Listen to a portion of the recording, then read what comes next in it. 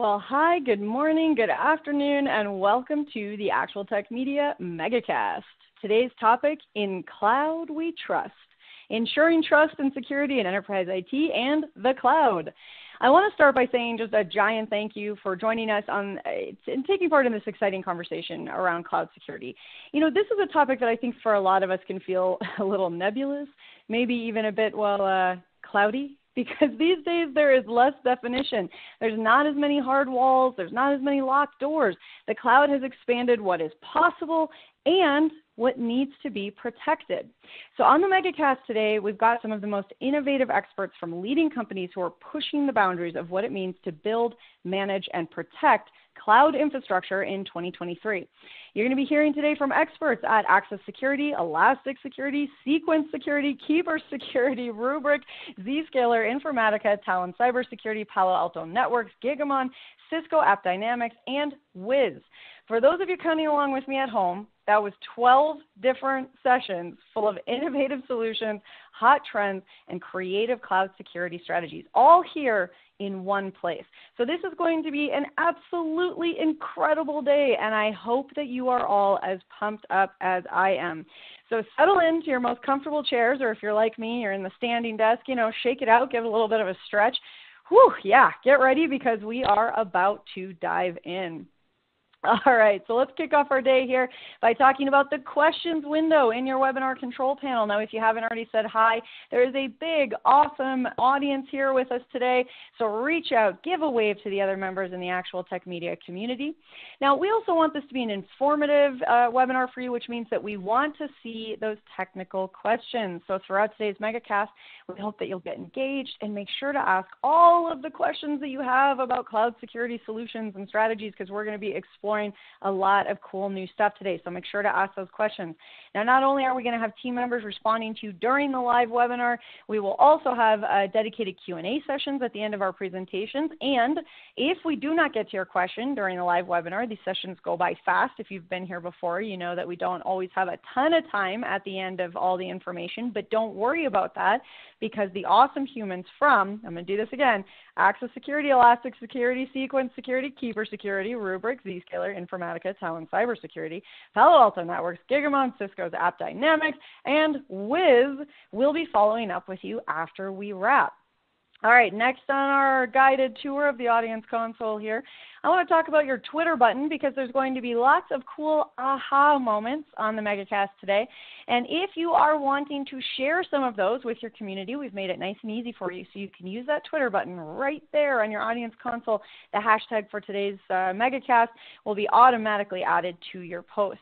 Okay, last stop on our guided tour of your audience console. I do want to make sure that you check out the Handouts tab. You're going to find some fantastic resources and takeaways from our speakers here today. We have an absolutely info-packed collection. There's solution briefs, there's white papers, there's data sheets, there's free trials, there's ebooks, there's upcoming events, tons and tons and tons of information. So click around in that handout section and download some of those awesome resources. Okay, now for those of you who I haven't met, I know there's a lot of awesome and familiar faces, well, names anyways, out there in the audience today. But those are our faces. That's me. I'm Jess. I'm with Actual Tech Media. You'll be seeing me a little bit and throughout the day today. And I'm very happy to be one of your moderators for this exciting MegaCast. Now, David Davis is here on live chat, and Scott Becker is actually going to be joining us in a little bit here to help chat with some of our experts. So you get the whole and awesome crew, the mod squad, as we like to say here. All right, now it's not just awesome content and fantastic moderators that we have with you today. We are also going to be giving away some prizes. So here on your screen, you can see our list of awesome prizes for the MegaCast. You could win one of 5 Microsoft Surface Laptop 5s, plus the $500 Amazon gift certificate that we will be giving away every 30 minutes. Now, as a reminder, you do need to be here in attendance live at the MegaCast in order to qualify to win. All winners must meet the Actual Tech Media prize terms and conditions. If you're not sure what those are, you can find the full T's and C's in that Handouts tab. So just click on into the Handouts section and scroll on down to the bottom. You'll find those T's and C's waiting for you there. Now, I mentioned this earlier. We love seeing your technical questions. We absolutely love that. That's the best part of these types of webinars, is getting to interact with all of you and watching you interact with the speakers, with each other. So if at any point during the day you have an interesting thought, a link you want to share, just a story, anything that you want to share, please do post that. And if you are submitting those questions, you are automatically entered to win for one of the $50 Amazon gift cards that we have. We review all the questions asked in each section. So each of the 12 sessions here today, we'll be looking for that best question, and then we will follow up with the winners after we wrap. So get those questions in, because, hey, it brings up the whole energy and vibe of the webinar here, but also you have a chance to win that $50 Amazon gift card. Okay, now I'm going to put a few little reminders up on the screen here with you. Again, the full T's and C's are in that Handouts tab for you there, but do remember that all grand prize winners are required to submit an IRS form W-9 to Actual Tech Media. Now, if you are a lucky winner here today, you do always have the option to donate the value of your prize to one of our selected charities. You can see them up on the screen. Thanks to generous prize winners on previous Actual Tech Media webinars, thousands of dollars have been donated to these wonderful organizations. So if you are a winner and you would like to get involved, please do let us know, because we would absolutely love to help make that happen. Now, again, we're so happy to have you here with us live at the webinar today, and we want to keep that good feeling going, so we want to connect with you on social. Reach out and find Actual Tech Media on Twitter and on LinkedIn. There's lots of great content, and we always want to hear from you. I'm also going to highly recommend that you check out and subscribe to the Actual Tech Media channel on YouTube. All of the wonderful webinars that you're watching here, that you're coming and seeing live, are there for you on demand when you need them. So if you're looking for something on a particular topic, I promise you it is in that list, so go check it out. All right, well, speaking of exciting content, I do have to remind you again about the Guerrilla Guide Book Club. This is my favorite book club. You get access to free enterprise IT books authored by top industry experts, so you get to stay up to date on all the trending enterprise technology. And best of all, these are totally free, and even more awesome, they will work on your Kindle and on your mobile device, so you can take them with you anywhere that you go. Download these awesome resources at guerrilla.guide, and there's a link in the Handouts tab for you as well. Okay, so one last fun way to win a prize is to refer an industry friend or coworker to the Actual Tech Media webinar series. Now, you're going to find a link to do that right there in your Handouts tab, and you will get automatically redirected at the end of the webinar as well. Now, I do want to let you know, because I know this is a concern for folks, we will absolutely not spam anyone that you refer. So I do want to make sure that you are aware of that. We will send them an invite to attend a list of upcoming webinars, and hey, maybe you guys can pick out some that you want to go together. And if they don't respond to us, we will just send them one little reminder, make sure that they saw that, make sure that they have us on their radar, and then that's it. Then we back off and let them, go on about their merry lives. But I'm sure that they're going to find a webinar that they want to attend. So make sure that you refer your friends, your colleagues, anyone that you have in mind that you think would benefit from this content, and then you're both entered to win a $300 Amazon gift card. We hold those drawings every month, so this is a win-win situation. All right, well, that's a lot of housekeeping information, and I think we are ready to dive in. And as you can see from the slide, I'm about to introduce you to one of my all-time favorite cloud experts and all-around fascinating human beings, and that is, of course, Ned Bellavance, or Ned in the Cloud, a Pluralsight author and MVP. Ned, it is always so great to have you here for these keynotes. I know that you've got some really fun stuff to cover with us today, so I'm going to hand the mic right on over to you. Take it away, Ned. Hey everyone, this is Ned Bellavance, and in lieu of today's topic, I thought I'd ask a fundamental question. Can you trust the cloud? Well, can you? It almost seems like a silly question in this year, 2023. Like, were we done with this? The number one concern for enterprises adopting cloud was security for years, followed by cost and then capabilities, internal capabilities of their internal departments. But that has given the cloud providers ample incentive to make their cloud offerings as secure as possible, to incentivize the folks to migrate to the cloud. And we've done it. We've moved to the cloud. Those cloud providers are experts at properly securing their infrastructure because they do it at scale, and they have teams of dedicated professionals. So, is the cloud secure? Yes, only it's not. So I'm not trying to throw shade on the cloud providers or the SaaS providers out there. They do provide a secure environment for the portion of the shared responsibility model that they're responsible for. And they usually provide you with tools and settings that you can use to secure your side of the model, but they're not going to do it for you. I've never really liked the term shared responsibility. It's not shared so much as it's divided. It's divided into what they, the providers, are responsible for and what you, the consumer, are responsible for. S3 buckets, for instance, are stored on secure hardware, but if you give the wrong person access, it doesn't really matter how secure the hardware is or how encrypted the data is at rest. Azure VMs are provisioned on a secure networking environment. But if you accidentally leave port 22 open to the world, that's on you. And there's always the chance that something goes wrong with one of your SaaS providers, potentially leaking your secret data to all and sundry.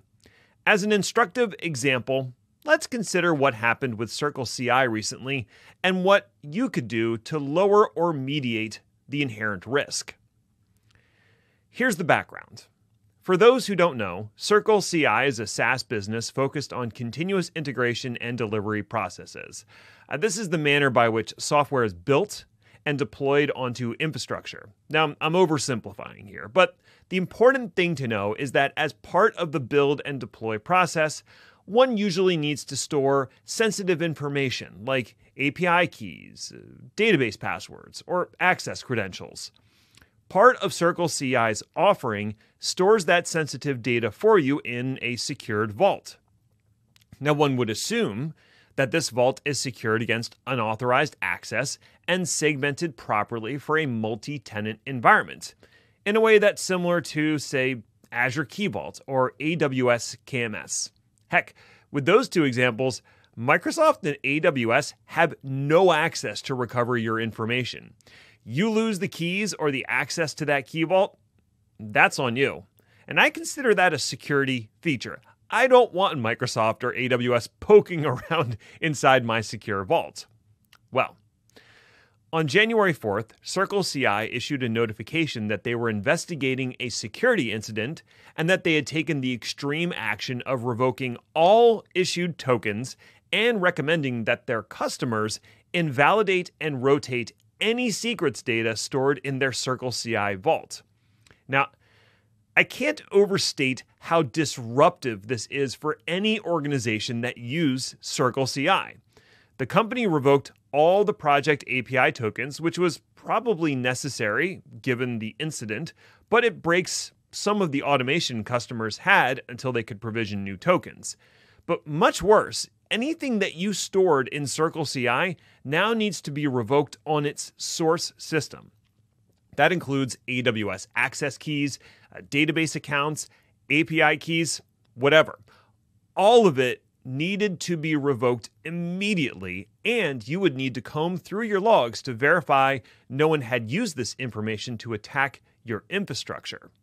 Now, according to an incident report they published on January 13th, an unknown attacker gained access to an engineer's laptop through malware and was able to execute a sophisticated attack that gave them access to production systems, including customer data. And although that data was encrypted, the attacker was also able to grab the encryption keys from memory on the production systems. This, as we say in the security industry, is bad. People had trusted Circle CI to be a steward of their static secrets, and Circle CI failed in that regard.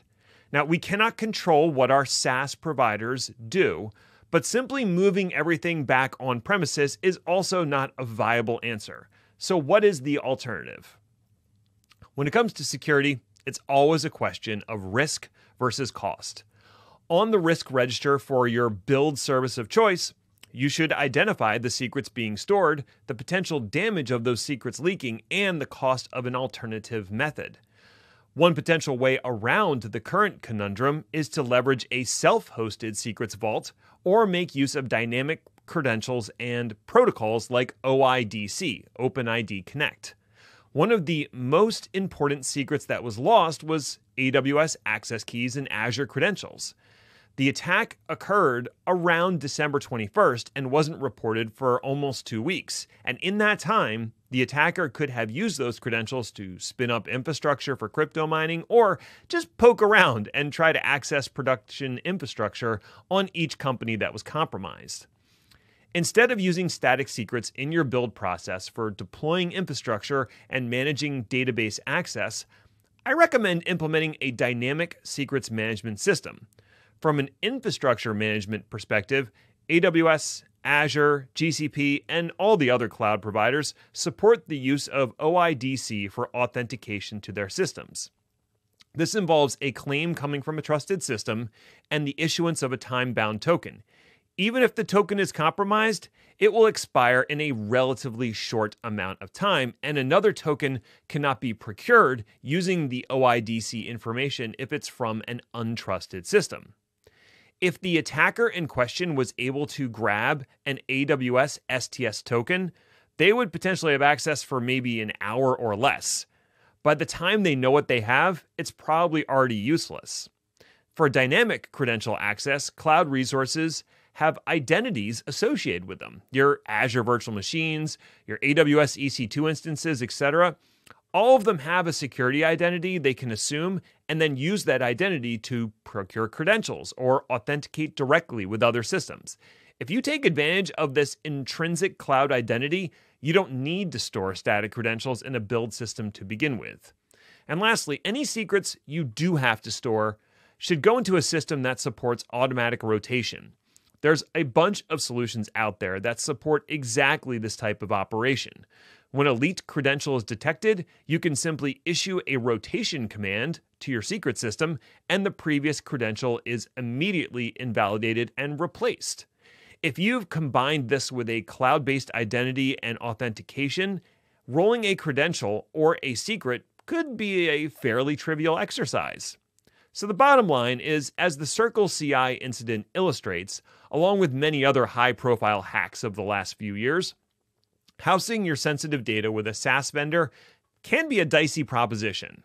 Now would be a great time to focus on reducing your attack surface, implementing dynamic secrets, and encrypting anything before it is stored by the SaaS service. Now, that might be overkill for your less sensitive systems, but for your most critical infrastructure, a risk analysis is certainly warranted. Thanks for your time today, and to the Actual Tech team for putting on this excellent event. If you'd like to reach out, I can be found on LinkedIn under my name or on Twitter at Ned1313. Thanks again, and enjoy the rest of the event. Well, thank you, Ned. As always, just an awesome start to our webinar here today. Lots of great information. And I do want to point out that we have a slightly different poll up on the screen for you today. Those of you who are regulars here, you know we have a few usual questions we like to ask you. Today is a little bit different. So what we're actually asking is we want to get your opinion. We want to get your feedback. So for any upcoming webinars that we're going to be running on data and data analytics, we're kind of looking to see what information you would like to hear. Now, I'm going to run through this list, but if you haven't already figured this out, I do want to let you know that you can actually scroll through the list on the poll there.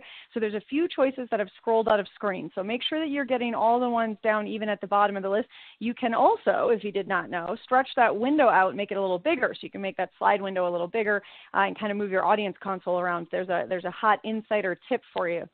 Okay, so again, this is your chance to have some feedback on our programming. We want to make sure that we're bringing in the right solutions, the right vendors, the right people and experts to get you the information that you need. So it's multi-select, click on anything that sounds interesting. So we're looking at a solution from Atacama. This is going to unify data governance, data quality, and MDM into one single data fabric. You gotta love that. Single is good, bringing that all together. Elation, this is a solution that's going to power a range of data intelligence solutions. So we're talking about analytics and data governance, cloud transformation, and really making sure that you're able to leverage your data catalog. Talent, the complete low-end platform. It's going to unify your data. You get a common language for data. And best of all, building data trust. You got to love that. Okay, Matillion provides a complete data integration and transformation solution that is purpose-built for the cloud and cloud data warehouses. So we're here talking about cloud. This is purpose-built for anyone out there with a mostly cloud-based infrastructure. Okay, Calibra, data catalog, flexible governance. Flexible governance, that's huge for so many people out there. Continuous quality, built-in privacy for on-cloud and on-prem. So nice to have that for a hybrid environment. Precisely helps you achieve data integrity by ensuring the accuracy, consistency, and context of your data. I love that. So important to have that context around your data. Actian is going to transform businesses by simplifying how people connect, manage, and analyze data. Databricks, so this is Data Lakehouse, unifies the best of data warehouses and data lakes in one simple platform. I love one simple platform. It's going to handle all your data analytics and AI use cases. Teradata, end-to-end data and analytics platform for cloud or on-prem. Clipfolio, you're going to get custom dashboards. We get asked about that a lot, dashboards and reports. So custom dashboards and reports to self-serve exploration and analysis. Now, I know a lot of you out there are wondering about that opportunity for dashboards and reports, so make sure that you select that if that's something you're interested in. Whatagraph, I love that name. Automate the way you collect, show, and share marketing data with your clients and managers. Obviously, data is great, but if you can't share it, if you can't bring it to the right people, that is going to be a problem. Tibco connects data from multiple sources for the purpose of cleaning, analyzing, and visualizing. Oracle, this is cloud native service with capabilities required to address the entire analytics process, including data ingestion and modeling, data preparation and enrichment, and visualization. I mean, it's just all the things. Quest, so enterprise modeling and data intelligence software that empowers IT, lab, and governance teams. So make sure that you're taking a look at that. SaaS, fully integrated open source cloud native technology platform that enables data analysis. All amazing things. Okay, so those are all the choices up on the screen here. Again, multi-select. Make sure you scroll all the way down to the bottom, get all the answers there, and click on anything that you are interested in hearing more about so we can make sure that we are bringing in the right solutions, the right vendors and experts for you. All right, well, thank you to everyone who clicked on that. I'm going to really quickly put up the poll that you are all used to because this is an important one, especially as our experts come in and get ready to answer your questions. They're curious about what your time frame is. How fast are you looking to move? So we're going to hear a lot of cloud solutions, cloud security today. Are you thinking, a couple weeks, couple months, maybe a year or two out? And this is a great way for us to get an idea for what kind of solutions and where you're at in this process.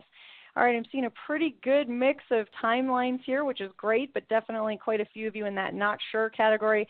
And hey, that's a great place to start a webinar because maybe we will be able to bring some clarity for you today as we get into some of these solutions. Well, speaking of which, I think it's about time that we jump in. We are going to get started with our very first session, and it is a great one, definitely starting off with a bang. I am so excited to introduce you all to our first two expert presenters in today's MegaCast. We're going to be hearing from Jay Tilson, Director of Strategy, and John Spiegel, Director of Strategy, both at Access Security. Jay and John, thank you both so much for being here to get us started today. The platform is all yours. I want to give you a warm welcome to 2023. And as you'll hear over the next 20 minutes, we are at a pivotal moment in both networking and security. This year is going to be exciting, to say the least. The three productions Jay Tilson and myself will present over the next 20 minutes are based on research conducted by Cybersecurity Insiders. If you're not familiar with them, Cybersecurity Insiders is a 500,000 strong member online community dedicated to information security professionals and bringing together the best minds in the industry to advance cybersecurity and protect organizations in all sizes, all sectors, and security roles. They conducted this research for the first ever SSE adoption report. You can download the free report via this link on the webinar. There's a QR code at the end, or check out accesssecurity.com. But first, allow me to introduce myself.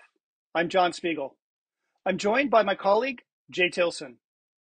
Together, Jay and I have over 50 years of enterprise experience. We have run large infrastructure and security teams. so we've sat in your chair. We've experienced the daily challenges you face. Recently, we left the enterprise space and moved to a startup called Axis Security. The reason is we believe networking and security are mired in complexity. Stitching together solutions that worked in 2010 will not work for you in 2023. And as you'll see in our 3 security predictions for 2023, this is proven out. Our world has changed dramatically. So let's dive into it. Over the last few years, technology has evolved faster than we've ever seen. The pandemic was a major catalyst for what is now called the modern workplace. Users, their devices, and their data are now everywhere. However, legacy security systems were designed for something other than this hybrid world. The world has changed, and the biggest problem is that the bad guys know this and they're using it to their advantage. In our new hybrid world, users' offices are now their kitchen tables, their spare rooms, or even their garages. This has meant that the number of IoT devices across the world has increased from 11.3 billion in 2019 to an estimated 15.1 billion in 2023. This rapid increase in attack surface is just an attacker's dream.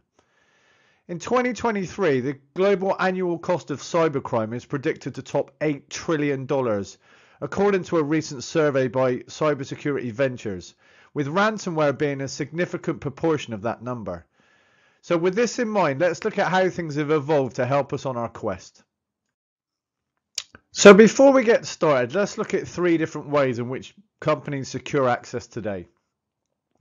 First, let's look at the hub and spoke. The hub and spoke was a progression from the castle and moat design that we're also familiar with, but it's still focused on having on-premise security even though users and data had started to move to the cloud. This had a heavy reliance on MPLS and internal data centers, and the model is complex to configure and to administrate. You needed to feed and water applications to ensure that they remain secure, and you had to go through those hardware renewal cycles we're also familiar with. Patching all the systems in this design was critical to protect against ransomware. Next, there is virtualized cloud firewalls. This is an evolution of hub and spoke design as we started to move more and more of those legacy security systems out to the cloud. The aim here is to remove some of the burdens of keeping systems secure. However, in a lot of cases, this meant backhauling internet traffic back onto your corporate network and into your data center. This design is supposed to make things simpler to manage, but in many instances, in my experience with it, it would lead to further complexity and cost. And now we have Secure Service Edge, or SSE.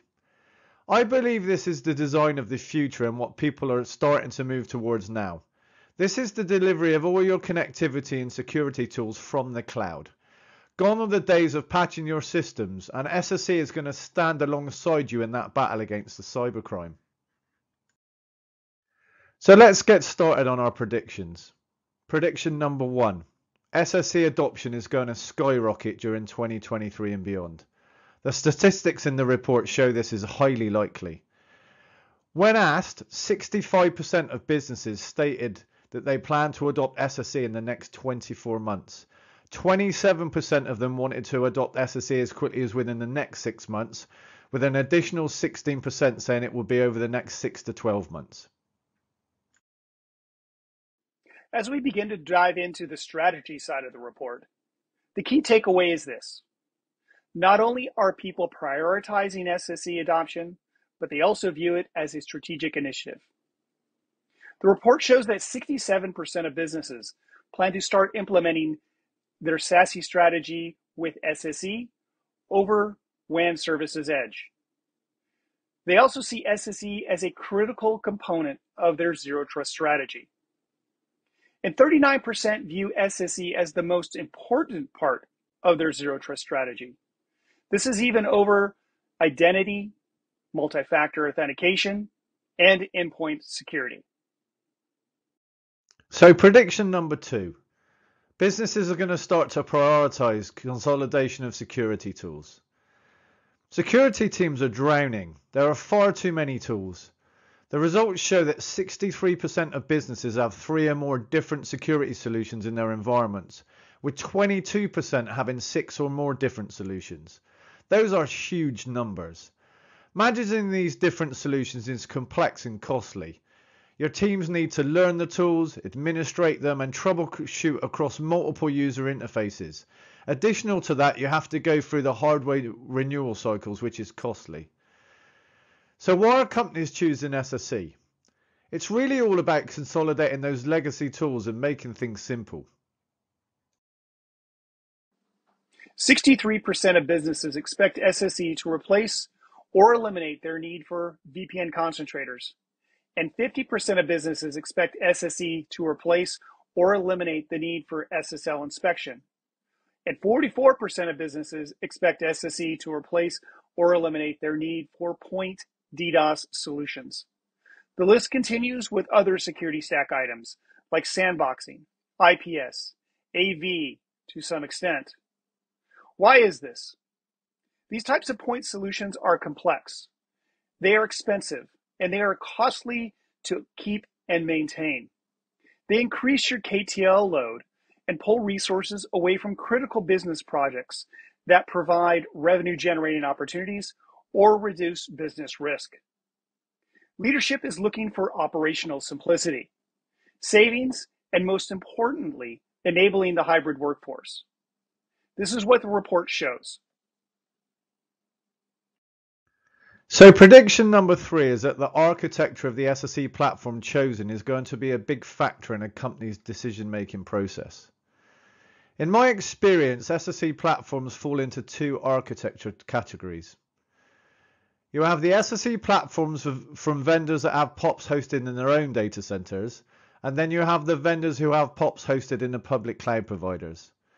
When asked which architecture type people would prefer, 60% of organizations preferred SSE platforms that leverage the public cloud in some way, whether POPs are fully hosted in public cloud or have a mixture of private and public POP locations.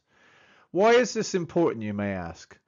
Well, for the same reasons you put an application in the cloud: flexibility and elasticity. You don't have to wait for the provider to spin up hardware-based capacity. The platform will resolve this for you automatically. You may ask, why Atmos? Access Atmos is a platform designed from day one to bring networking security together. It is all about harmonizing what in the past was a symphony that played as individuals versus as a team. In the past, the enterprise would select one vendor for networking and one for security, one for DLP, one for the WAN, and one for the cloud security controls. This is what led companies to have all those security tools which we talked about before, and this has led to operational complexity, high cost, and ultimately poor security design. Access, on the other hand, started with a clean slate. It began with the concept called adaptive trust. Instead of placing the employees, the third parties, and the contractors directly on the network, Atmos starts with a series of checks to verify the identity of the user, the device, and the state of the machine. Access balances this with a request for applications and data. The employee is not granted access if calculations do not add up. Building on this concept of adaptive trust, Atmos provides global reach with features of SSE, including SWIG, CASB, and DLP into each of its POPs. It brings together what was previously individual solutions into a single platform delivered via the public cloud. This enables secure access for remote employees, office workers, and third-party resources.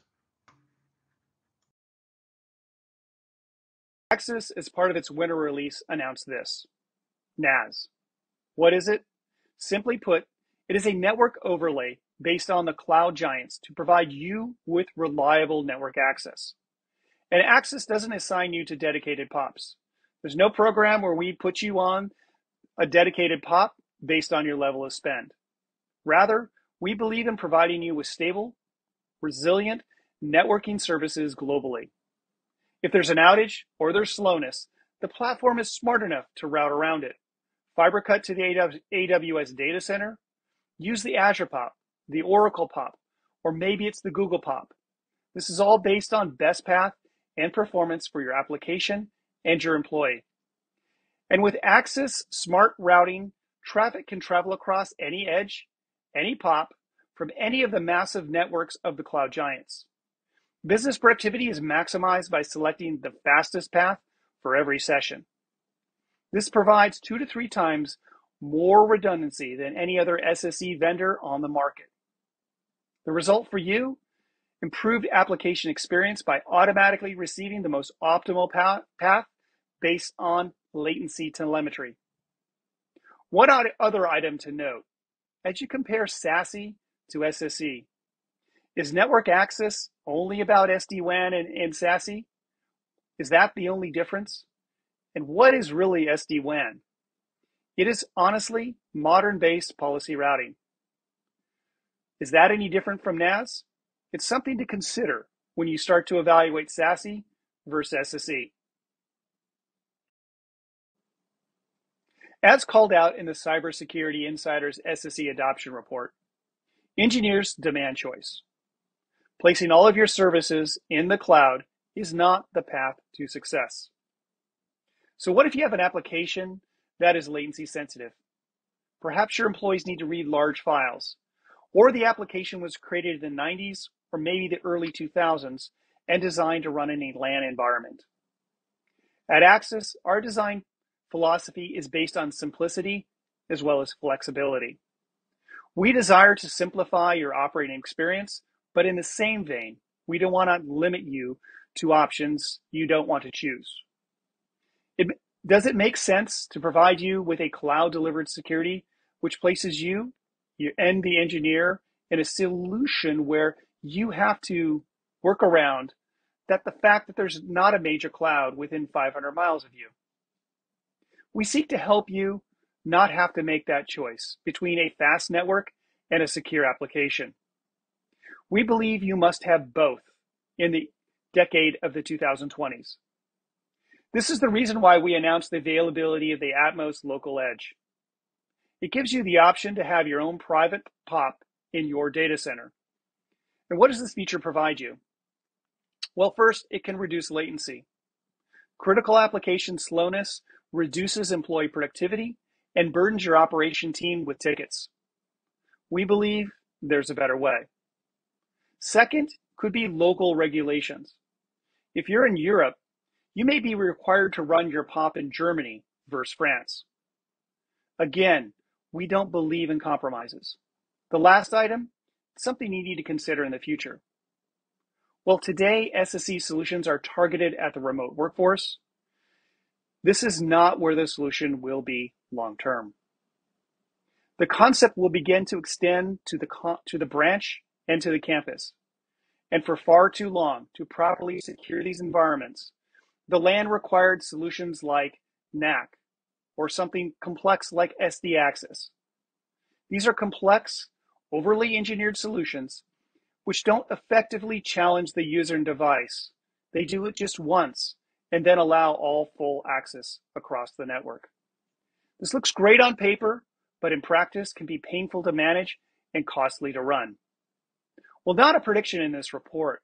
You can be sure that by the end of 2023, you will be hearing about zero trust access everywhere. SSE will extend beyond the remote workforce. It will start to move into the campus and the branch. The platform will be your mechanism to deliver your business critical applications with speed, security, and operational simplicity. So my advice here, start small, but don't forget to think big. As called out in the Cybersecurity Insider's SSE Adoption Report, engineers demand choice. Placing all of your services in the cloud is not the path to success. So what if you have an application that is latency sensitive? Perhaps your employees need to read large files, or the application was created in the 90s or maybe the early 2000s and designed to run in a LAN environment. At Axis, our design philosophy is based on simplicity as well as flexibility. We desire to simplify your operating experience, but in the same vein, we don't want to limit you to options you don't want to choose. Does it make sense to provide you with a cloud-delivered security which places you and the engineer in a solution where you have to work around the fact that there's not a major cloud within 500 miles of you? We seek to help you not have to make that choice between a fast network and a secure application. We believe you must have both in the decade of the 2020s. This is the reason why we announced the availability of the Atmos Local Edge. It gives you the option to have your own private POP in your data center. And what does this feature provide you? Well, first, it can reduce latency. Critical application slowness reduces employee productivity and burdens your operation team with tickets. We believe there's a better way. Second could be local regulations. If you're in Europe, you may be required to run your POP in Germany versus France. Again, we don't believe in compromises. The last item, something you need to consider in the future. Well, today, SSE solutions are targeted at the remote workforce. This is not where the solution will be long-term. The concept will begin to extend to the branch and to the campus. And for far too long, to properly secure these environments, the LAN required solutions like NAC or something complex like SD access. These are complex, overly engineered solutions which don't effectively challenge the user and device. They do it just once and then allow all full access across the network. This looks great on paper, but in practice can be painful to manage and costly to run. Well, not a prediction in this report. You can be sure that by the end of 2023, you will be hearing about zero trust access everywhere. SSE will extend beyond the remote workforce. It will start to move into the campus and the branch. The platform will be your mechanism to deliver your business critical applications with speed, security, and operational simplicity. So my advice here, start small, but don't forget to think big. And customers, they are the key. Their challenges are similar to yours. For instance, take the city of San Jose. Their challenge was the remote workforce. They've now moved post-pandemic to a model that requires them to be in the office for 2 days and remote for 3. After an extended search, they chose Access Security based on operational simplicity, as well as the ability to handle complex protocols or hard protocols for a zero trust network access provider like voice over IP or server initiated protocols that allow for patching of systems. Procter & Gamble's another customer of ours. Their challenge was different, third-party access. After years and years of sending out expensive laptops to contractors, they worked with Access Security to come up with a new model based on BYOD. Result, turn time for a contractor was reduced down to 24 hours, and as a result, saved a lot of money, more than $10 million. The last one I will highlight is VisionWorks. Their challenge was different. It was network transformation. They worked with us to upgrade their retail stores with a new solution that allowed them security without compromise and network access without compromise. These were wins all around for all of these companies. And Access Security was recently featured in the news. NASDAQ.com interviewed Frost & Sullivan's cybersecurity analyst, Trofe Whitmore, on the topic of how cloud will change cybersecurity.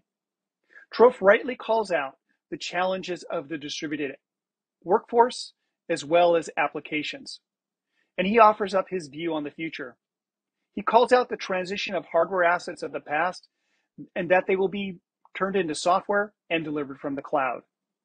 He then calls out a list of vendors he sees as winners in this space. And Access is highlighted as one of the first vendors to poach customers not only hardware-based, but also in the cloud ZTNA space. So to conclude, there was a significant amount of technological advancement during the pandemic, which enabled users to leave their offices and work from home. It's clear that this hybrid workforce is here to stay, leading to users, data and applications being everywhere. This leaves your IT and security teams with an extremely difficult job. The old ways in which they kept users secure, as we discussed, no longer work. And this is going to lead to new ways to keep the users secure but productive. For many IT and security folks, This will be seen as an opportunity to consolidate a number of legacy tools. Zero Trust is on everyone's mind, so the first step towards this consolidation will be to implement a ZTNA solution. This will enable them to deal with their most risky users before they then take on the wider SSE suite of products. They will do this by purchasing an SSE platform that is built on cloud-based architectures. This offers the best resilience and redundancy, and it also enables people to keep costs low by removing that legacy hardware. In this new hybrid world of work, it will be even more important to spot issues and threats and resolve them as quickly as possible. So visibility across the whole platform is going to be critical. This will mean that products with DEM functionality built in of the core of the design will be the ones that are most likely to win out. You cannot protect against things you cannot see.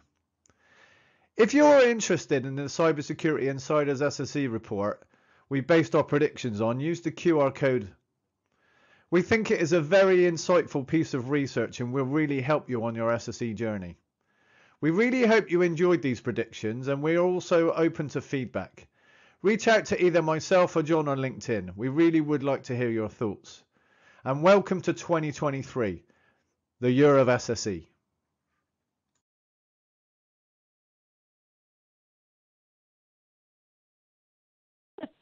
I love that. I'm going to start using that. Thank you so much to both Jay and John for that awesome presentation. So much great information coming in there. Now, I know, and some of you are already getting some answers. We do have some folks from the Access Security team answering questions, and Jay and John have both said that they will stick around and answer some questions on live chat as well.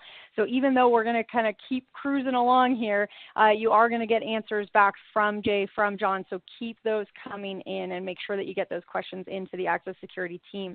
Another great way to reach out to the team is to fill out the poll that you've got on the screen here. So what additional information would you like to get about the Access Security solution? We just got a lot of great information. Obviously, we're just scratching the surface. There's lots more to dig into. So please do click on that poll and let Access know what they can send you, how they can follow up with you, make sure that they get you the information that you want. Elena, I just have to give you a shout out and a gold star for the volume of great questions coming in from you. Nice to see you've had your coffee this morning. You're clearly up and at 'em. I do also want to say to everyone else out there, if you are looking for a little bit more information right now, I'm going to suggest that you head on over to the handouts tab and take a little look at the handout from Access. This is a great way to learn a little bit more about how to enable your distributed workforce, secure third-party access, and modernize your infrastructure. That's what we're here for, right? At its core, that's what we're looking for is how we can all modernize our infrastructures for security, for effectiveness, for efficiency, for agility, whatever it is you're looking for. So head on over to that handouts tab and click on that Access Security link to learn a little bit more. Okay, well, while you're filling out the poll and downloading that handout, I'm going to go ahead and give away another prize. So we're going to start out with a $500 Amazon gift card. Now, a quick reminder that you do need to be present here live at the MegaCast in order to win.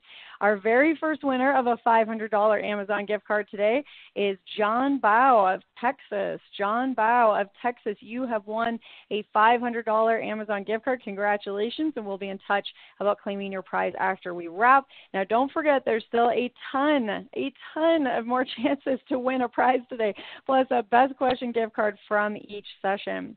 All right, so lots of excitement yet to come, but for now, we're going to keep zipping along in our MegaCast. And that brings us to our next exciting presentation. I am very much looking forward to hearing from this next speaker. We'll be chatting with the awesome expert from Elastic Security, Matteo Robeschini. Excuse me, sorry, Matteo. Matteo Robeschini, Principal Solutions Architect, Security. Matteo, thank you so much for being here with us this morning. The platform is all yours. Yes, I'm excited to be here today to talk to you about the evolution from ELK to Elastic Security. First of all, what's the ELK stack? I work for Elastic, the company behind the ELK stack. ELK is an acronym that the community started using for the use of Elasticsearch, very powerful search and analytics search engine, together with a couple of other components, namely Kibana, the user interface, and Beats, one of the original data shippers for Elasticsearch. If you haven't heard of Elk, you likely may have seen some of the dashboards and the user interface that Kibana exposes that allows you to easily filter and search and analyze through large amounts of data within milliseconds or seconds. So today we're going to talk about the Elastic Security solution. That is a solution that Elastic developed on the top of the Elk stack. It's not a separate product. It's just a set of content and workflows that is specifically designed around the security use case for Elastic. We also have a couple of other solutions, Elastic Enterprise Search and Observability, and we have solutions aligned to those use cases as well. However, today we're going to focus specifically on the security use case and the security solution for Elk. So how is Elastic Security different than what you may already know about Elk? It's the same platform, same software, just additional capabilities, workflows, and content. So we retain the same fast speed of query and scalability that Elasticsearch provides, powerful analytics and visualizations that Kibana allows to create, still open and with a free tier, and created and supported by Elastic. What Elastic Security adds on the top of Elk are what you would expect from a security solution addressing the SAM use case to start. So think about easy data ingestion, out-of-the-box integrations and detections, specific workflows for security analysts to speed up those investigation workflows. And on the top of that, Elastic Security also provides XDR capabilities that includes endpoint security, endpoint protection, and EDR, and cloud security capabilities. So this slide depicts the journey, the Elastic journeys from an analytics platform that what Elk provides to a comprehensive security offering. As you can see, a lot of innovation has gone into Elk, starting with mid-2020. I think it was around June when the first release of Elastic SAM came out. Originally, Elastic Security was named Elastic SAM, and we rebranded Elastic SAM to Elastic Security when we introduced endpoint capabilities and also cloud security capabilities in the recent past. We also started working with analysts, so you can see one of the latest press releases highlights our Forrester Wave Security Analyst Platform report that shows Elastic as the strongest strategy player in this security analytics platform quadrant for Forrester. So what's Elastic Security? So Elastic Security is not a different product, still the same product, still Kibana, still the same user interface. One platform, one agent. We still retain the open nature of Elk. So the source code is open and accessible. We also publish the content of our detections and protections in the endpoint in our GitHub repository. And most importantly, it's one platform. So no Frankenstein. It's not a collection of different products that was never designed to work as a whole. Single platform, single UI, easy to use for the security use case. So during this short webinar, I'll address some of the top challenges that organizations face when they're looking at modernizing their security operations. Starting with capture it all. So that's the foundation requirement when you think about ingesting and visualizing data centrally in a SAM. Elastic now makes it super easy thanks to out-of-the-box integrations that are maintained, supported, and released by Elastic. We have a new component called Elastic Agent that does the same job of bits that you may be familiar with, like FileBit, WinlowBit, and so on. But it's much easier to use. It's centrally managed. And we also added a lot of log source integrations for those emerging log sources that are becoming more popular nowadays, such as SaaS and cloud log sources. Once you are able to ingest the data, one of the main challenges that organizations face is being able to keep all your data actionable. You may have compliance requirements. You may want to keep the data around for a certain period of time so you can easily access that data during investigations. About a couple of years ago, we introduced a new capability, a new feature called searchable snapshots that allows to decouple storage from compute in the cold and frozen tiers. We're still talking about the same snapshots that you may be familiar with that you can use for disaster recovery. Those are data archives in a way. We made those snapshots that you can store in an object store searchable. transparently from the user and the analyst. You can offload data to an S3 or equivalent object store and still being able to search it within minutes. The life cycle of the data is managed automatically for you using index lifecycle management. So there is no need to do any manual activity. You just have to create policies that can be different for different types of data that will manage the life cycle automatically for you. So Capture It All really addresses the limited visibility challenge. Every organization is dealing with more and more tools, increasing volumes of data, and the challenge is finding an easy way to ingest data with a budget-friendly retention capability.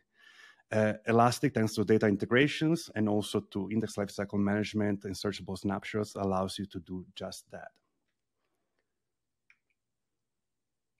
The next challenge that organizations face is small teams in a SOC. It's really hard to hire and retain security analysts. So you want to be able to manage automation as much as possible, but also you want to be able to make that easy. You want to be able to leverage content that was created by threat researchers. You don't want to do everything in-house. For those of you that have used ELK in the past, you may have used Watcher, for example, so you may know some of the challenges that implies, right? You need to learn a query language that is in order to create those watches, and you didn't really have a UI that makes that easy to do. So one of the initial innovations that Elastic Security released is a new detection engine that is baked inside Kibana. It allows to easily create detection rules without writing code. So no need to learn query DSL anymore. And in addition to that, we now provide hundreds of out-of-the-box detection rules mapped to MITRE ATT&CK. So no need to have a team of threat researchers to figure out what detection rules you should create and spend the time and resources to create those. You can leverage content that Elastic provides. We formalized a team called Elastic Security Labs within our engineering team of threat researchers, and all they do is build content for the platform. Build content that you get for the platform that we constantly release and update. Whenever there is a new emerging threat, not only you'll get a blog post from Elastic, but you'll also get detection rules that you can easily enable within your platform. In addition to traditional detection rules, Elastic also provides machine learning for those user and entity behavior analytics type of use cases for the unknown bad, for anything that is basically outside those MITRE ATT&CK TTPs that we know adversaries commonly use. More to that, one of the challenges that security analysts commonly face is being able to navigate through possibly hundreds of detection alerts that are generated by a platform. So we now have a centralized view for the analyst to visualize all different types of detection, regardless how they were generated. You may have machine learning generated anomalies, MITRE ATT&CK generated detections, and so on. And what we have added recently is a user and entity behavior analytics that allows to associate risk scores to hosts and users. And this is particularly important for analysts that are looking to prioritize alerts when they do their investigations. So what we just saw is how Elastic allows to really let the machine do the work without writing code. We have a new detection engine with automated detections, lots of out-of-the-box content mapped to MITRE ATT&CK, and also new workflows like the risk-based alert prioritization and user entity scoring that allows to prioritize the workload for your teams.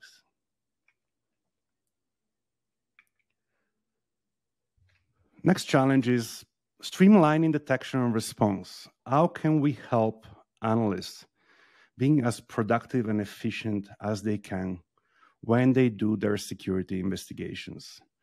So a lot of thought has gone into that. For those of you that have used Elastic, specifically ELK, before Elastic Security was released for investigations, you may be familiar with interfaces like Discover and dashboards.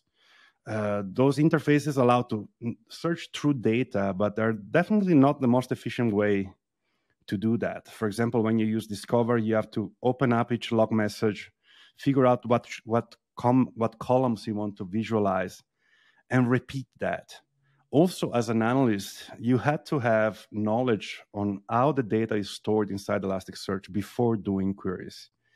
You needed to know the names, for example, of index patterns. So with Elastic Security, we introduced a new interface called Elastic Timeline. Elastic Timelines was created thinking about arming every security analyst to be able to learn the platform, learn the interface, and be productive when doing investigations. You can see in this animation that you can easily open an alert in a timeline. Log messages are displayed using a graphical visualization that describes the action. So you no longer have to open each log message and figure out what is this log message telling me. And as you know, that varies, right? If you look at an endpoint type of event, you may look at process activity, process arguments, and so on. If you look at a network flow, you may look at source destination IP, protocol information, and so on. The relevant information in timeline displayed right in front of the analyst without the analyst having to do anything really. Once inside timeline, the analyst can expand or drill down an investigation through drag and drop. You can type a query, but it's no longer necessary. So it's very, very intuitive. And as the analyst navigates through the data, going through space and time, as the timeline says, the name says, the analyst can ping relevant events and then also create a case, assign a case, and so on. That's part of Elastic Security as well.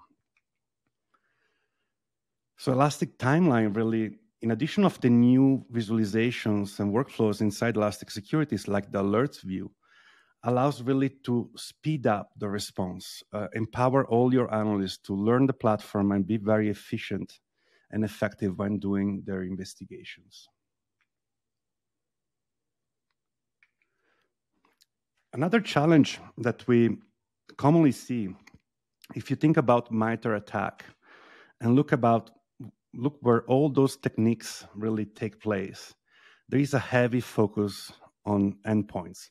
When we talk about endpoints, we refer to any system running a traditional operating system like Windows, Linux, or Mac. So with Elastic Security, I mentioned earlier, we introduced a new component called Elastic Agent, centrally managed, that you can use to visualize any data and ingest logs from different log source types. One of the integrations that you can enable for Elastic Agent is called Elastic Defend. Elastic Defense allows you to enable endpoint security capability, and I'm specifically referring to endpoint protection, next-gen antivirus, and endpoint detection and response capability right on the endpoint where that agent is installed.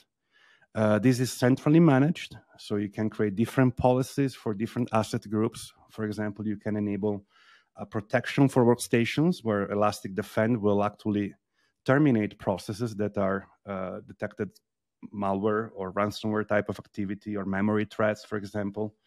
Whenever there is a process that is deemed as a threat, thanks to machine learning technologies, behavioral type of analysis running on the endpoint, you can stop the bleed before it starts on the endpoint.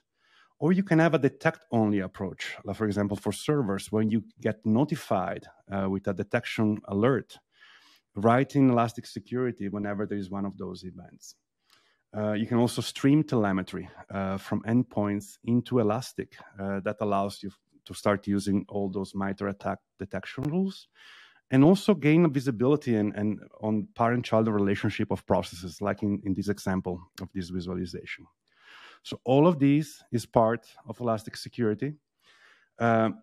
We all recently released, actually a couple of weeks ago, a new site that is tied to a YouTube channel where on a weekly basis, we're looking to release detonation of different types of malware. And you'll have access not only to a video showing you and educating you on how to use Elastic Security to visualize the visibility and the level of protection that Elastic Security provides, but also you'll have access to a live Elastic instance where you can see that for yourself. So onmymalware.com is the website for that.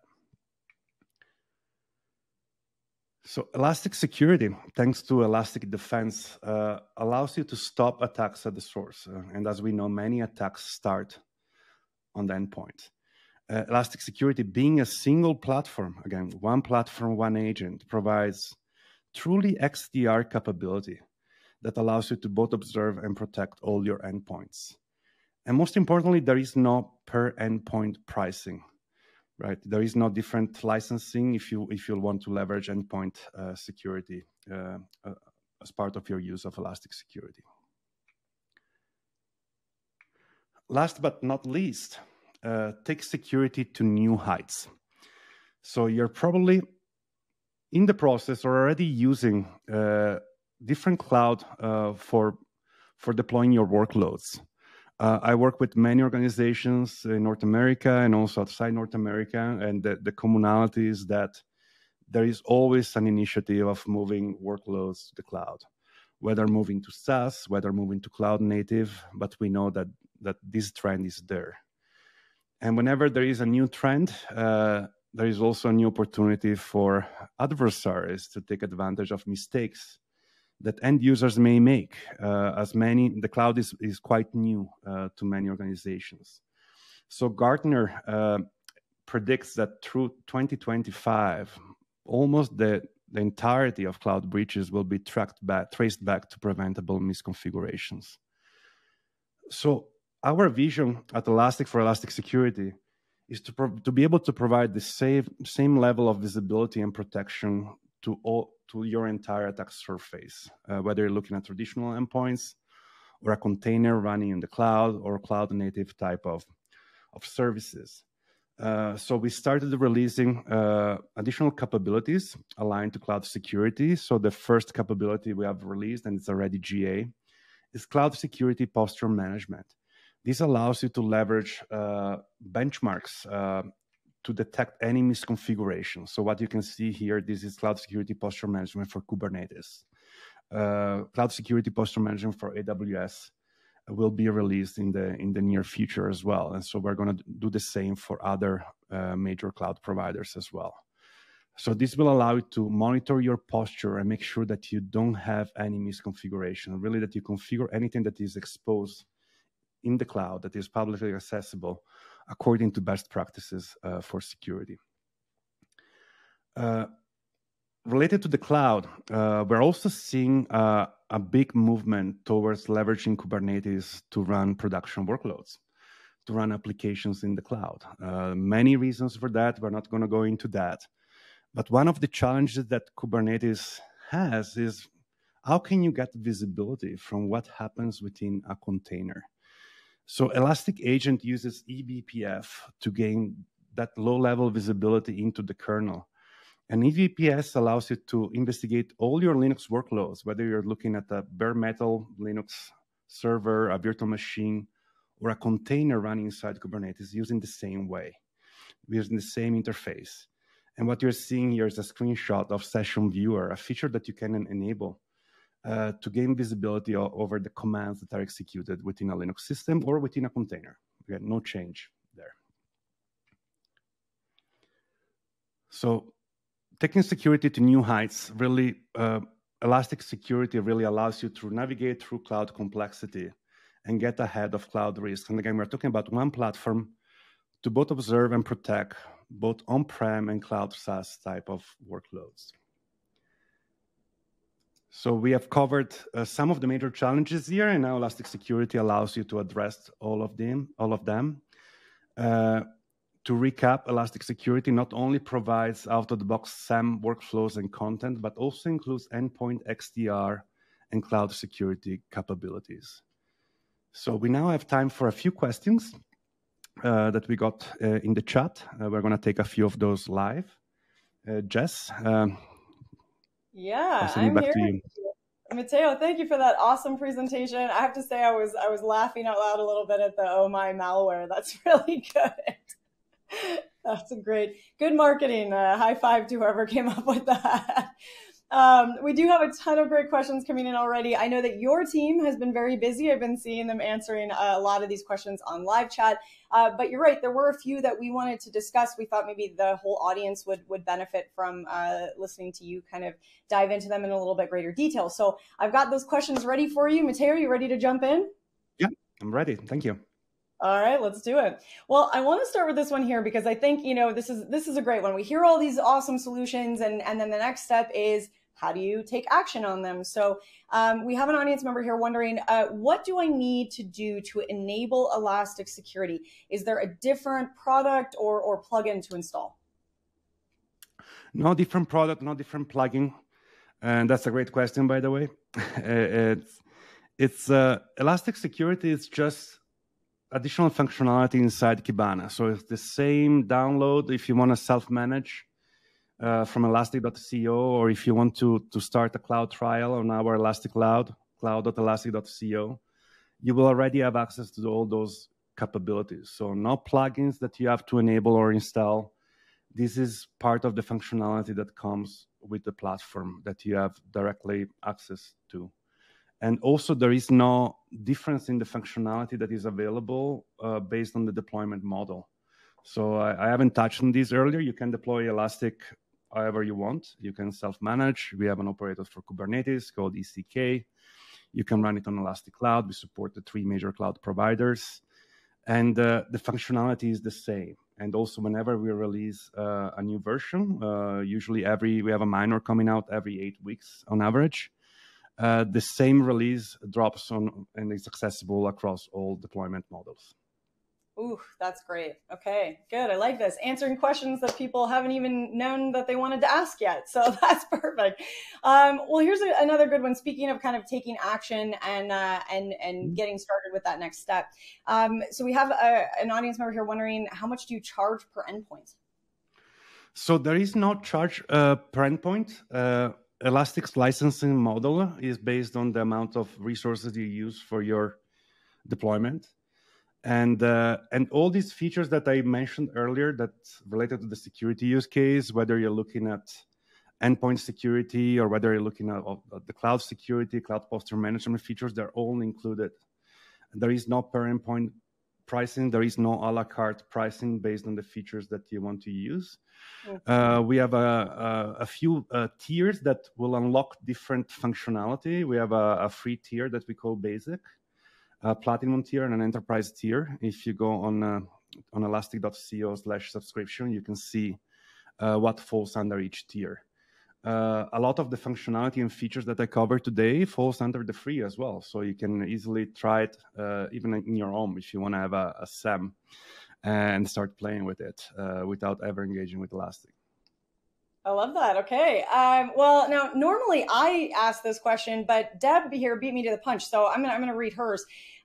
She's wondering. She says she's intrigued by the Elastic endpoint security capabilities and wondering, how can I get started with Elastic Security? What, for somebody out there that is excited and wants to jump in, what do they do? What's their first step?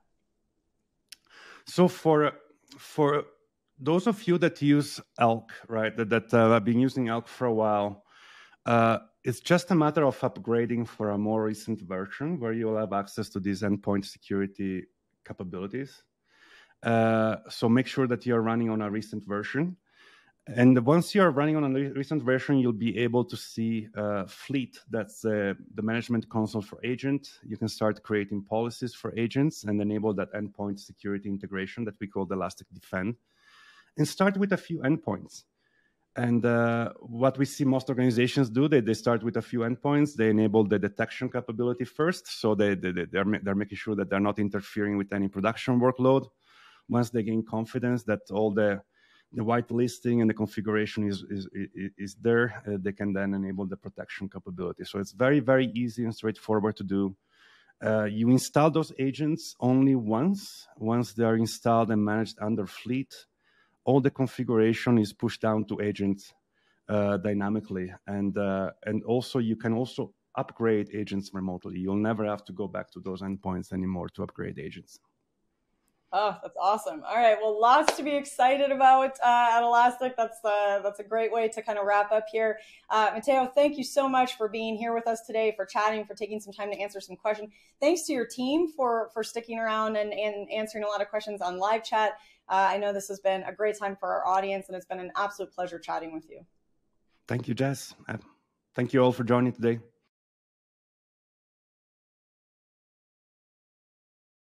All right, and you can see that we've got that poll question up for you all, so please do take a minute and let Matteo and the team know what additional information you would like to get about the Elastic solution. What follow-ups are you looking for from that awesome conversation that we got to just have with Matteo? And if you want to learn a little bit more right away, I'm also going to recommend that you head on over to the Handouts tab and get the document from Elastic Security. It's actually kind of like a mega handout for the MegaCast today. They have a bunch of QR codes for you, all kinds of different links to resources that they've curated just for you for this session. So go check out the Elastic Security Reading Room doc now. Grab some awesome new content to explore after we wrap up today. And speaking of awesomeness, I am going to pause here and hand things over to my fellow moderator at Actual Tech Media, the one and only Scott Becker. Hey, Scott. Hey, Jess. Great stuff so far. Really good event. Looking forward to doing the next few sessions. That's awesome. All right, Scott. Well, I'm going to step back and hand things over to you for some prizes. All right, perfect. Yep, and I am just going to leave the poll up here while we do the prize drawing. So if you haven't answered it already, you still can.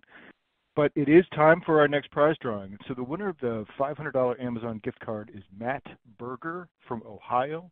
And I'm lucky enough to be able to announce our first grand prize drawing of the day. As just mentioned, the grand prizes today are Surface Laptop 5s.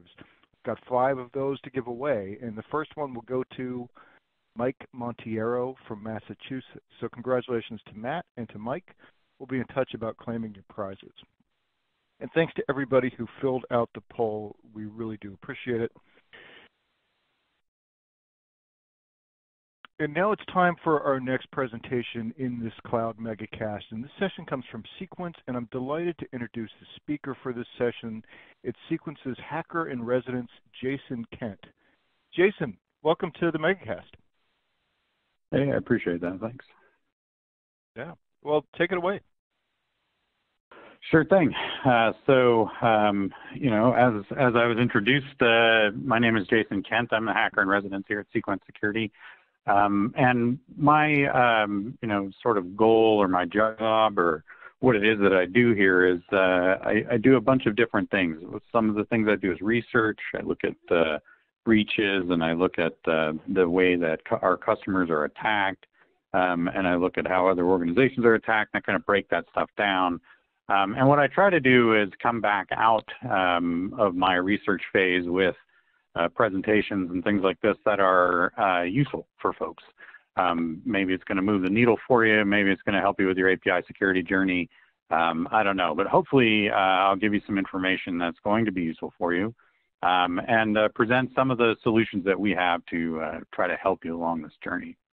So we're ensuring trust and security in enterprise IT and in the cloud APIs. And one of the things that we have to, you know, really look at is like, how do you make sure that there's trust and security? That's that ensuring piece, that stuff that you have to have, you know, in place to create an environment that allows you to validate that you have security.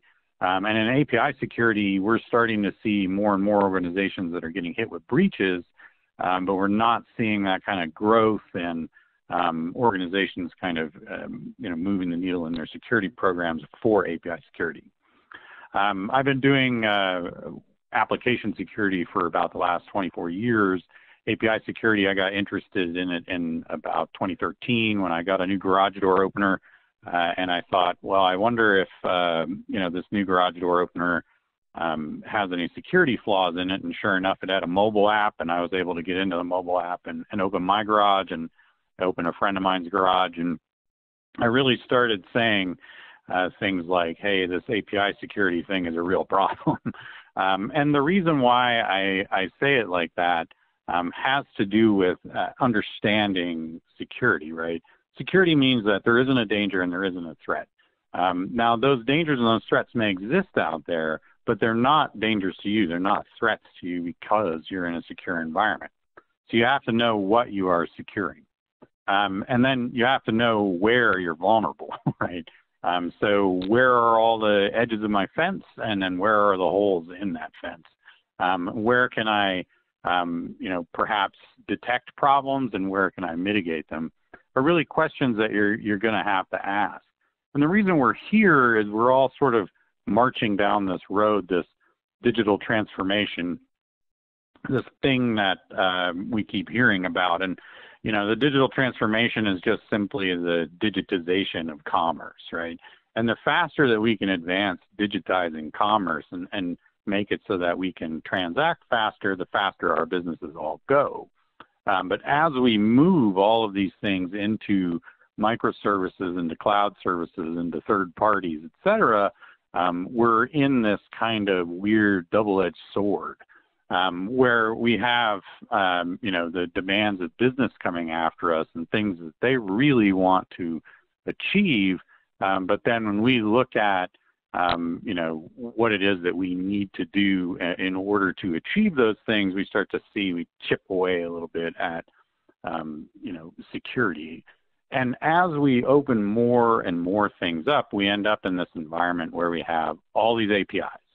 And APIs are really starting to drive all of this stuff. And we're starting to see more and more adoption of it. But as you all know, we're starting to see more and more breaches that come along with this. And if we start to really look at, you know, the API breaches that have occurred and the things that are happening out there in the environment, in the world, we're starting to see that basically attackers go out there and they have to figure out where your APIs are. And in the last, you know, decade, I've told people, hey, you need to, you know, make sure that you have spec documents created. You need to make sure that you have, you know, documentation for your for the services that you have out there. But guarded underneath that is, you know, these things should be done under NDA. They shouldn't be very public. But what we see is the ability to recon an organization just by simply reading their API documents. And so then we start to, you know, move down the line. Well, once I've found that API, you know, I'm going to create some kind of attack instrumentation or some way in order for me to, you know, build an attack against those APIs. Now, it depends on what those APIs are. For Sequence Security, we have, you know, financial organizations, retail organizations that all use us as their API security solution. If you look at things like hype sales, where you know, people are trying to buy some very in-demand thing, and so they'll send bots after it. Bots are the thing that you get when you have very public APIs that are easily scripted and easy to, you know, go after and stuff. That attack automation comes, you know, sort of right on the tail of it. And so back at that discussion that we were having where we were saying that, you know, security means no danger and no threat, you have to look at, well, how do I get to the place where my APIs aren't in danger and don't really have to worry about or respond to threats. And so, clicking through and my slides aren't advancing here. Hang on a sec. All right, so if we look at what we here at Sequence call unified API protection, it kind of breaks down into, you know, very specific things. We have discovery, inventory, and we move through these different phases to try to understand what it is that you need to put in place in order to have security around your APIs.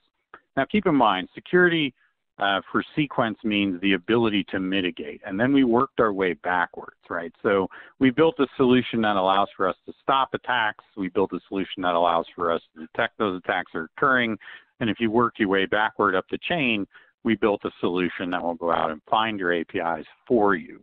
And so we have this kind of 6-step process that we go through, but as I said, we're sort of in infancy here in API security world. So what I'm going to try to do sort of to help everybody move the needle, if you will, is let's just look at the things that are sort of first and second, right? What's the first thing that it is that you should do? Well, obviously discovery. And this is very much like recon for, you know, if you're doing a pen test or if you're going after an organization to attack them. You're, you know, talking about discovery. Now, discovery means that you've got to be able to go out and find all of your endpoints, obviously. that's something that you're really going to, sort of focus on. Those endpoints are going to be tied up in your domains or your subdomains. And that's a great place to start, and that's where a lot of attacks start. We're just going to do some public DNS searches. We're going to look at data paths and apps. We're going to look at taking apart your mobile applications and look at the paths that are inside of those. We're going to look at things that change over time. So I can look at 2 years ago mobile application versus the one that you just released. And I can start to see what's happening in the releases. When I go from V3 to V4, we moved to a different authentication scheme, and I had to go figure that out, for instance. I'll go look for Swagger files or OpenAPI files. I'm going to look for GraphQL endpoints. I'm really going to look for anything that's going to give me as much information as I can get on your applications. I want to know where your api.example.com is, obviously, but where is staging.api.example.com? Maybe there's a lot of good information to get there, and maybe that's a great place for me to go. So having a good understanding of what you have as far as just domains and subdomains, what endpoints are out there, and do you have any of these very leaky things that are hanging out in your environment, lets you get on top of knowing what you're securing. In order for you to understand what it is that you need to secure, you need to go out there and look at that perimeter and find things. Once you have a good understanding of, hey, I found all these API endpoints, or I found my application paths, the next step in that is to look at inventory. And inventory is simply what is within all of this stuff. So we start to look at things like headers. Do we have authentication headers that we're passing around? What happens if I rip those authentication headers out and attempt to still use the application, right? Inside of inventory, I'm going to start building tests that go along with these kinds of things. I'm going to look at things like, do I have a spec published? If you have a Swagger file or OpenAPI spec that you keep up for an application, one of the things that we can do is sit in line with the traffic, compare that spec to all of the traffic that's flowing in the application, and tell you if the application is living up to the spec that you've created. Could very well be that you're saying all endpoints need to be authenticated, and we find traffic going to an endpoint that's not authenticated, for instance. Also, looking at what's inside of this information. So you have a request that comes into your application and a response that comes back out again. If you start to look at that request response flow, is there anything in there that's bad? Am I going to learn information like sensitive data? Or am I going to see things like usernames and passwords being passed? But also, am I going to see overzealous errors? Am I going to see things that are really going to tip me off? I recently did a responsible disclosure with an organization that actually said error bad username and error bad password when you logged in with incorrect usernames and passwords. Now that may seem like, well, yeah, you're telling the end user what it is that they've done wrong, but you're also telling the attacker, hey, that username isn't a valid username on this platform. And eventually they'll get to the point where they know what the valid usernames are, and they can figure out what the bad passwords are that go along with this. So inventory is really looking at the guts of everything that's flowing in and out, and all of the different pieces that go along with that.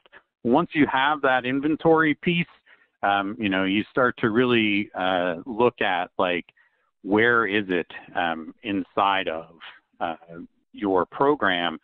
Are you actually solving the problems that you need to?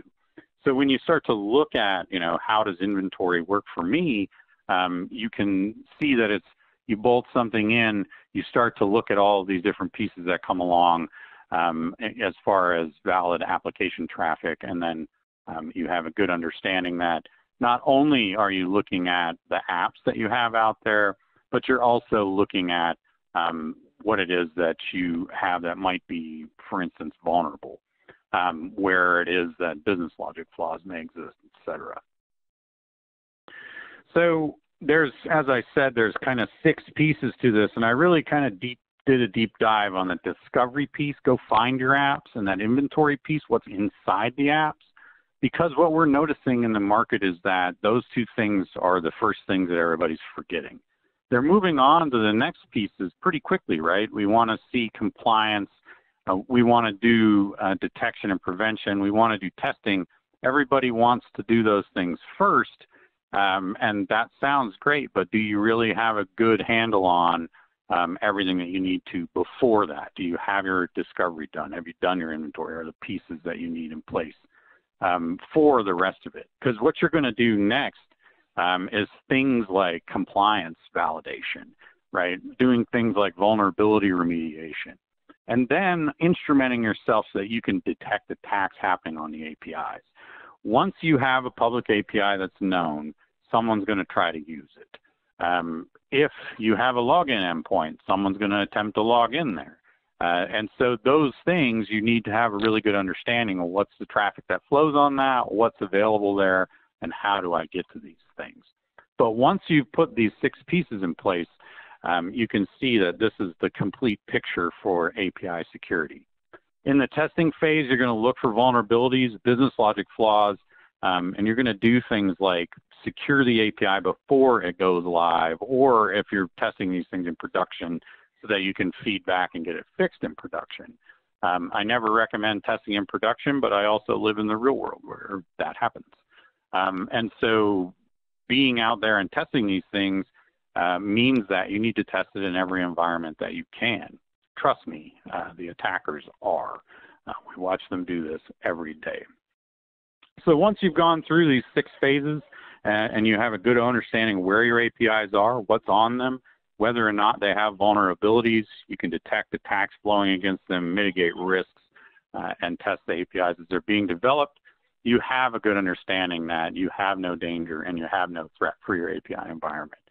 Security is really important, and it's a tough thing to achieve, but if you're whittling away at it every day, trying to make strides, you can definitely get to the point where you have a good understanding that you have no danger and that you have no threat.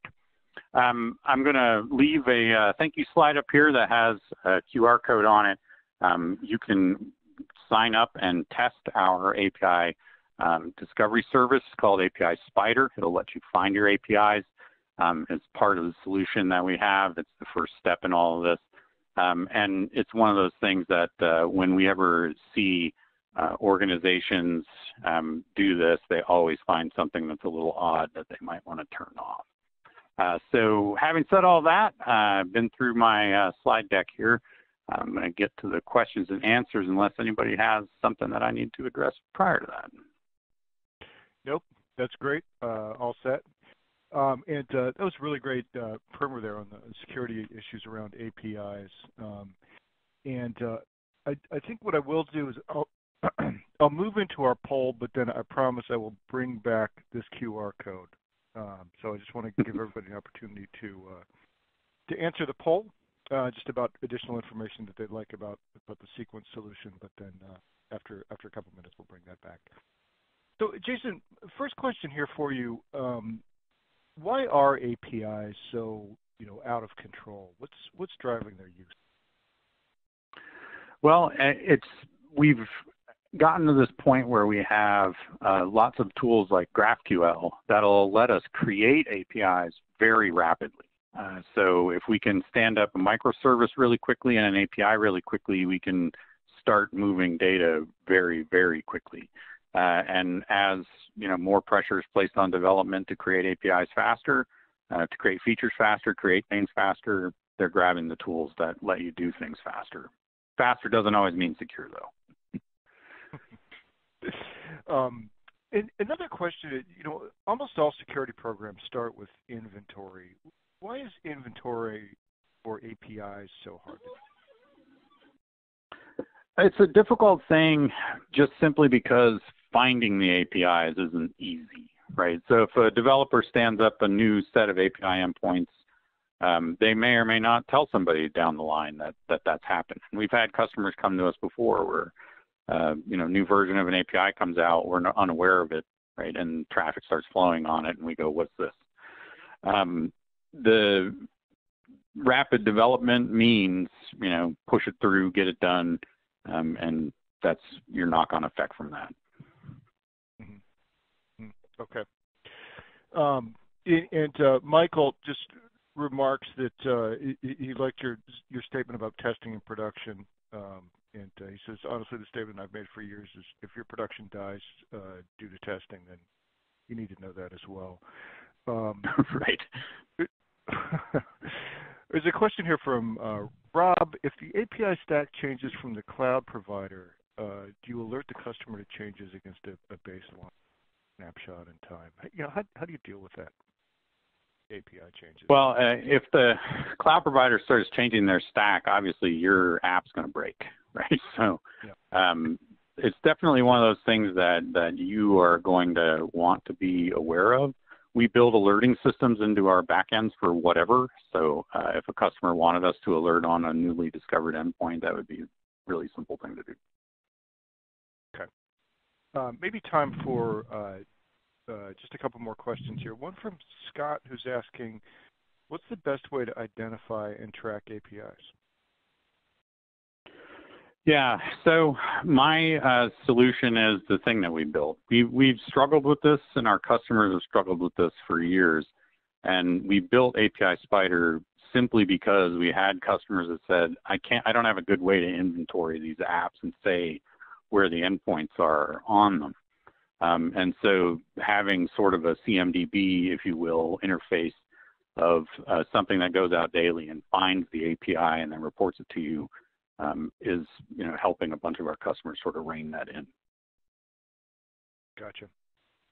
So I think that's probably a great place to leave it, Jason, just about what API Spider's doing there. But and if somebody wants to get started with Sequence, I've put back up the QR code that you had. Any other just tips for getting started with API security and Sequence? Yeah, I'll give a little tip of my hat to our threat research lead, Will. He wrote a blog post on the unholy trinity. Go look that up with us. That'll really help you move the needle with your program. We've noticed that there's 3 OWASP API top 10 items that if they exist in your environment, you're rife for a breach. Unholy trinity, I like that. It's very catchy. All right. Well, Jason, thank you so much for coming on and bringing us up to speed with Sequence and the many issues around APIs. Yeah, I appreciate the time. Thanks, everybody. All right.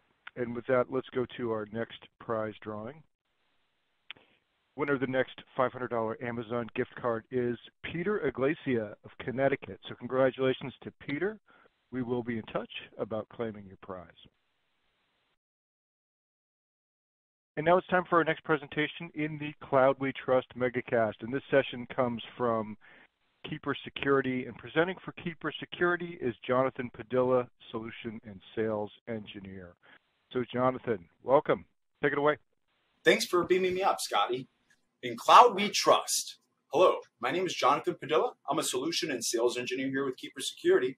And today we're going to talk about ensuring trust and security in enterprise IT and the cloud. Let's dive in, shall we? Look at these statistics. Approximately 81% of breaches are due to failure to protect and secure passwords, critical credentials, secret access keys, token keys, crypto keys especially. You don't want to be losing that, right? And that's a big statistic, 81%. It's due to a failure. I'm going to say it a little bit different. Due to the end user or administrator or organization protecting those credentials and that information. But I'm not saying that they're not doing your job. Let's see what the pain points are and why this happens. Let's dive in. We start understanding that protecting passwords, credentials, access keys, token key secrets is now the world's most pervasive cybersecurity issue. Not just issue, but now cybersecurity strategy. Let's take a look at the pain points that causes this. Problem number 1, all right? There's no visibility, security, or control over employee passwords, right, or credentials that they're currently using against websites, applications, or critical infrastructure. right? So those are the stolen passwords or credentials that are the leading causes of breaches, right? That's where the organizations are lacking. Okay, let's keep on digging in, all right? Let's keep on digging, all right? Failure to protect. I like this one. I really do. Check it out. Failure to protect every user on every application, on every device, right? In every location, all right? So your users, they're accessing applications, devices, information, whatever it may be, a digital asset or something physical, okay? And so the IT department's like, hey, we have something to protect ourselves. We're using, say, a password manager, or we're using something to protect our credentials. But what about the rest of your users, right? Every person in the organization is susceptible to a breach, right? A credential breach that will lead to information, right? Providing that cyber criminal entrance into the environment. Let's look at problem number 3, okay? The security paradox adoption, right? It's like this. The more secure the solution is, right? Like 2FA, like, oh my God, my username, my password. Oh, 2FA. I got to look at my phone. I got to put in 2FA code, right? People, it's like a hassle for people, right? So the more secure that solution is, right? The fewer employees want to use it or people want to use it. It's like, oh, it's too hard. I don't want to use it. So now what you purchase in your organization has become shelfware. It falls into the security adoption paradox. Nobody's going to use it, right? So what is the solution? Okay, you need a unified solution, right? A next-gen unified PAM solution to cover these use cases, right? These scenarios, right? So Keeper Cybersecurity PAM solution does give you that visibility and control and security of your organization's critical assets and infrastructures, credentials and keys to access that information, all right? Our platform does enable a zero knowledge and zero trust security model.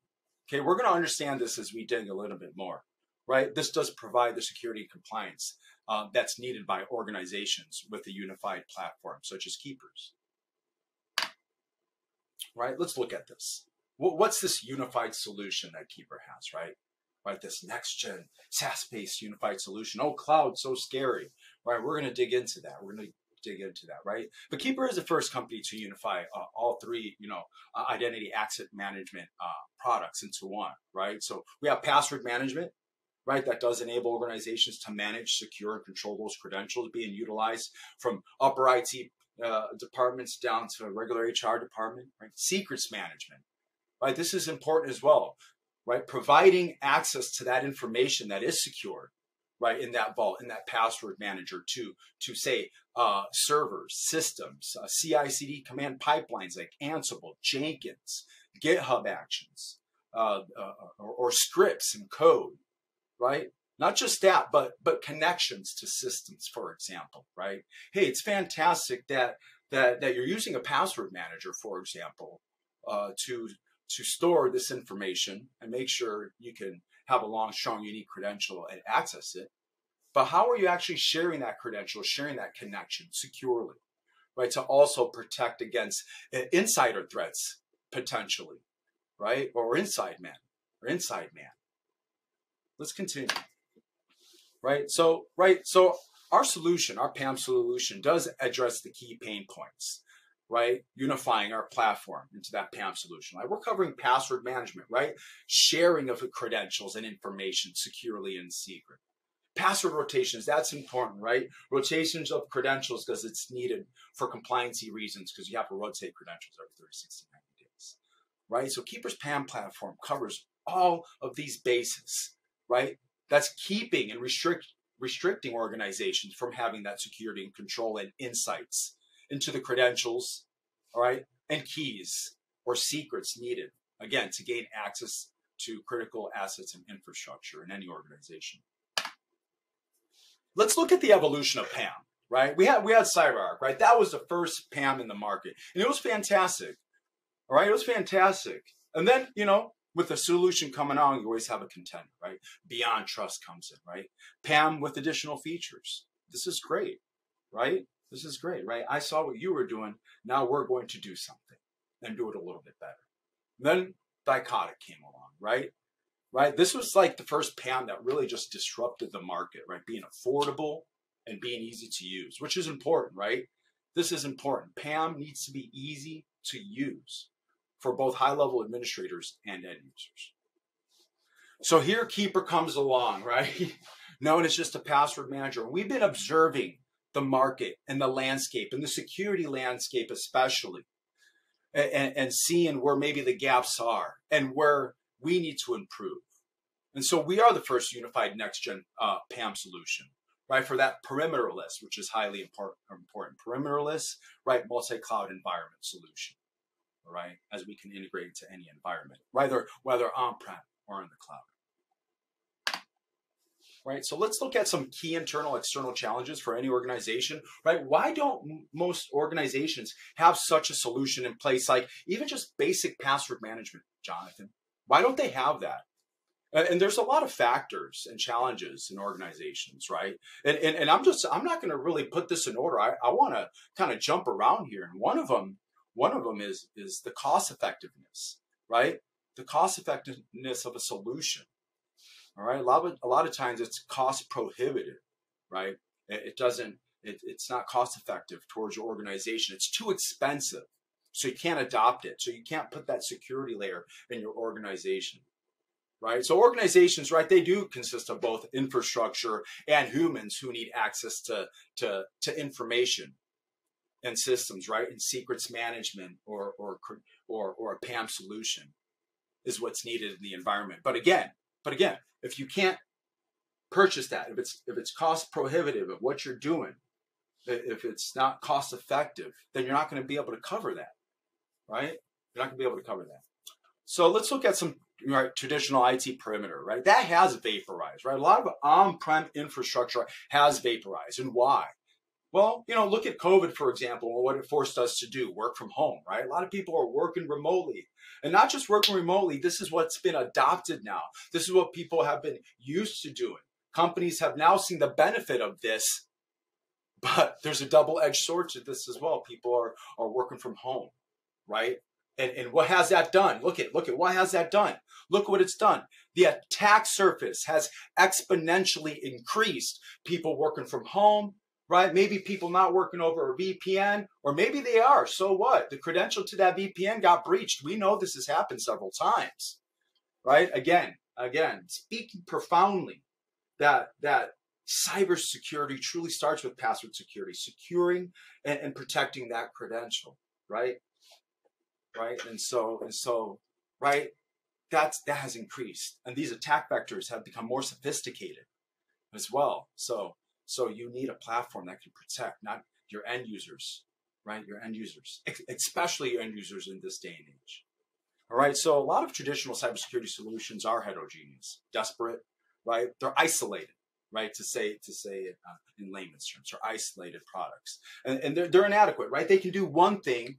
Right? Great. I could do good password hygiene, but maybe this isn't checking this credential against the dark web if it's been breached, or how am I to share this to my team in a secure and controlled fashion, right? That I can report on things, right? It's just kind of just isolated. Great. I'm using a password manager. Who else is using one, for example, right? Right. Heterogeneous IT environments do increase operating risks.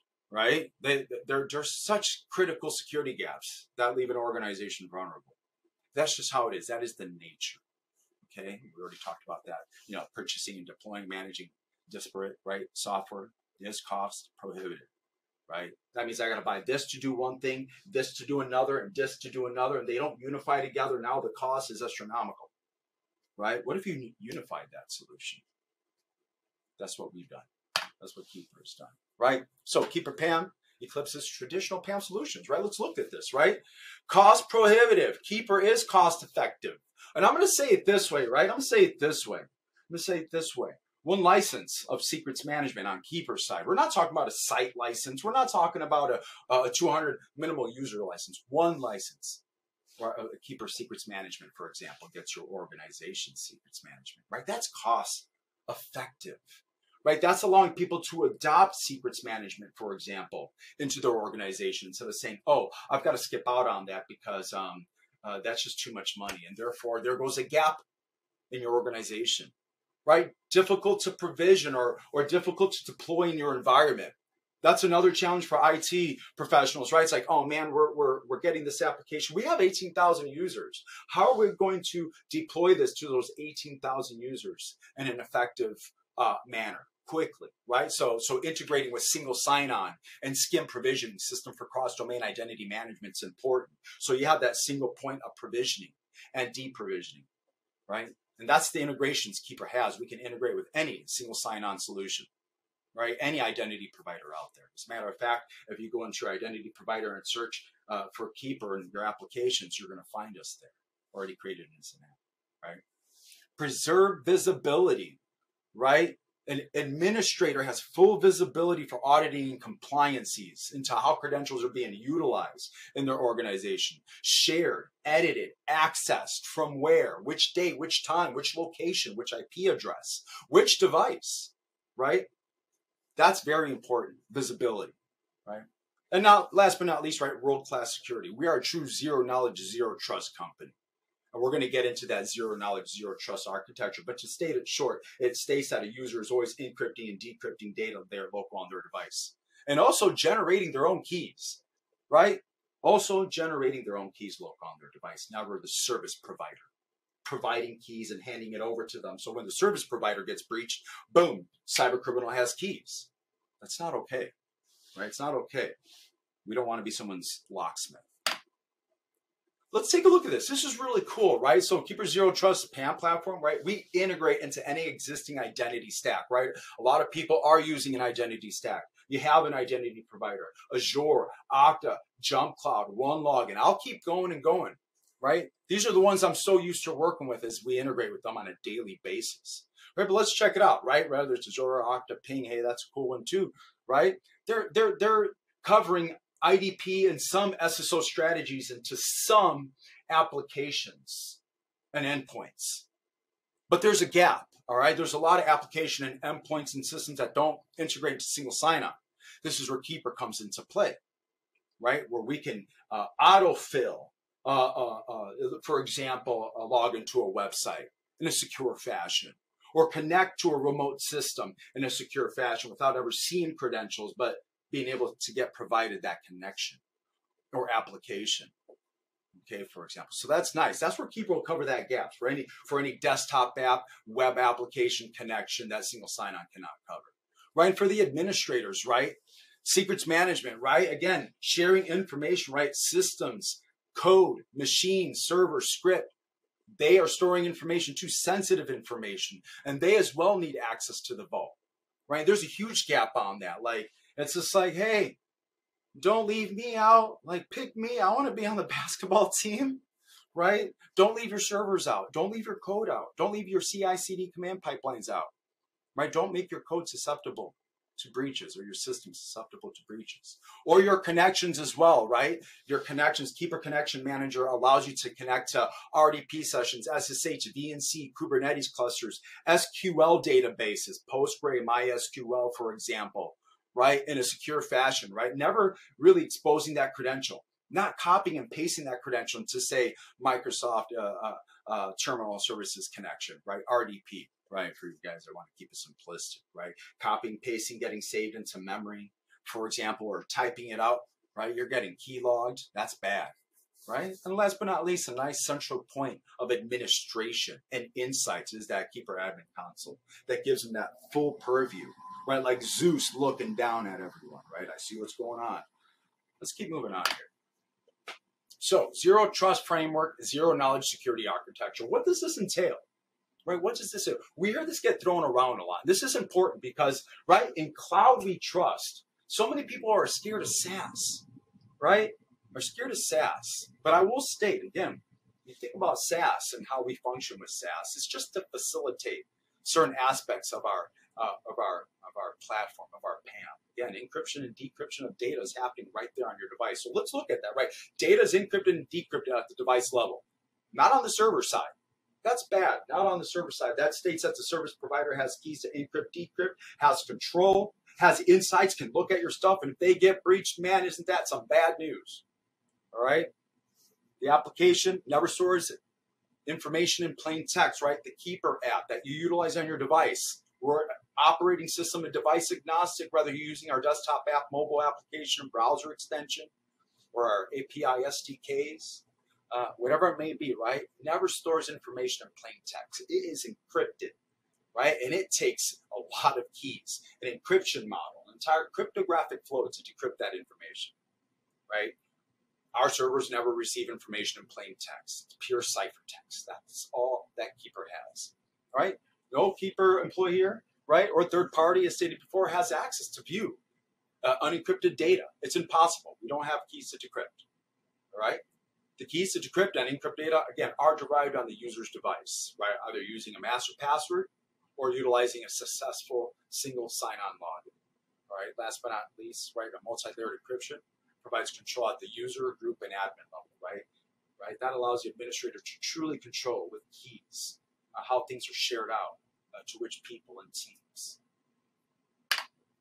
All right, a little bit more about our security and compliances. Keeper is SOC 2 Type 2 and ISO 27001. Right, we're also FedRAMP and state-ramped. We are served up in Amazon. We have several FEMA disasters recovery zones as well. HIPAA compliant, GDPR compliant, as you can see here, PCI DSS level 1. Trustee, right?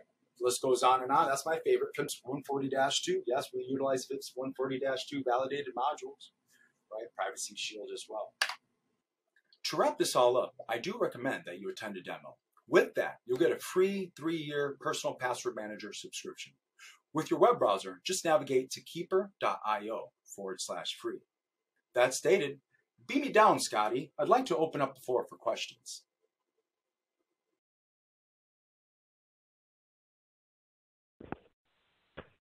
Okay, done, Jonathan. You are beamed down. Has the transporter reassembled you correctly? Yes, you have. All right, outstanding. So let's put up the poll for everybody, but we'll get into your questions. So let's see. First one, we have one here from Brian who's asking, does Keeper have active threat monitoring to look for password attacks or other external threats? Yeah. So aside from our system being able, again, to scan your credentials, right? It's actually the end user initiating that initial scan against your credentials that they've been breaching, right? I'll talk about two separate aspects. Right? When it comes to the credentials in the user's vault, right, they get to actively monitor if those credentials are out there in the dark web and are breached. So they can mitigate that risk with our system. Aside from that, right, our system, we are hosted up in Amazon. And without saying too much, right, we have our own security layers and systems, and we'd be more than happy to share that with anyone that likes to check us out and sign a mutual NDA. We'll release our SOC 2 Type 2 reports, our attestation reports, our pen test reports, whatever is needed. Just understand architecture and infrastructure. All right, very cool. Next question comes from Rob. Can Keeper be pushed out to devices through MOM tools like JMF? Yeah, like Jamf. Oh man, that's the jam right there. Not even joking about that, right? Jamf, you're pushing out to like Mac devices, iOS devices, MacBooks, whatever is going on, right? So yeah, you can push out any part of our application, whether it's the desktop application, mobile application, browser extension to any web browser, or any part of our app with those RMM tools such as Jamf, Batch Patch, IT Ninja, SCCM, Intune, Group Policy, right? Whatever you have, you can push out our platform, and that really helps with that onboarding experience, especially for an administrator that's dealing with like onboarding 18,000 users and possible devices. Absolutely, we support that. And we've got that documented through and through. Our docs are public. You can check it out at docs.keeper.io. Okay, super. Next question is from Carrie, who's wondering, companies like JumpCloud are merging IAM and IDP with their new password manager. Is Keeper looking to do something similar, such as providing SSO, et cetera? Yeah, really good question. See, so we're a service provider, not an identity provider. And there's so many good identity providers out there already, and I mentioned a few. You got Okta, Azure, right, OneLogin, all those identity providers that we already integrate with. We already have partnerships with. When you go in there and you look for the Keeper application, that already facilitates single sign-on against Keeper, and skim provisioning for one place of management for that administrator right there in their identity provider stack, right? So it's already a seamless integration. There's no need for us to be an identity provider. It's, you know, and where single sign-on doesn't cover, right, some applications, you know how there's some applications that do integrate with single sign-on and some that don't? This is a perfect example where Keeper covers that gap over where single sign-on may not integrate with certain things or connections to systems, applications, et cetera, et cetera. We're not here to compete against identity providers at all. We work with them. Okay, fantastic. Next one from Chris. How does Keeper handle passwordless? That's a really good question, passwordless, right? There's so many different, we're saying password list, everybody, not list. And so there's so many different technologies out there nowadays, right? Like biometrics, right? We got access keys, token keys, and right. And so we're dealing with passwordless with just that, right? We do allow biometrics into the system, whether a master password user or a single sign-on user. That's really nice because this allows the administrator to enforce, say, like, I'm going to get crazy here, a 52-character password in, say, Azure or Active Directory. And right, and the user's never going to remember that. Maybe they have Keeper automating the rotation of those credentials, right? Whatever it may be, right? All the user needs to understand they can biometric into the system or application. That's one way, but biometrics, wrapping that up. Aside from that, right, we have a secrets management system, and this is also utilized to share credentials in secret, not in plain text, to a person, place, or thing. Right, to CI/CD command pipelines, Jenkins, Ansible, GitHubs, scripts, code, it really doesn't matter, right? You don't want to put that information there in clear text. You put it in there as a secret string that can pull against the information in Keeper in secret, never in clear text. Okay, and aside from that, and some basic password sharing, right? The Keeper platform does allow you to share credentials. Let's just say into GitHub or Facebook, for example, where the user can use a credential, but they can never see the password. The browser extension is filling all that information for them and submitting the entrance where they never have to lift a finger, therefore giving them that password experience and allowing them to set long, strong, unique credentials. Okay, great. Thanks for that question, Chris. And here's a question from Cheryl, who's wondering what advantage Keeper provides that's above and beyond AWS Cloud Secrets Manager service. Oh man, this is, and I love that question, right? So if you think about our Vault Key system, number one, right, we're the only ones that encrypt information at the record level inside of the vault. So you think about the password management system is utilizing the vault just to display to you the information. Secrets management system utilizes the same information. Our information inside of the vault is encrypted at rest, and that's a big advantage. Number one, right, encryption, right, securing the information. And number two, it's integrations. We integrate with so many things, again, like GitHub, GitLab, Amazon Secrets, Azure Secrets, current secret systems are utilizing now, Ansible, Jenkins. Again, the list goes on and on. We have multiple SDKs, .NET, PowerShell, Java, Python. And those integrations allow people to integrate our system, whether it's password management or secrets management, again, system, or configuration files or whatever, maybe DevOps users. It allows us to do that seamlessly because of our integrations, and also allows you to implement our PAM solution or secrets management solution with their current stack that they have right now, right? With the current stack, again, for example, you have Amazon Secrets working right now. Our secrets management and entire platform integrates with that, right? So we're not, it's not, because of our licensing, it's not like you're trying to overhaul your entire system, right? We have our licensing model is ingenuous, to say the least. Okay, all right. Here's sort of a psychology question from Sydney, who's wondering how can I force management to choose Keeper when they're bent on using KeePass as a password solution? That's a very good question, right? And listen, I know KeePass all too well, right? We all know KeePass. That's great, right? But remember I said disparate applications. Right, applications that can do some things but not all, allows your end users to do password management. But how are they sharing? Right, where are you storing that database? You don't know how many copies of that password, if it's the right password or not, right? And so you start thinking about just the management central management and the nightmare that it causes immediately right out of the gate, right? The keys to decrypt that, where are you storing the keys to decrypt your KeyPass login? Right? Are you storing it in clear text on your device where you're pointing to that? And then all of a sudden you're going to decrypt your password management system with that key that lives in clear text on your device that can get stolen. See, what advantages are is security, right? Right, military grade security, literally, right? Security and functionality, right? Sharing in secret, allowing to sharing to teams, external parties in a timely fashion, right? Time sharing to external parties that aren't even licensed on your password management platform or secrets management platform. There's so many advantages and functionalities over something like KeyPass that Keep provides, and surpassing encryption models, right? Surpass encryption models. So many advantages, and I recommend that. Hey, get a demo and you'll see this. Okay. Well, this has been fantastic. I think we're gonna have to leave it there. There's a ton more questions in the Q&A. If you've got a few minutes to hang around and respond to people, I'm sure everybody'd appreciate it. But thank you so much for coming on and doing a great presentation and for all your insights here in the Q&A. Absolutely. I'm more than happy to answer any other questions. Do I do it over this line or something online there? Yeah, we'll take you off, and you can do it in the chat function. Excellent. So, just stay on the phone and yep. All right.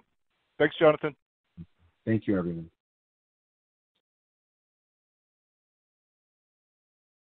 Okay, and now it's time for our next prize drawing. The winner of the next $500 Amazon gift card is Travis Stamper from Kentucky. And the winner of our second grand prize, a Microsoft Surface Laptop 5, is Forrest Miller of Washington State. So congratulations to Travis and to Forrest. We'll be in touch about claiming your prizes. And now it's time for our next presentation in this jam-packed cloud megacast. And this session comes from Rubrik, and presenting for Rubrik is solutions engineer Valentin Cantu. So I'm going to turn things over right now. Hello, everybody. My name is Valentin Cantu. I'm a solutions engineer at Rubrik, and today I'm going to be showing you how you can secure your multi-cloud and hybrid cloud environment with Rubrik. Throughout the presentation, we're going to be talking a bit about some cloud market outlooks, some cloud pain points, how Rubrik can help you protect your Microsoft 365 environment, and how Rubrik can help you protect your cloud and hybrid cloud environments. And we'll top it all off with some customer feedback at the end. So I want to start off by quickly pointing out that the threat of ransomware is not exclusive to on-prem workloads. In the market today, we can see that movement to the cloud is gaining steam at a breakneck speed. In 2022 alone, cloud providers have raked in over $1.3 trillion with a T in enterprise IT spend, and they host about 50% of enterprise data. So it is no coincidence that issues have presented themselves from every possible angle. In fact, just last year, cloud security breaches have surpassed on-prem breaches for the first time in history. A bit about Rubrik. In 2014, we pioneered the concept of zero trust data protection, focusing on immutable air-gapped backups and allowing for instant recovery, all governed by business-driven service-level agreements, better known as SLAs. As requirements and industries changed, we introduced cloud data management, consolidating on-prem and cloud backup and recovery management into a single pane of glass, facilitating for cloud archival and recovery, and even automating the process. More recently, we pioneered data security, serving as the last line of defense, equipped with tools such as ransomware monitoring, sensitive data discovery, and threat hunting, resulting in continuous monitoring of data risks, allowing for speedy remediation. Rubrik is helping industries protect, manage, and secure their data. To better understand, let's look at the pervasive problems at hand affecting organizations across all industries. Despite bottomless investments in infrastructure security tools, cybercriminals are still showing this unique ability to bypass all of these investments. So much money is spent on people, process technology, infrastructure security, literally anything to keep the cybercriminals out.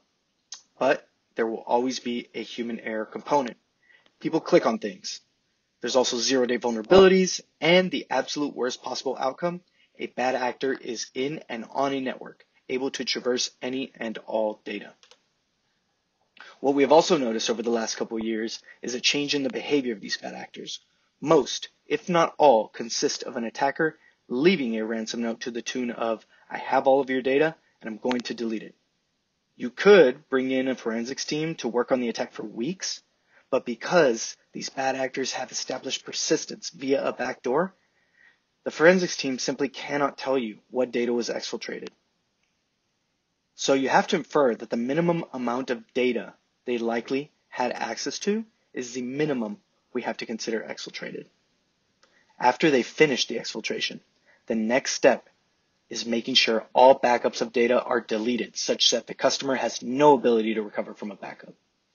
Bad actors, these cyber criminals, are great at sharing documentation on methods to defeat each type of backup solution, the most common being expiring the backups.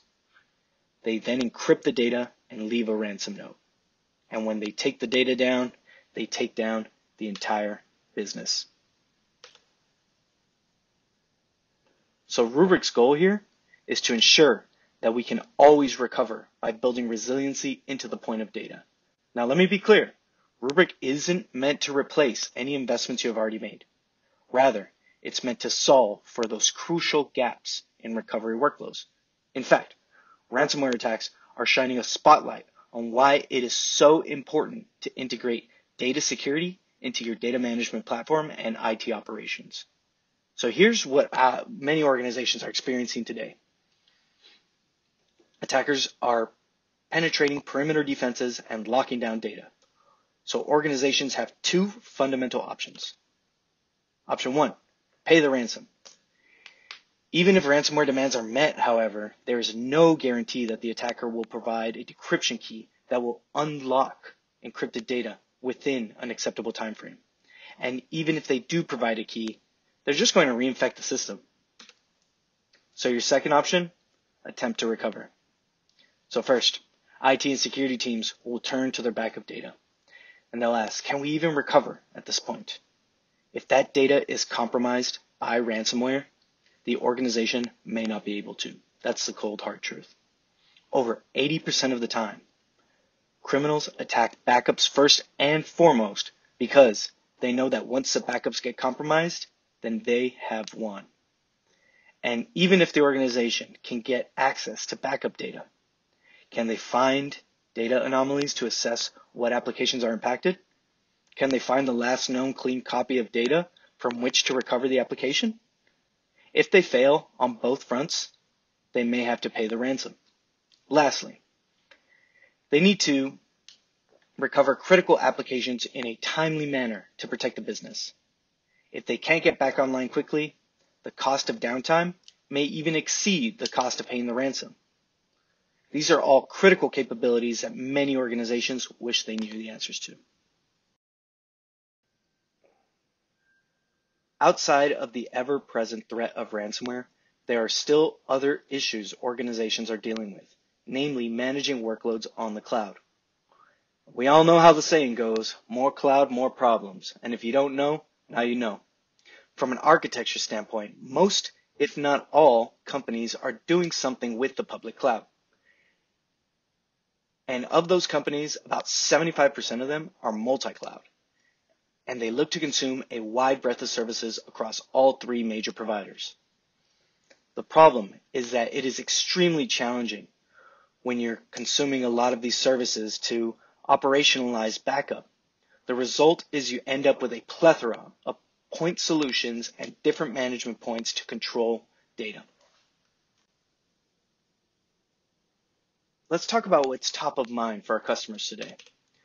For SaaS applications such as Microsoft 365, a small phishing email could translate to a vector of attack within days to weeks. What we're seeing in the market today is Microsoft 365 usage and data have exploded due to remote work becoming the new normal after COVID. And at the same time, ransomware has become the #1 cyber threat that companies are battling.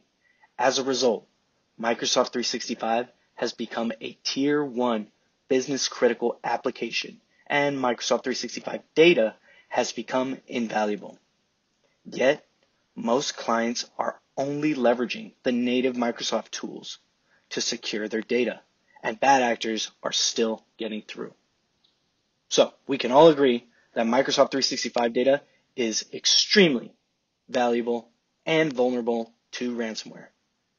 We know this because per Microsoft, 74%, that's almost 3/4 of Microsoft workloads, are not protected at all. And you can bet some ransomware gangs have homed in on this. This is from leading cybersecurity firm Mandiant, highlighting how Microsoft 365 has become the new goldmine and top priority for cyber criminals, given the criticality of this data and limited data protection.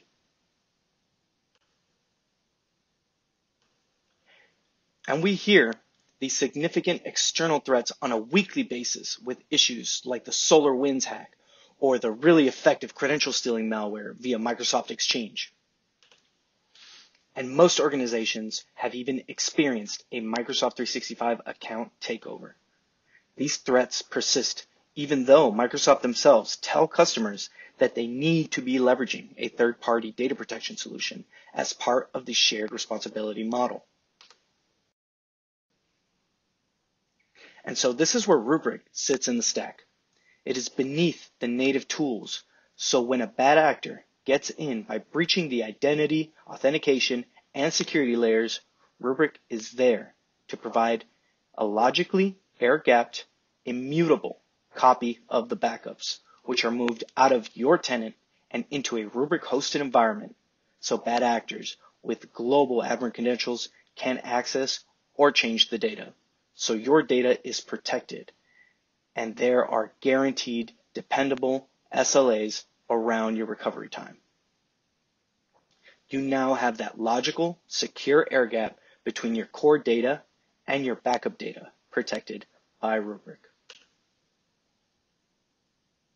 To give you confidence, resilience, and fast recoverability, we built Zero Trust Protection for Microsoft 365. So the key components are that air-gapped backup. Your Microsoft 365 data is physically isolated in a Rubrik tenant in Azure. We also have policy-driven protection. Rubrik automatically protects new users, sites, and resources. And multiple ways to recover quickly, in bulk or granular, even down to the file level. And I'm happy to announce the biggest set of enhancements to Rubrik for Microsoft 365 since its introduction. Microsoft 365 backups are now in Azure Immutable Storage. We've also really enhanced recoverability options with mass recovery, protections for Teams private channels, and SharePoint sites now have multiple recovery options depending on content. You can even export entire mailboxes to a .zip file.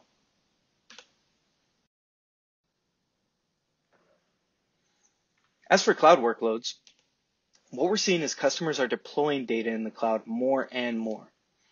But as they do this, they're encountering essentially the same problems they've always had, the same ones we've been able to solve, just in new platforms, new terminology, and new technology.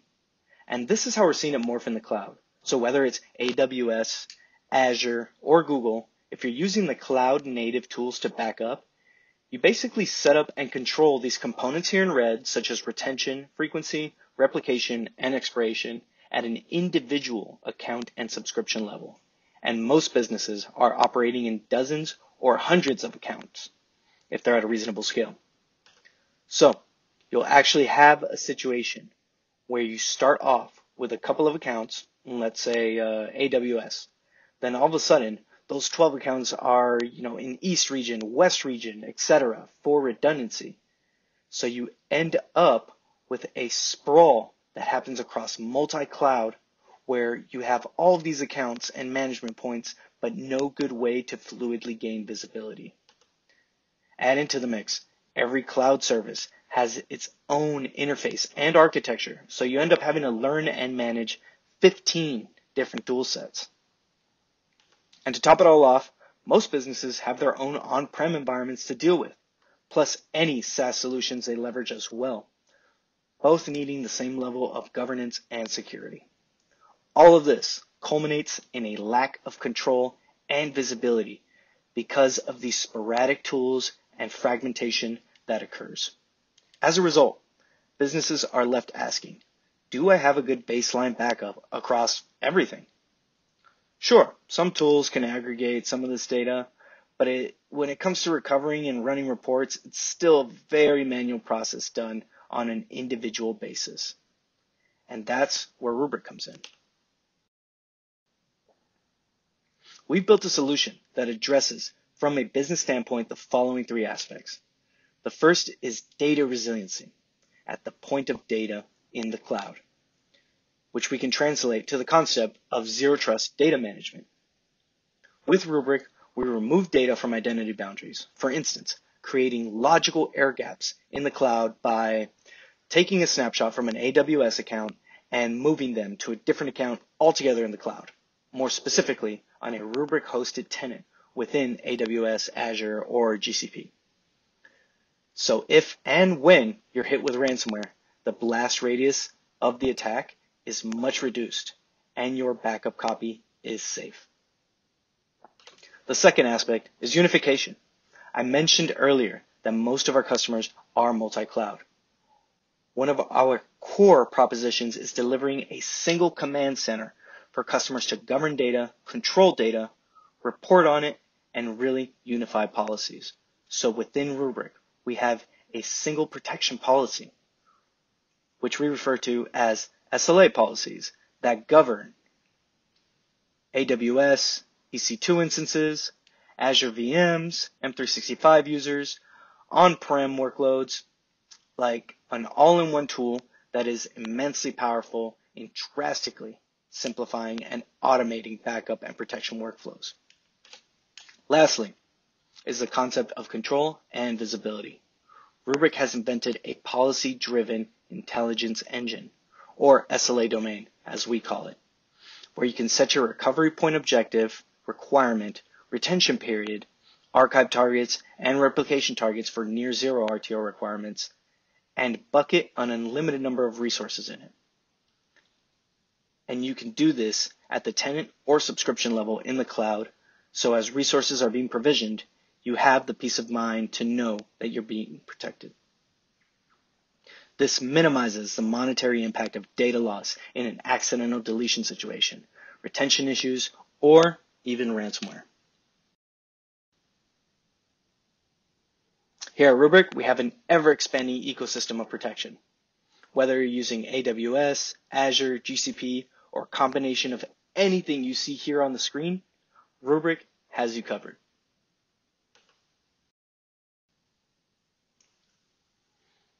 So, how do we accomplish all this? Rubrik can accomplish all of this with Rubrik Security Cloud, better known as RSC.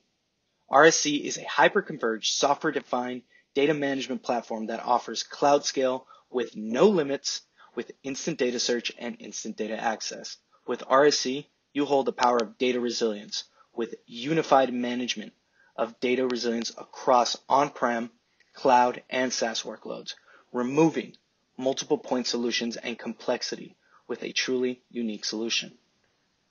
You also have data observability, enabling global command and control of required capabilities for cyber resilience with the ability to leverage ransomware investigation, data discovery, and threat hunting and orchestrated app recovery. Finally, data recovery. Automate global protection, reporting, alerting, upgrades, and recover anything from anywhere, whether it be the cloud environment, on-prem, or a hybrid solution.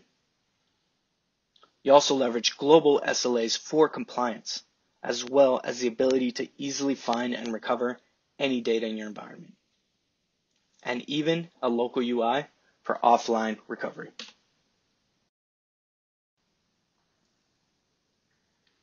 Here's some of our largest cloud customers. Let me know if you recognize any of them. These industry giants have entrusted Rubrik with making sure their data is protected and manageable over the cloud. As of today, we have over 6,200 customers worldwide.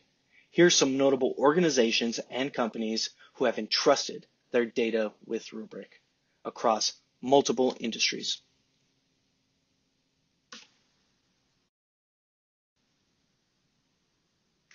Rubrik focuses tirelessly on customer satisfaction, customer success, and customer experiences.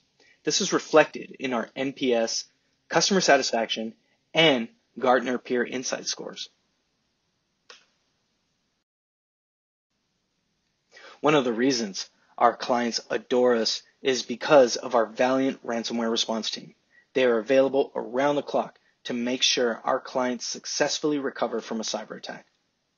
They have performed countless ransomware recoveries, so you can rest assured you're receiving help from seasoned professionals who pride themselves on providing consistent, confidential, custom, and speedy recoveries. They stay until you no longer need them and make sure that the job gets done and that you're back up and running. Rubrik has even been recognized by the likes of Gartner, scoring us the highest in vision, Forrester scoring us the strongest in overall strategy, and even Forbes crowning us into the Cloud 100 Club 5 years running. But don't just take Gartner, Forrester, Forbes, and my word for it. Consider Allstate. The insurance industry is seeing a major shift in consumers' desire to secure experiences like Airbnb stay or an Uber ride rather than traditional assets such as homes and cars. So in order to meet the consumer's growing demands, Allstate is aggressively acquiring new businesses left and right to deliver products to market faster. With Rubrik, Allstate is able to integrate new acquisitions quickly by centralizing and consolidating all data in one place. By replacing 6 exposed legacy backup systems, the insurance giant reclaimed 85% of old data center space and increased team productivity to make agile, intelligent business decisions in the cloud. So, thank you for joining me on this journey on how Rubrik can help protect your cloud and hybrid environments. I have been Valentin Cantu, Solutions Engineer for Rubrik, and remember, don't back up, go forward with Rubrik.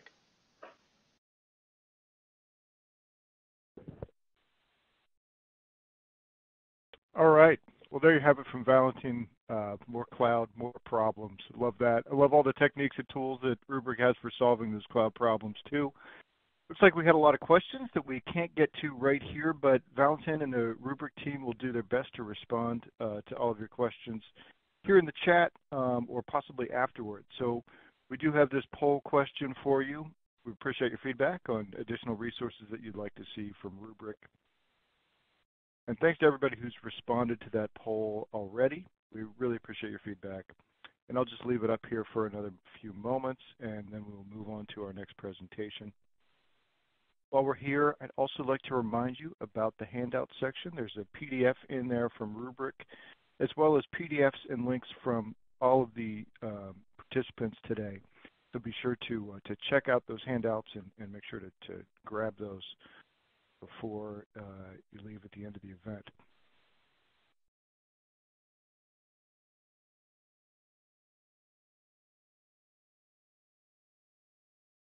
Okay, and I will leave that poll up there while we do our next prize drawing. And the winner of the next $500 Amazon gift card is Mark Stolniker from California. So congratulations to Mark. We'll be in touch about claiming your prize.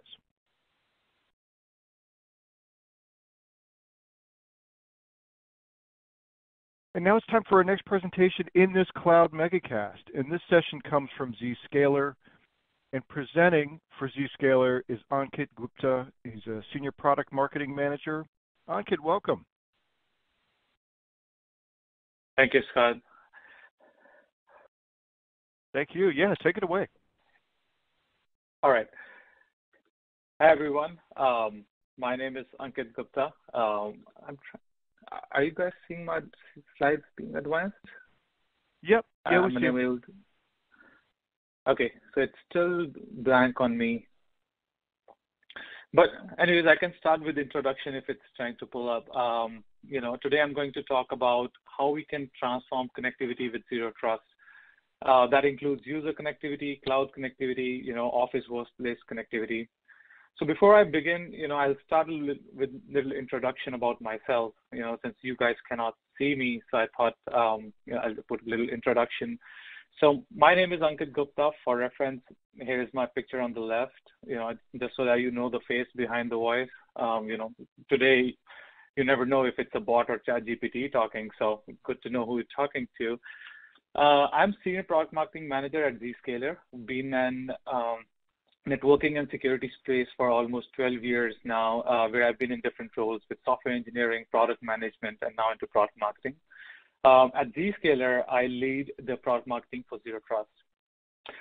So without any further ado, let's begin our session today. So I wanted to start, what we have seen in the past few years. In fact, we still see today is how wide area networks that we've been built and optimized to connect every remote office or user and application in the data center, right? We all know this by hub and spoke networks. If you look at the diagram, this hub and spoke network is what many enterprises have today. You see all these WAN, B2B, B2C, DMZ zones, and these work pretty well when, offices and applications all were in data centers, and they could access the applications directly. To access an application, you have to be in this trusted network, and you secured the network creating a perimeter with firewalls. We call it as the castle and moat security. This network and security architecture served us reasonably well, and it made perfect sense when data center was the center of gravity and all of us were in the branch offices and data center hosted most of the application. But the world has certainly changed. We are seeing application and network transformation where applications no longer reside in the data centers. They've moved to SaaS and public clouds, and workforce has increasingly gone remote. So backhauling all that traffic back to the data center is very inefficient and expensive. I always give this example. Imagine that you're flying from Boston, want to fly from Boston to New York, and you have to go through Dallas or maybe Atlanta as a layover. So that's what backhauling is, and doesn't really make any sense. So in this architecture, the security obviously breaks because security is sitting in the data center. Now, this has led to security transformation. As corporate networks evolve to direct-to-cloud, legacy models fails to and need to give way to a new architecture. And in that sense, network transformation cannot really happen if we don't do a security transformation. At Zscaler, we try to help with all three, application transformation, network transformation, and security transformation. And doing so, we actually do is digital transformation. But let me first look a little deeper into, what are the problems with overall connectivity model today, especially with cloud and workload connectivity. That's kind of part of the agenda today. So we discussed already, the hub and spoke and castle and moat security create issues extending the legacy network to all the locations in the cloud. So I mentioned, hub and spoke, like I said, are designed for user and application to be on the same network. But since the applications have moved, like you see here, you have application AWS, GCP, or private cloud. For cloud environments, it starts with relatively simple deployment, right? It starts from a single AWS region. A developer often kind of starts spinning off these VPCs, but in this process may miss some basic security configurations, leaving this environment kind of susceptible to breach because the environment is user controlled, right? Someone can spin up a new, previously unknown VPC without security policies being applied. Now, in current connectivity models, right, all users, devices, cloud applications are put on the same network. And network is extended to every office, to every user, to every public cloud. So what does it mean? So it means that if you have like 400 or 500 branches, your network gets extended to all those 500 locations. And as you embrace those cloud applications that are being hosted on public clouds, you must again extend your network to those availability zones. So basically, you are putting the cloud network, all the cloud, also to the risk because you're making it a part of your network. So new components come into play when VPCs are connected to each other, right? And I'll try to zoom into that a little bit. So inbound connectivity needs to be secured, and workload require internet access for things like API connectivity and updates. This architecture essentially needs to be secured, and workloads require internet access for things like API connectivities and updates. This architecture essentially creates a flat network that extends to all locations requiring all network traffic to flow through a central security stack, which is essentially increasing the attack surface.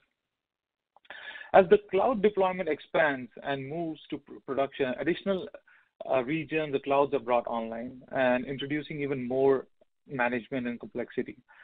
So, and there's a need to recreate this environment from scratch in new clouds. You know, if you see here, you're spinning more VPCs, then you're adding more firewalls to protect those.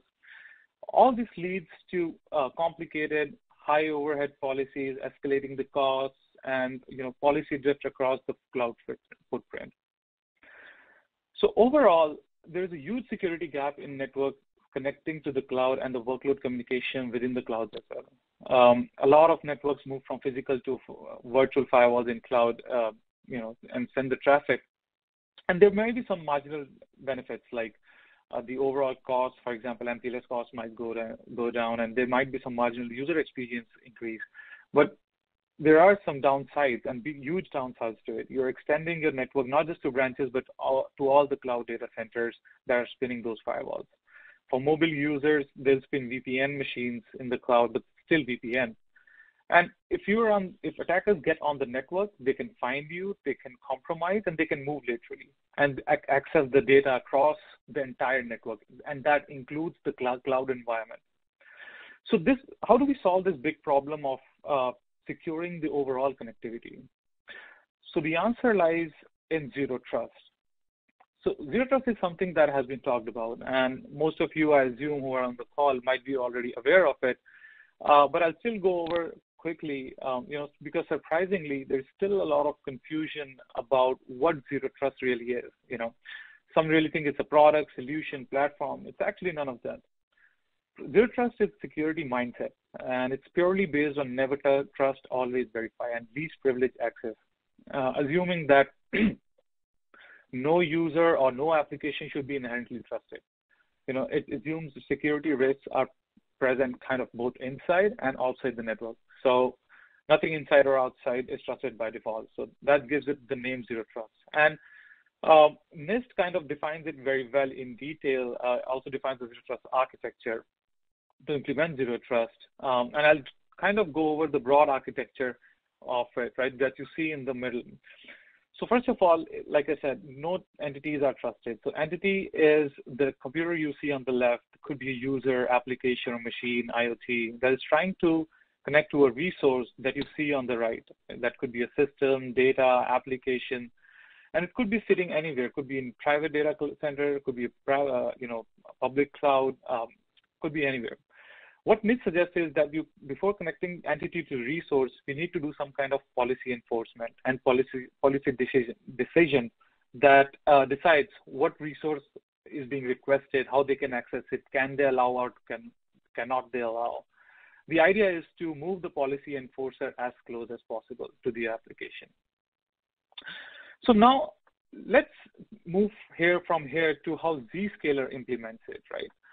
So how Zscaler implements zero trust is through Zero Trust Exchange. So Zscaler has pioneered the concept of zero trust with the cloud platform, which we call the Zero Trust Exchange. It acts like an intelligent switchboard, like you see in the middle, that securely connects user to apps, apps to apps, machine to machines over any network and any location.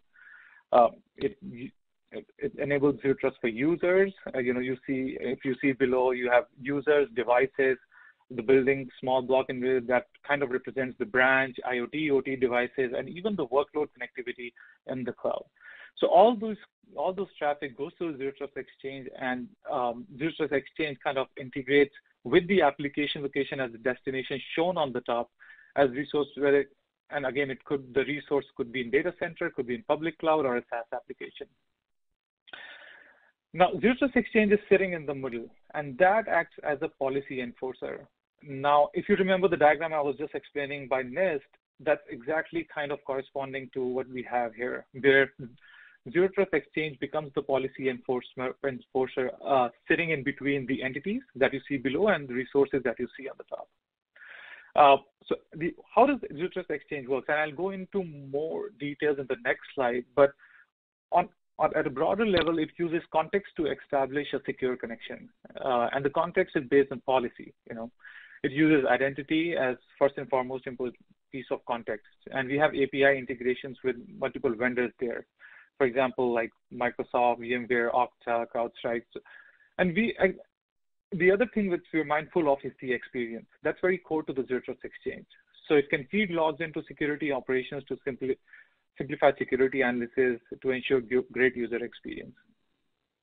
So overall, it eliminates the need for firewall, VPN infrastructure, SWG appliances, virtual firewalls, all those capabilities, because it removes those need for those point products and provides comprehensive security for all the needs that are essential for organization maintaining these kinds of networks.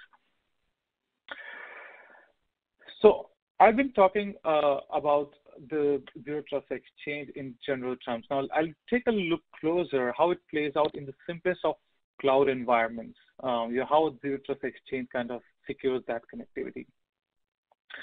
So it starts with relatively simple deployment, let's say in a single AWS region, right? We have different VPCs running in cloud environment, and as the need increases, developers continue to spin more VPCs. Previously, we saw there was no security policies applied. However, with Zero Trust Exchange, a Zscaler VPC is deployed that secures all the communication between VPC workload that takes place. And we'll see how it does it. So all the traffic from users, branches, devices, like we saw in the previous slide, go into Zero Trust Exchange and then creates an outbound connection with the applications that are in the cloud. All the internet and SaaS app traffic also goes through the Zero Trust Exchange. So it goes through all the validation processes. So if I look within a cloud deployment, the communication between production and deployment VPCs you see on left and the right, you see Zscaler VPC, which is where an app connector receives the traffic and cloud connector sends it out to the Zero Trust Exchange. So all the traffic that's between these VPCs is also getting validated and secured by Zero Trust Exchange. And from there, it could be directed to internet, could be directed to AWS regions, data center, infrastructure as a service, or a PaaS service. So overall, Zero Trust Exchange secure workload to workload connectivity across the clouds, right? And also workload to connectivity within VPCs and workload to internet connectivity as well. Now I will kind of go a little bit deeper into the architecture. We've been talking about Zero Trust Exchange. It kind of sits in the middle as the switchboard. But what happens inside the Zero Trust Exchange? What happens when a user or a device or an application tries to connect through it? So let me quickly go through that real quick. So below are the entities or the devices. Could be user, device, manager, unmanaged, that is trying to connect to any of the resource on the top. That could be internet, could be data center, public cloud, private cloud, SaaS app, as we saw in the previous slide. So the Zero Trust Exchange sits in the middle as a policy enforcer. This overall framework, like I said, it's according to the NIST framework. So now what happens when a user is trying to connect? So first what we do is terminate the connection, and we do it as a proxy, not like a legacy where you are passing the data, inspecting it, and then finding out what's happening. We stop the connection, stop the session. After termination, the first thing we do is verification of identity and context. Check the connection by comparing the identity through access vendors to be able to see who is this person, what are their credentials, what are they allowed to do. If let's say they're not allowed to access that specific resource, then we check the identity, we terminate the connection. We have API integration with major ID providers like Okta, there's Ping, Active Directory. And then if allowed, we verify the context that gets collected. What's their role? What device they are on, what app they're trying to access, what content they're exchanging. And then we determine to allow the access or not. And for this context verification, we integrate with major endpoint vendors like Microsoft, VMware, CrowdStrike. Next, what we do is evaluate risk to check for security of the content. And the ultimate goal for any security technology is to protect sensitive data, including the encrypted data. So today, more than 90% of the data is encrypted. And Zero Trust Exchange is one platform that allows inspection at scale. And I'd like to point out that if you talk about legacy firewalls, they're not able to kind of efficiently identify and control data in motion, especially if it's encrypted data. If there's one study that says only less than 20% of encrypted data gets inspected. Next, what we do is enforcing the policy. After identifying user where the target resource is located, where it sits in private cloud, public cloud, data center, based on that, policy is enforced on the users, whether to allow, block, warn, or isolate it. Once all is done and all is good, now we initiate and establish the connection with the entity through the app connector. Now, in general, applications are exposed to the internet and can be seen by attackers, and that can be targeted. But what's unique in this architecture is if you see the application sit behind what is the app connector, so they're basically invisible to anyone who's trying to access them, and can be only accessed through the Zero Trust Exchange. So, and with this architecture, risk is continuously evaluated even after the connection is established. So it eliminates the attack surface since the app connector creates an outbound connection. And this is a huge transition from legacy architecture, right? If I talk about the legacy architecture, it's a pass-through architecture, essentially, which allows the traffic to pass through and then look for vulnerabilities. With this model exposes large attack surface and certainly little movement of threats. And you'll find a lot of public references in news. For example, one happened with Colonial Pipeline. There's the largest fuel pipeline in the US where attackers stole the user credentials, entered the corporate network, they moved laterally and stole the critical financial data. We like to compare this architecture with, give an example like Tesla. So it's just like looks very similar to a regular car. We compare it as Tesla, it does the same thing, same end goal. But if you look under the hood, well, not on the hood for Tesla, but if you look how it works, it's completely different. That's how Zero Trust Exchange is. It's solving the same problem much more efficiently and with a complete different architecture. So I won't spend a lot of time here, but this particular slide shows, what capabilities and functionalities do we offer with Zero Trust Exchange. Because Zero Trust Exchange, what it's essentially doing is removing a lot of point products, right, and reducing operational overhead. So the first thing it does is provide cyber threat protection. And holistically speaking, it makes sure that it protects all the users or workloads and devices from getting compromised. The next we do is data protection. Remember, all that the ransomwares or the bad actors want to do is steal the data. We have an holistic approach, and it's not just a point product. So or a DLP product or a CASB product, we do this inline and do it out of band. So we secure the public cloud data, and we have very sophisticated data classification technique and policy engines to implement that. Next we do it is, and we do a lot of work here, is enabling Zero Trust connectivity, where you really connect apps through the network. This is what Gartner calls as Zero Trust Network Access, ZTNA. Imagine your branch, or not your network, it works like a Starbucks, right? Imagine your cloud regions can be connected through Zero Trust Exchange rather than a routable network. And all these you don't have to do any kind of network segmentation. So that's what zero trust connectivity means. And lastly is this user experience. It's very fundamentally important that users get good experience. And zero trust exchange is sitting right in the middle, like I showed in the architectural diagram. It helps identify and resolve performance issues. We have tools inbuilt that constantly gives the performance metrics, which can be taken in and can be used as an input in the feedback engine. So I'll glance over this side. This is a slide I tried to show to some of my clients I talk to, and kind of get shocked how zero trust exchange simplifies a current architecture. On the left, what you see is what you have, the legacy architecture with firewalls, VPN, all the devices. On the right-hand side, it's one zero trust exchange that simplifies all the connectivity solution, giving all the security capabilities, be it cloud firewall, sandbox, intrusion protection, CloudTwig, ZTNA, all those capabilities built in the zero trust exchange. Again, this slide kind of goes glancing over it, shows the ecosystem, the breed of a best of breed platform that we collaborate with. So for example, for identity management, we partner with Okta, Ping, Active Directory.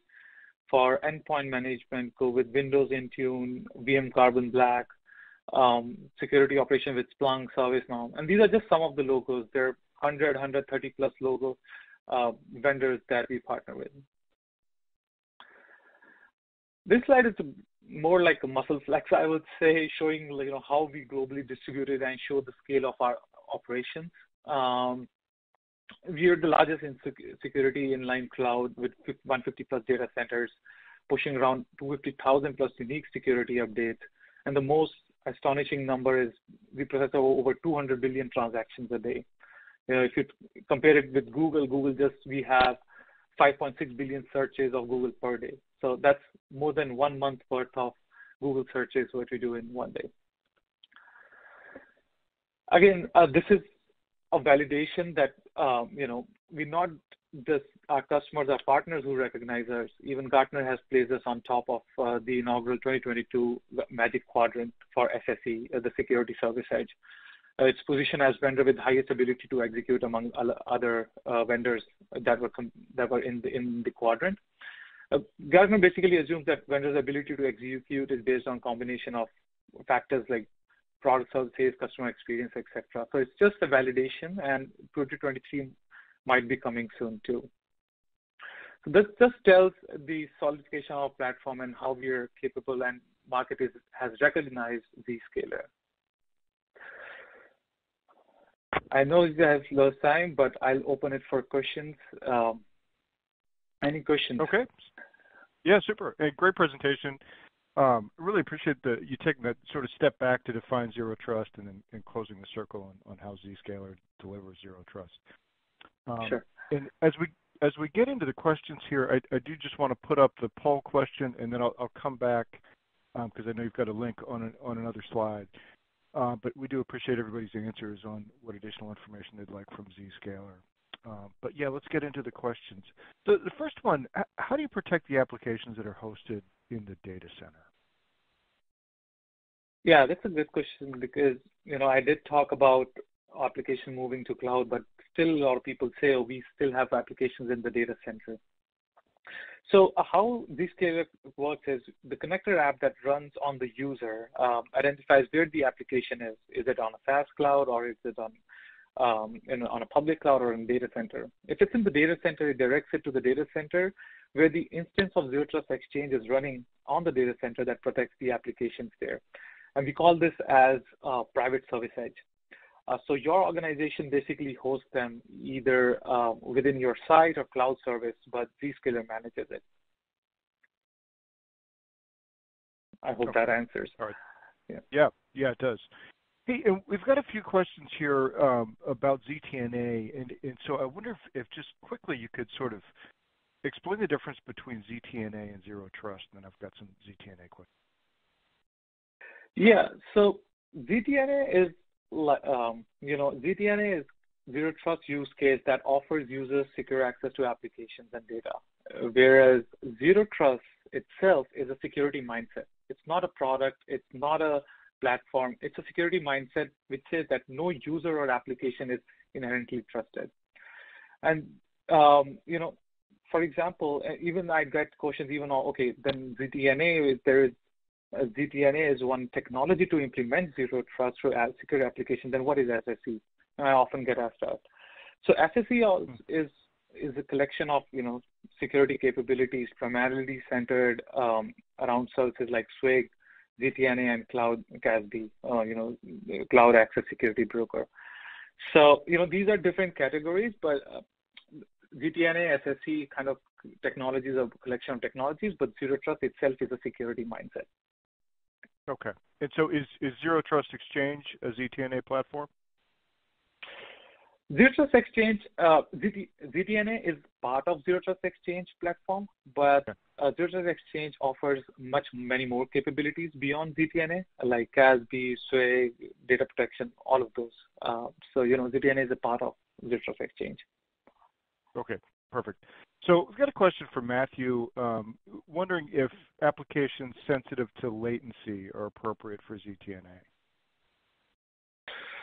So certainly are, because we are hosting on our data center, and so all the traffic goes through Zero Trust Exchange, and we are hosting on 150 plus data centers, so equally distributed. So it finds what is the nearest host to the specific application. So if it's a latency specific application, kind of the connector identifies what is the nearest data center and makes sure that the latency SLAs are met in that respect. So yes.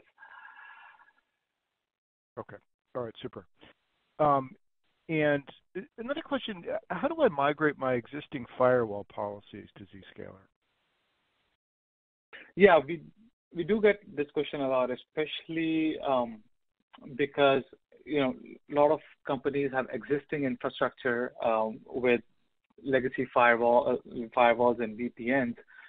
What I suggest, and what we suggest, is it doesn't have to be a sudden change where you just take off the plug from firewalls and completely move everything to Zero Trust.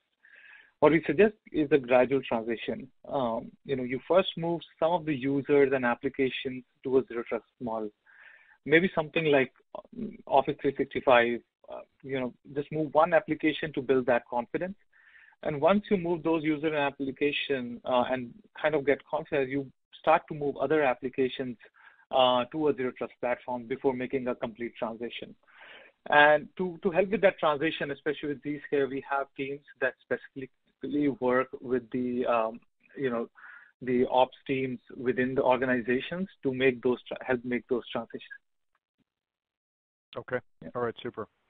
Well, it looks like we're running up on time here, but if somebody wants to get started with Zscaler or find out more, what do you recommend? Yeah, certainly visit the website, zscaler.com for platform. If you see the link on your screen, zscaler.com, Zero Trust Exchange. And if you want to point questions directly to me, I'm available on LinkedIn. My alias is Agupta, AGUPTA27. You can find me, connect with me, ask questions. I'm happy to answer if I can, or point you in the right direction. Awesome. Okay, well, great presentation today. Thank you so much for bringing us up to speed on Zscaler. Thank you so much. All right, and with that, I'm going to hand the console back to Jess for more informative presentations. Jess, back to you. Hey, Scott, thanks so much. That was awesome. It's been really fun listening to you behind the scenes for a change. All right, well, Scott, you have a great rest of your afternoon. I know you're hanging out on live chat, and the rest of us are going to carry on with this MegaCast here today. And I'm going to start out by giving away a prize. So let's move our slides forward here. All right, so a quick reminder that you do need to be here present live at the MegaCast in order to win.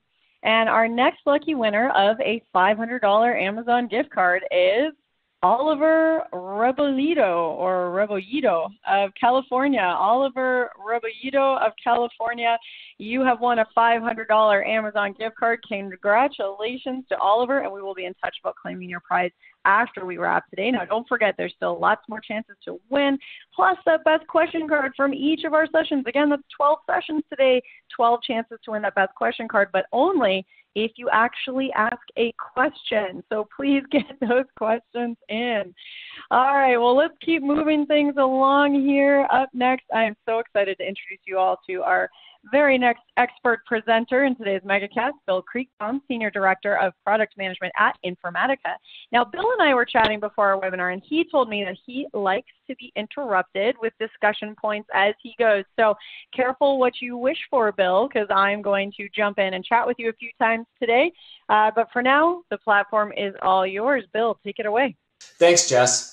Thank you for joining me today. I'm Bill Kriegbaum, Senior Director of Product Management for Informatica's cloud platform. And today we're going to talk about security by design with our Intelligent Data Management Cloud. Before we jump into it, I'm probably just simply saying the obvious. Of course, cyber risks and security are top of mind for every CEO. In fact, it's probably top of mind for nearly every C-level person in a company.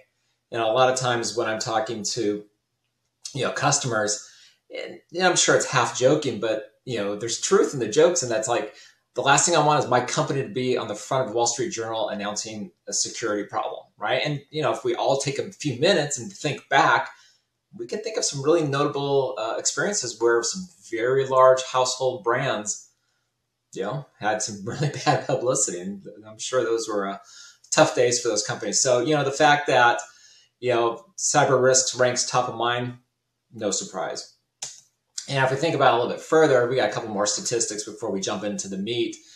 Too many companies have experienced at least one data breach, in the last year and a half. And, a lot of times it's not necessarily even malicious, it's accidental, right? And we still have to, factor that in. And, data loss, it's an integral part, and something we're certainly going to talk about. But this is very much a concern. Number 2 and 3 kind of go hand in hand. And compliance. I mean, boy, I know firsthand on this one. I'm responsible for my company's compliance, and this is just a huge task and something that's incredibly important. So I think together this sets some good context for what we're going to talk about today. So at Informatica, we think about, security in many different layers, right? What's our own software and development practices? What about our core infrastructure and our operations? How do we go about assessments? And we will talk about that at length. But then there's also this notion of the customer environment. And we very much believe that it's a shared responsibility between Informatica and our customers. So we're going to kind of hit on these 4 different topics as we go through the material today. So as we get started, I'm going to throw up one of the slides that we often use with our customers as we're introducing our overall solution. And you'll notice in the top left-hand quadrant, if you will, that's where our cloud services sit, right? That's where our pod is. And our pods are used by our customers to do the design time and runtime management. And there are a few notable exceptions, but for the most part, we store only metadata, right? And we have our master data management product that also stores customer data. But for today, I'm going to really be focusing exclusively on our data management cloud. And on the top right quadrant, you'll see a lot of your cloud's infrastructure and services, whether it's Amazon, Google, or Azure, or Salesforce, or Marketo, or Workday. These are the cloud systems that you're connecting to. But then below the dotted line, which represents your firewall, you'll see that the bulk of the work is actually happening inside of our customer environments, right? Individual users, log into our cloud environment to design and manage the workloads, but the execution, which is really represented in the middle by the secure agent, is working, either, for customers with data behind their firewall in that environment, or within the context of their cloud VPC, which is, of course, protected by your overall security context. And one of our fundamental tenets is to allow our customers to deploy the runtime, at the scale, the performance, and security context that makes most sense for our customers. But regardless of the deployment method, you'll see that we, utilize, best practices from an encryption and protocol perspective. And one of the things I'd like to invite you right on from the beginning of today, and I'll remind you towards the end, is check out our IDMC security architecture white paper. You can see the QR code in the bottom right. This is a document that goes very much in depth to this overall architecture. Hey, Bill, I'm sorry to interject there because that's a really neat resource, and I want to make sure that everyone takes a second now and scans that QR code. So if we leave that slide up, do you mind if I ask you a question? Take a quick pause here for a question break. Please. Okay, I'm wondering, I think a lot of companies out there and potentially some folks in the audience are thinking that they have policies that are governing the way that they retain control of their data and basically really insisting that they are able to retain control of their data at all times. Right. So as a cloud data management solution, how can you support these organizations and specifically when it comes to those sorts of what could be seen as maybe more restrictive policies around that? Sure. It's a great question. It's one I get asked multiple times a week when I'm speaking with customers. And it really comes down to the customer's ability to choose where the runtime is executed. So in the middle of the screen, you'll see it's a secure agent. And we have multiple varieties of runtimes, but today I'm going to focus on the secure agent. And let's say, for example, a customer has a Salesforce subscription and they want to move the data into Amazon S3. In that scenario, what we would recommend is that the customer deploys the secure agent inside their Amazon VPC environment.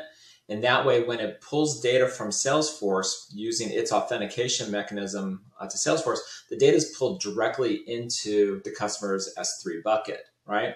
And at no point does Informatica ever take possession of the data. It's managed exclusively by the customer because the secure agent runtime is actually operated by the customer themselves. And so they are managing that particular execution. Another example might be a customer may have an Oracle database deployed in their firewall, and maybe they're going through a modernization to support Azure Synapse, right? And that particular scenario, the customer may have a direct connect between their on-prem environment and Azure. And if they deploy the secure agent either on-prem or in the cloud, and we probably recommend to put it into their Azure VPC, again, the whole execution and network traffic is within the customer security context. And so it's really the secure agent that gives a customer that flexibility to always maintain control and possession of their data. Well, let's go ahead and keep moving forward. And for those of you that have been doing security for some time, I'm certain that you've seen different iterations of this slide, but this is, defense in depth, right? And, I remember the first time I heard this many years ago, where somebody said, it's just got think of a king and a queen and a castle. First, you put them inside of a castle with really thick walls, and then you build, walls around the entire castle complex, and then you put a moat, and then you put some alligators in the moat, and then you clear the fields for 100 yards, and then you put, sharpshooters, on the towers, and then you put, additional protection out in the forest, and it's like layer after layer. And it's every time I do this kind of presentation, I can't help tell that story because I like it so much. But from our perspective, we always start from the inside and work our way out, right? And if you start in the middle with our customers' environment and their data, you then look at how we then layer in the protection all the way through our entire solution, whether it's the transport and protocol level, protecting their metadata, accessing the application, the platform capabilities, and then moving further out into the network and the physical aspects, as well as our governance and operational controls. And this is something that, and we'll talk a little bit more about this later, but this is a heavily tested principle at Informatica. When we look later in the presentation, we have many different certifications and standards that we adhere to and are certified for. And part of that certification really demonstrates the fact that this aspect of our approach to security is scrutinized repeatedly. So let's talk a little bit about our software and development practices, because this is really a fundamental aspect to providing a secure solution for our customers. And, first and foremost is, doing, regular security architecture design reviews. I mean, we have an incredibly talented set of, architects within the company, and we're constantly doing peer reviews across different organizations, constantly challenging each other, constantly looking at new patterns, to make sure that we're adhering to those best practices and fundamentally looking for ways to provide the most secure solutions for our customers. Then our secure coding procedures follow standard OWASP standards.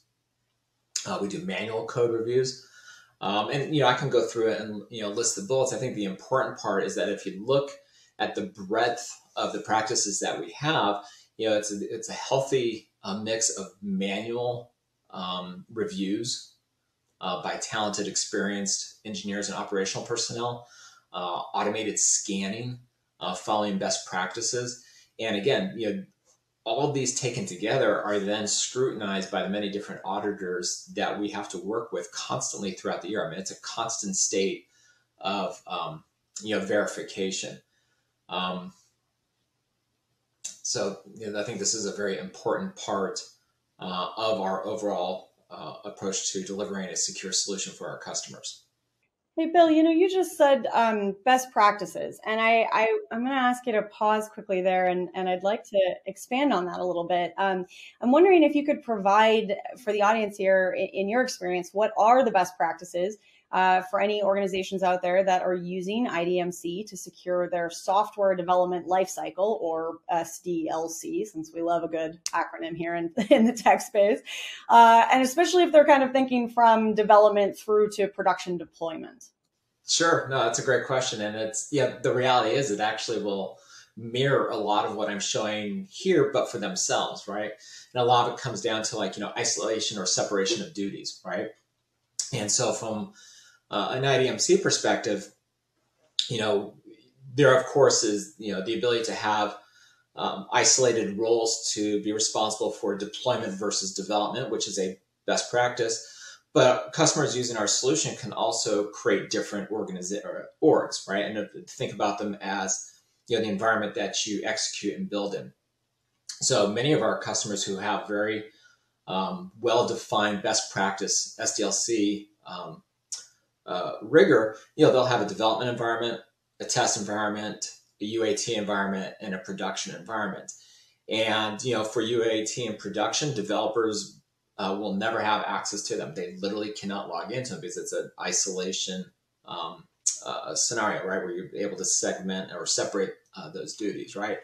Not to mention, it's just good practice. It's really efficient for customers to promote their code between, dev test, UAT, and production. Furthermore, with that segmentation of environments, you can really lock down the production environment and turn off a lot of features that are only applicable to development practices, completely restrict who has access to it, et cetera. So that's kind of at the macro level, but you can even go down a little bit further. We have fine-grained, permission control at the project folder and asset level.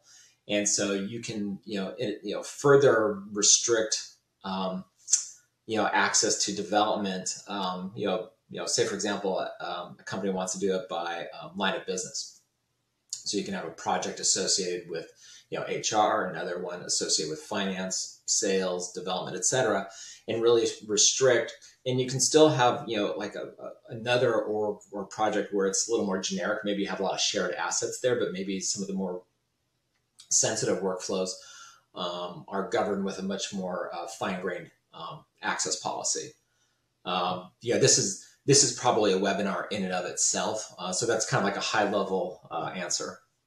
Well, that's great. We'll have you back on for that one another time. So this one is a little bit, dense in terms of the slides, so apologies. But it's a really important aspect because we do have this shared responsibility with our customers where, as a hybrid environment, they're responsible for running the secure agent. A lot of times we get questions, well, how do we know that the secure agent is secure? And, the way that we do that is that, number one, it's only done several times a year. It's only done, we only do 3 updates a year. So it's very much a controlled activity. But first and foremost, each of the updates are validated and checksummed to make sure that what the customer receives from Informatica is authentic. The communication channel that we use to download the package updates to a secure agent are encrypted with TLS 1.2. But maybe even a step further, it's like, okay, even with all of that, how do I know that I'm securely communicating with the Informatica cloud after these updates?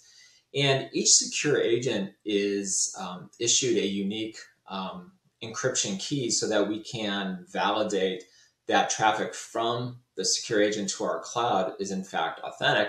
And then we go even a step further where each of the services like data integration or application integration that runs on the secure agent has an additional encryption key. And so we have this really fine-grained approach to authenticating traffic between the secure agent. And again, this one, I highly encourage you, please read the white paper. Does it dig into this topic for several pages, because this is a very meaty, weighty topic that we take very seriously. This itself is also its own webinar. But hopefully this is a good introduction into our capabilities. And again, please check out that white paper.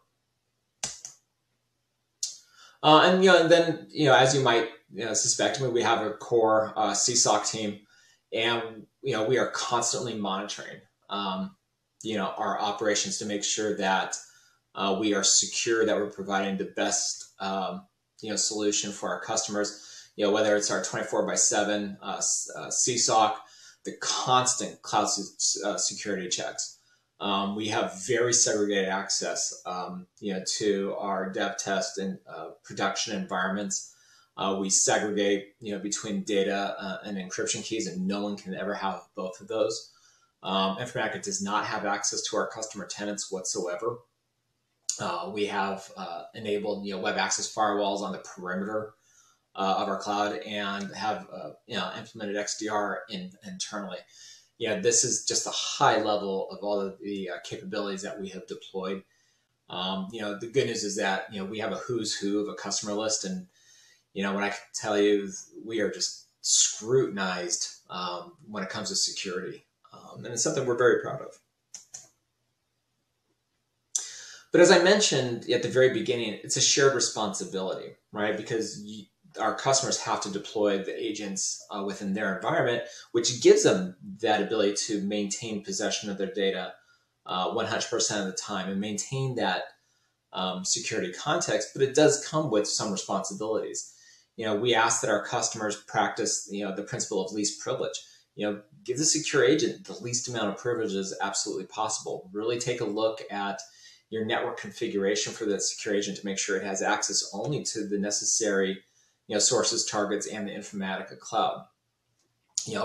Practice strong SDLC yourselves. And we touched on this a little bit earlier when we were talking about customers using IDMC to create dev test, UAT, and production environments and separation of duties. You make sure you bring the development on IDMC into that fold, and it shouldn't be treated any different than your other strong SDLC and governance practices. We certainly encourage our customers to use multi-factor authentication. We provide a SAML integration, and with that you can really harden the access to the environment. Speaking of hardening, we certainly ask our customers to harden their secure agent. It's in addition to enforcing the principle of least privilege, make sure that the OS patches are up to date, and all the practices that you have for your other IT infrastructure, make sure you practice those here, and then monitor for anomalies. it's an important part of every security practice. Bill, as I jump in one more time here, while you've got the lens here on the customer environment, could you talk to us a little bit about how IDMC customers can support the use of IDMC with their security policies? And I think really especially zooming in a little bit and looking at that in terms of auditing. Sure. That's a great question. And it certainly, touches on that fifth bullet about monitoring for anomalies. So I know that many of our customers will, integrate with their SCIM environment by accessing our security audit log via API. And, they'll pull those in, frequently to look for any anomalies, but it also shows, who's accessing the system, what assets are they touching, what was the action performed. And so there's a lot of logging capabilities, built in to the IDMC APIs so that our customers can manage and monitor their security and support their internal auditing policies. And then finally, I've referenced this a few times. We are a heavily audited company. We have SOC 1, SOC 2, SOC 3, UK Cyber Essentials, HIPAA. We have FedRAMP. If any of you have ever gone through the FedRAMP certification process, you'll just certainly know how challenging and difficult that process is. But, I kind of think of it as, a rising tide raises all boats. And because, a lot of the work that we had done on FedRAMP, supported and benefited all of our customers, regardless of which point of delivery that they're on. And on the right side, you'll see a lot of the different partners that we work with. Again, we are a heavily audited company. We work very closely with the groups on the right. I think we're very proud of our work with, HackerOne. We're looking for people to really test us.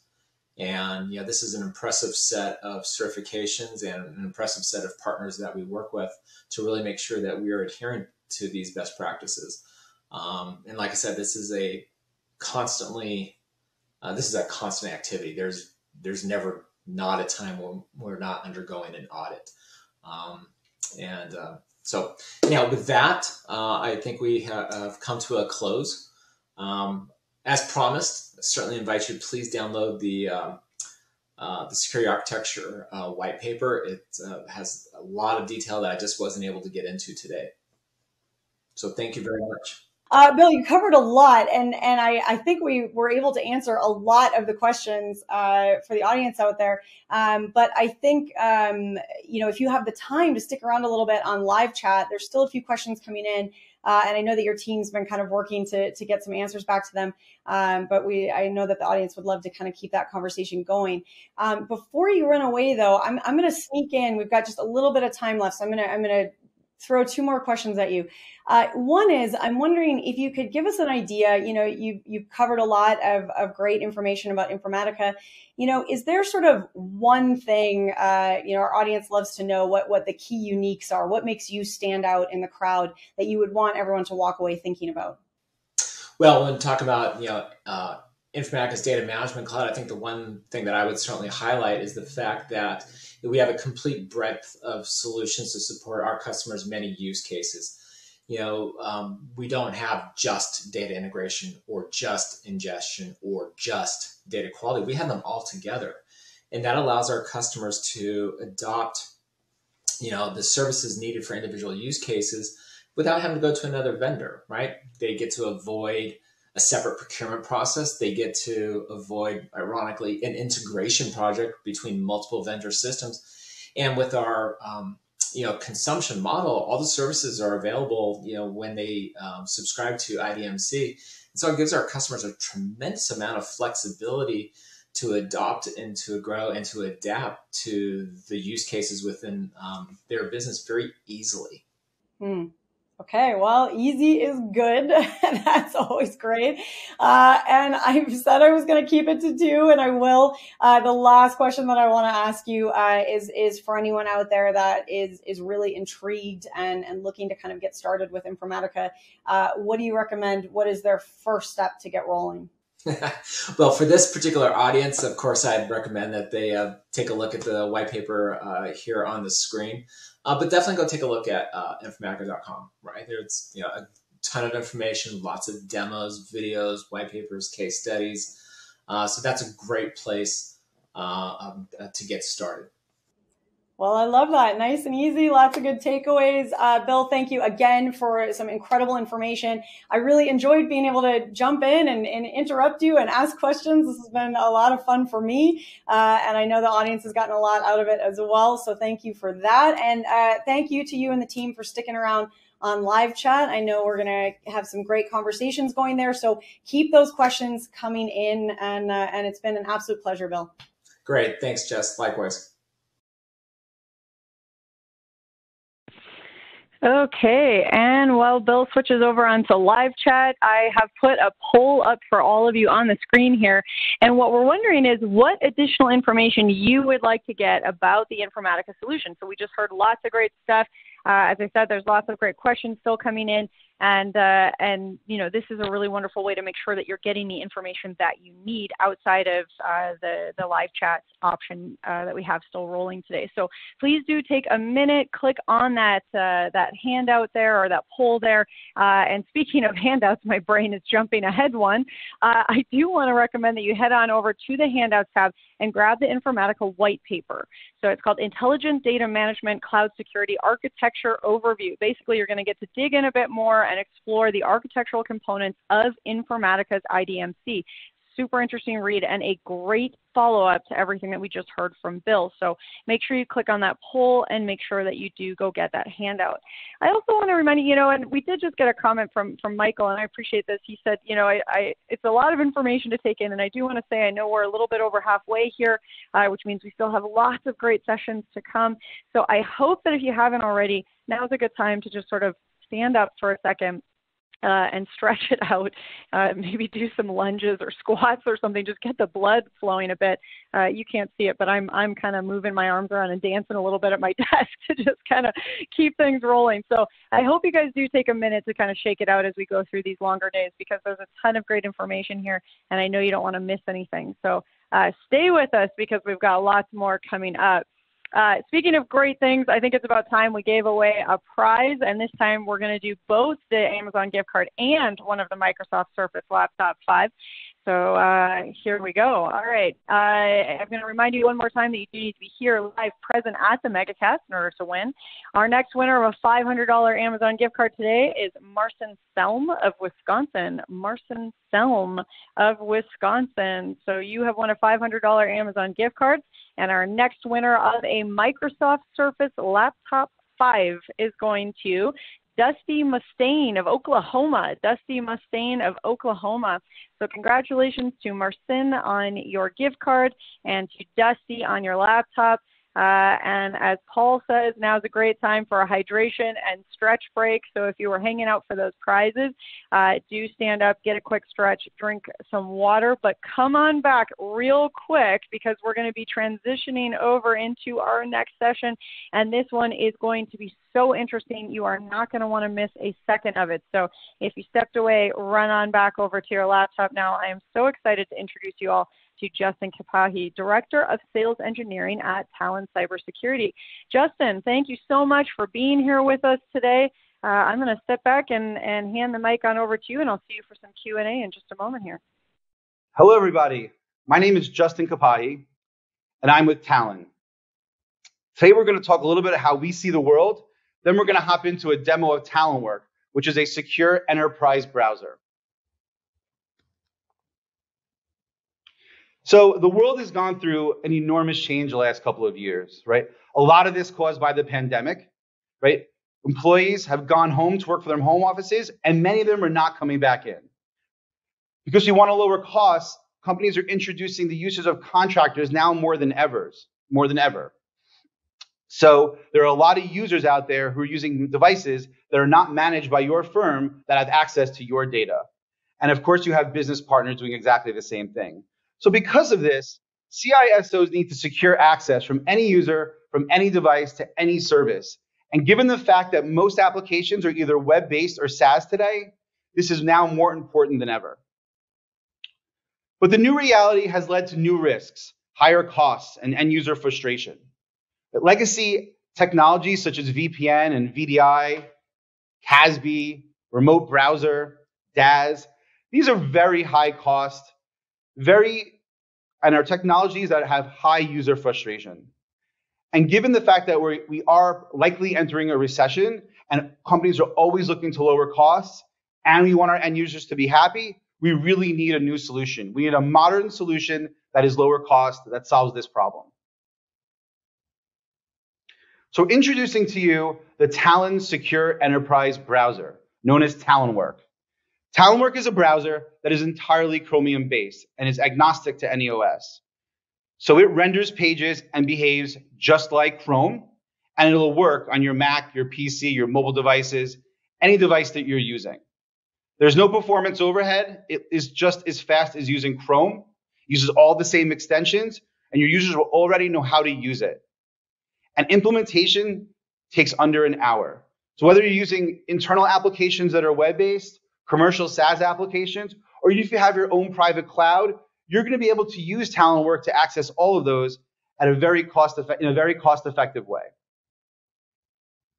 So some of the features we're going to take a look at today are going to be data leakage prevention. How do we stop users from copying and pasting your data to unauthorized locations? How do you make sure they only copy to other SaaS applications that you approve and not their personal applications? We're looking at threat protection. How do we block access to malicious domains? How do we stop phishing attacks? How do we make sure that the files that come in and out of the system aren't infected with malware? Of course, how do we integrate with your zero trust initiatives? How do we check its device posture? How do we know that the user is safe and their device is safe when they attempt to access? We're going to look at how we can see all of your extensions and all of the websites people use and all the shadow IT that's going on in your location. And of course, the main idea here being a secure and isolated Chromium-based workspace. This is your modern workspace at a much lower cost that is super easy to configure, and you never have to get involved with changing your applications to make all of this work. We're going to reduce the attack surface, and your users and your data and your applications are going to be far more secure. So some of the use cases you see here on the screen, obviously the star of the show today, especially here in the US, are unmanaged devices, right? Outsourcing and contractors, users who are at home, replacing VDI, which is crazy expensive, and users always hate it, right? All your knowledge workers, your subsidiaries, your franchises, these are going to be your main use cases today. But of course, if there is in fact a browser that is more secure and does provide you with the telemetry and the security that you really want, of course, using this on your managed devices is a great idea. So we see a lot of that today. But of course, a lot of companies are starting with their unmanaged device use case. Really quick, a couple of case studies here, both of which are security and compliance focused industries. Here we have Rapid, which is a fintech company. They were really looking to, secure their customer care contractors. So unmanaged devices, even when they were using RDP, they had a ZTNA solution in-house. We were able to integrate with them very quickly and get their contractors secure and quick access to all of their applications. Very effective and cost effective. All right, and finally, we have a second example here. This is a healthcare company founded in 2016, and they were interested in securing doctor access from unmanaged devices. So this is just like when you call up your doctor and they're at home doing your appointment and they're using their home computer and they're on a web app with all your personal information. They wanted to secure that healthcare information from reaching unmanaged devices. This firm in particular evaluated both VDI and YubiKey for unmanaged and managed devices, and they decided to go with the browser because it was simple, more cost effective, and the users loved it. Finally, a little bit about our team. We have a world-class management who has, of course, been very successful before. We have an unbelievable amount of funding. We have world-class partners. as you can see here. And we're really proud of the RSA Innovation Sandbox Award that we received last year. We were also voted a Gartner Cool Vendor, and we have an amazing, unique partnership with both CrowdStrike and Microsoft. And you'll see that the product itself integrates amazingly with them.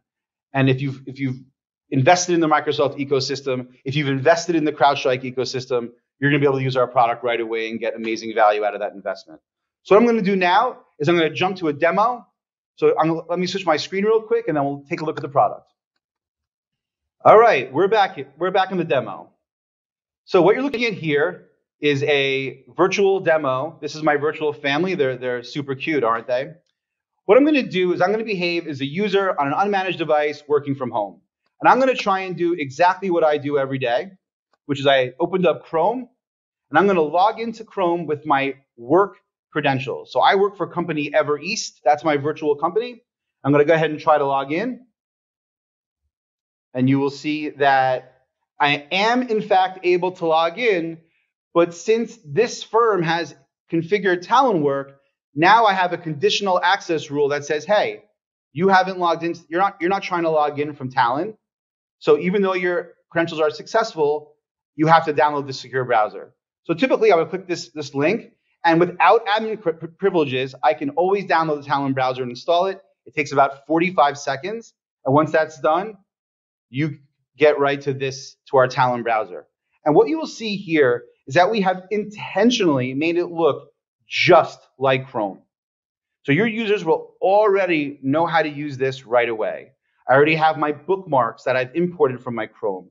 I've gone ahead and opened some tabs, and I've also customized this to the Ever East company. So what you're seeing here is a completely customized workspace for your users to access all of the corporate applications that you're going to provide them. You will decide what's on this page and how it looks, the messaging, the logo, and all of that is entirely up to you. So let's make this a little bit bigger, and then we'll take a look at the Talon control panel, which is right here. And when I click on device security, you see that Talon work has been scanning my device for security and compliance posture. In this case, it's checking for whether I have antivirus that's active.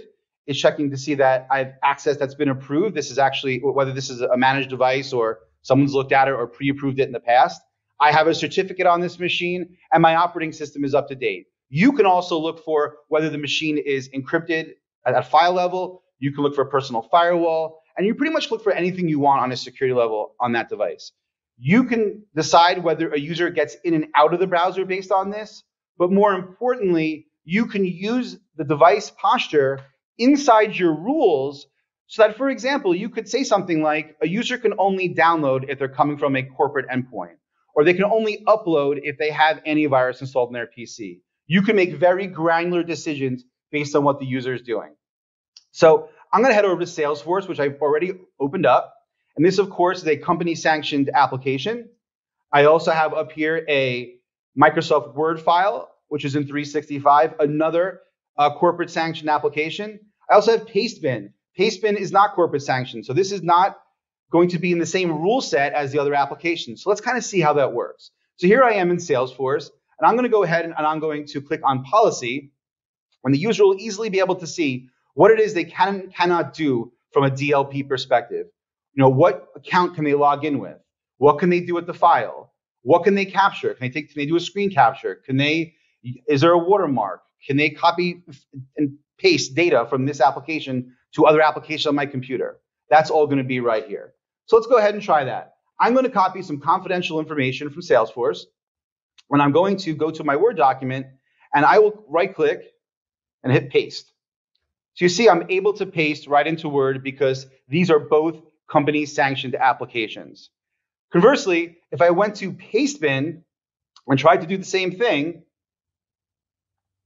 right, I get an error message that pasting data here is not allowed. You are able to customize these messages, and your users will know exactly why they can and cannot do things in the system. Of course, if I go to Notepad, right, and I try to paste, right, you see you get this error message that pasting of data outside Talon work is prohibited. All the data inside Talon work is encrypted, and none of the applications outside the browser can use the data unless you explicitly set that. So let's take a look at some other data loss prevention features. Here, I'm trying to take a screenshot of this application. So here we go. And you'll notice that this screen has been blacked out. Since we have screenshotting disabled, a user cannot take a screenshot or even share their screen during a Zoom and share content inadvertently. Of course, if I go to a tab that is not company sanctioned and I try to take that same screenshot, it's going to work. So here I take a screenshot and I'm able to copy this screen. So it's very important that you're able to restrict only what you need to restrict and not drive users crazy with all sorts of restrictions. So the same thing goes for printing. If I hit Control P, right, and I try to print this page, right, printing this page is not allowed.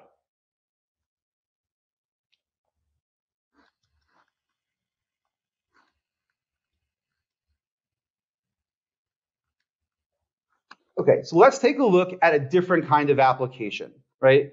This is Box.com. Box.com is interesting because it is an application that is very popular both at the consumer level and at the commercial level. So we want to make sure that users are only accessing this kind of account from their work identity. So again, if I come over here to policy and I see my identity, I'm only allowed to log in here as evereast.co. Right now, I'm trying to log in as my Gmail. This is my personal Gmail account. As soon as I try to enter a password, it tells me my login is blocked. So you are able to make sure that users are only entering any application, whether they have integrations or not, and make sure that they are only accessing them with your company credentials. So of course, I'm going to go back. Now I'm going to try and log in here with my company credentials.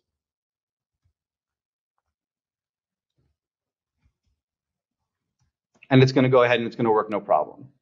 So of course, I use my company domain and now I'm able to enter. What I love about that feature is that I never had to modify the application.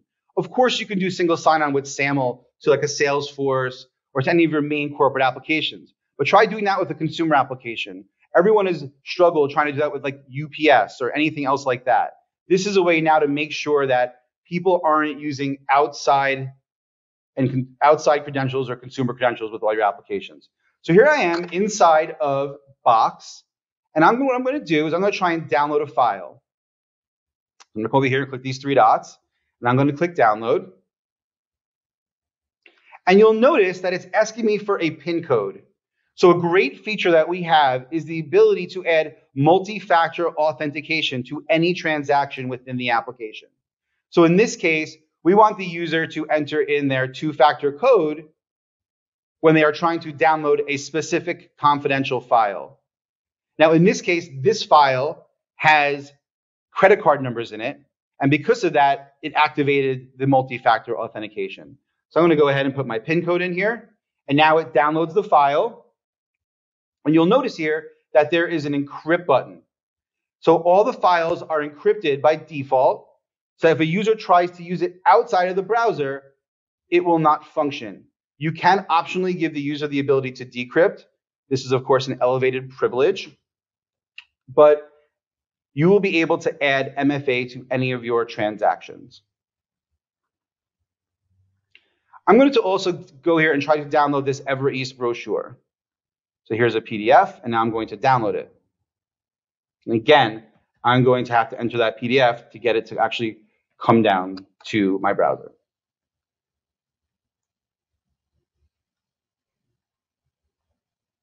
All right, so let's take a look at an account inside of Salesforce.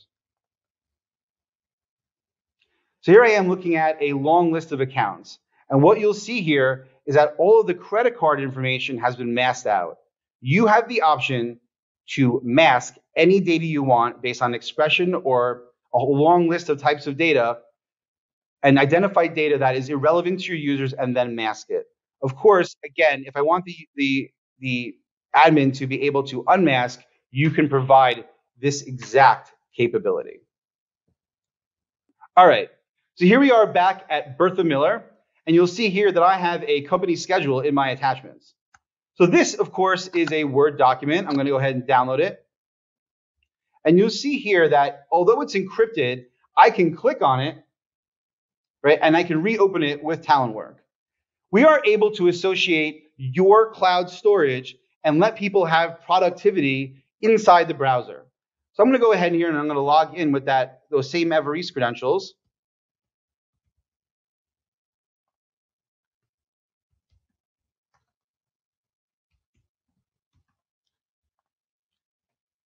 And now we will use this account to open that file, allow me to manipulate it, and I can still collaborate right inside the browser. So if your firm has 365 or G Suite or Box or Dropbox or any of these tools that have their own productivity web-based applications, we can tie that into the downloads so users have a seamless experience and can still continue working entirely inside the browser. This is a very powerful feature. So that's what I'm going to show you today from the user side of things. But let's take a quick look at the admin console. So I'm going to go ahead and log in here.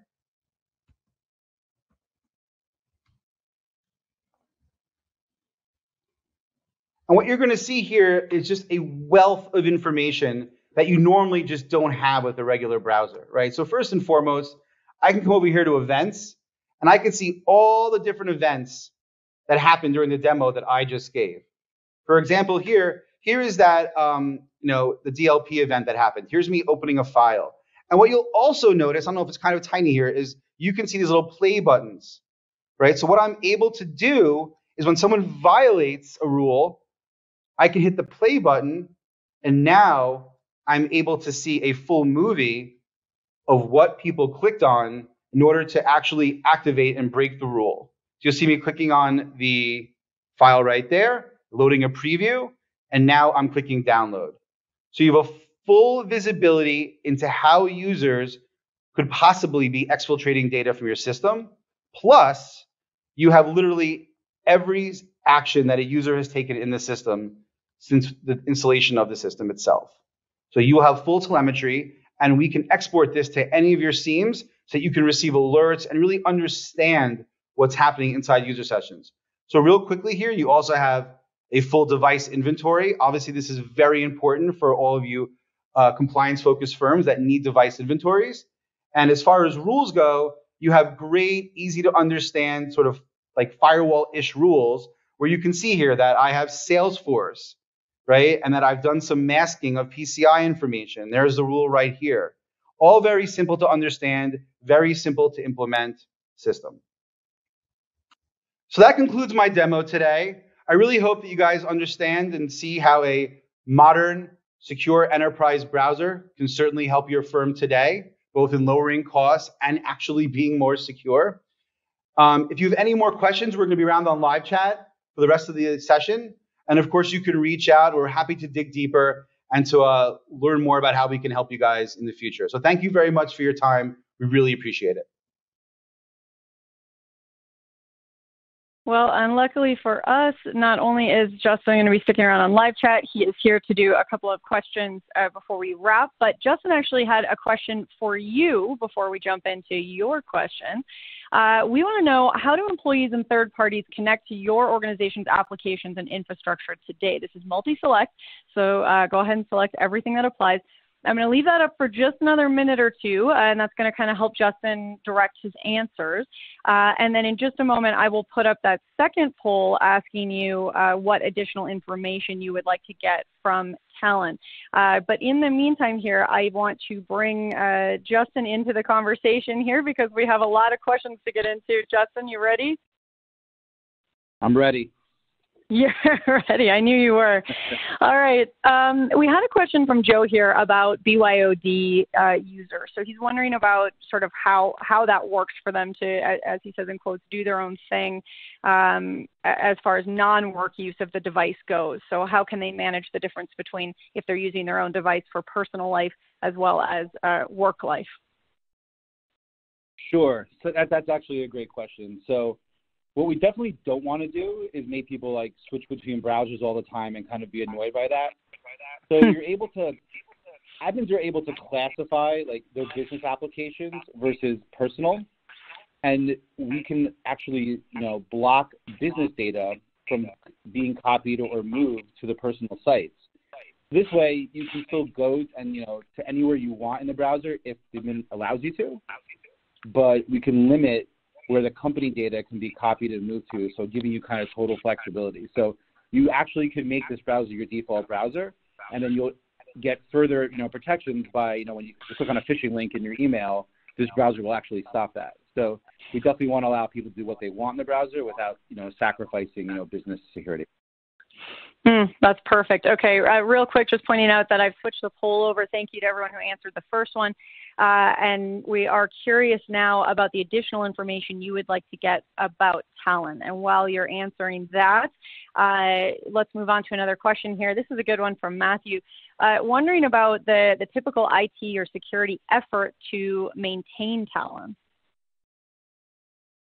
Another great question. So one of the great benefits of being a modern solution and then kind of the way we designed it is that it's actually super simple. It takes probably under an hour to kind of integrate with your IDP and get the system working and using like your existing credentials and stuff like that.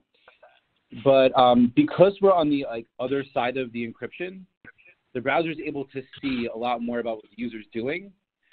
So it's a lot more simple to configure protections, and we don't have to get involved with application integrations. And we have a lot of integrations with other great products, such as the ones on this call, where we can pull in policies and make it super easy to manage. So we've taken a lot of careful consideration about the IT deployment aspect of this, and it's actually really easy. Actually, that ties in nicely to another question I wanted to ask here from Florin. You were just mentioning integrations. Florin was wondering specifically if your MFA would integrate with Duo. I'm wondering if you can just sort of address integrations in general. Yeah, there's a ton of built-in integrations, including support for pretty much every MFA out there. So one of the things we can do is we can actually add MFA to any transaction that's in the browser, in addition to actually the login process as well. So if a user goes to some ultra-sensitive website, or they're downloading an ultra-sensitive document, they could have them enter their Duo credentials and continue working. So we absolutely can do that. And in general, it's an enterprise solution, so it's highly focused on integration. So we've been able to really answer all of our customers' needs pretty easily with the great architecture that we have. Awesome. Okay, well, we are getting pretty close to the end of time here, but I'm going to sneak in one last question here. Scott is wondering if this is going to conflict with any next-gen AV EDR solutions where he would be able to control and limit web-based control. We haven't seen that. Actually, we have a partnership with CrowdStrike, among others, and we know that those kind of solutions and others actually don't interfere at all with it. Actually work very well and integrate with them. So we're actually able to look at the EDR solutions and look at their ratings and indicators. And even with CrowdStrike, we can scan files in and out of the system using the EDR solution. So it's great. And we haven't really seen any problems with that. Awesome. Okay, I love that. Well, unfortunately, we're going to have to leave it there. But before you run away from us, Justin, although actually you're going to stick around on live chat, so I know you'll be chatting for a little bit here because there are a lot of questions we still haven't gotten to. But before we turn off our audio, can you let anyone out there know if they're ready to jump in and get started with Talon? What do they do? What's their first step? Sure. So you can head over to our website, and there's a resource center there, and you can give us a little chat or give us a call. And we're definitely happy to speak to you right away. We have we do a lot of pilots, let people test it, and we're happy to work with you and see how we can help solve all your problems. Awesome. All right, Justin, thank you again so much for joining us. It's been a lot of fun chatting with you. Thank you. Bye-bye. All right, and thank you to everyone who filled out the polls here.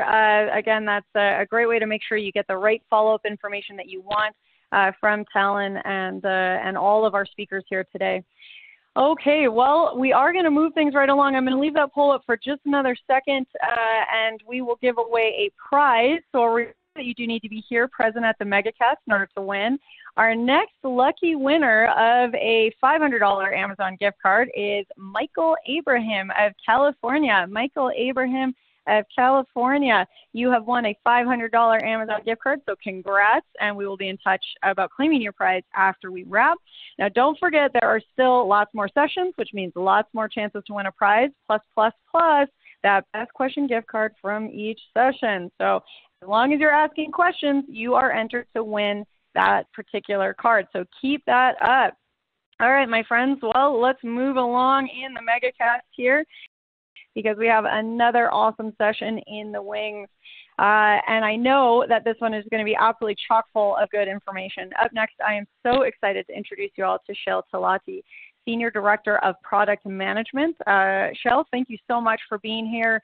The platform is all yours. Jess, good morning. Thank you for having me here. I wanted to, I'm super excited about our next era of security access with this ZITNA 2.0. And I'm Senior Director, Product Manager for the SASE Core, part of Palo Alto Networks.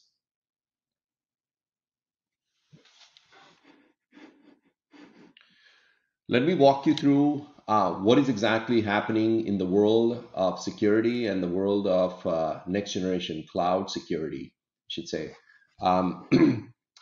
If you look at it, right, in the past, we used to basically have a place to go to work. We used to always look forward to. In the morning, we will drive to work. We will continuously work throughout the day and then come back home. Over the period of time, the way I look at it, and pandemic has actually accelerated this. Nowadays, apps are everywhere, right? We want our organizations to be productive anywhere. We want our users to be working from everywhere, from the office, from their home, from the beach, wherever they feel comfortable with. And that's what we are seeing. Customers are also deploying a lot of SaaS apps. On an average, we see 100 to 150 different SaaS apps in our large organizations, and they really want to make sure that these apps are secure. This experience itself is seamless for these customers wherever they work from. Now, in past, we used to go to work. We used to access all these office data center based applications. These were all private apps. We used to look at those, and these apps are slowly and steadily moving towards either hybrid cloud or towards basically a SaaS-based environment. And customers are basically struggling. They are trying to figure out that how do I make sure that these apps are now secure, these users are secure, their devices are secure. We're also seeing that users are not only directly going to the apps. Many cases, sometimes they directly access a SaaS app, they directly go to the internet, and they still access some of those legacy apps that are still sitting in your data center environment. And that creates a huge problem for a security team, because now your attack surface has just exploded. Users are working from cafe, users are working from when they are remote.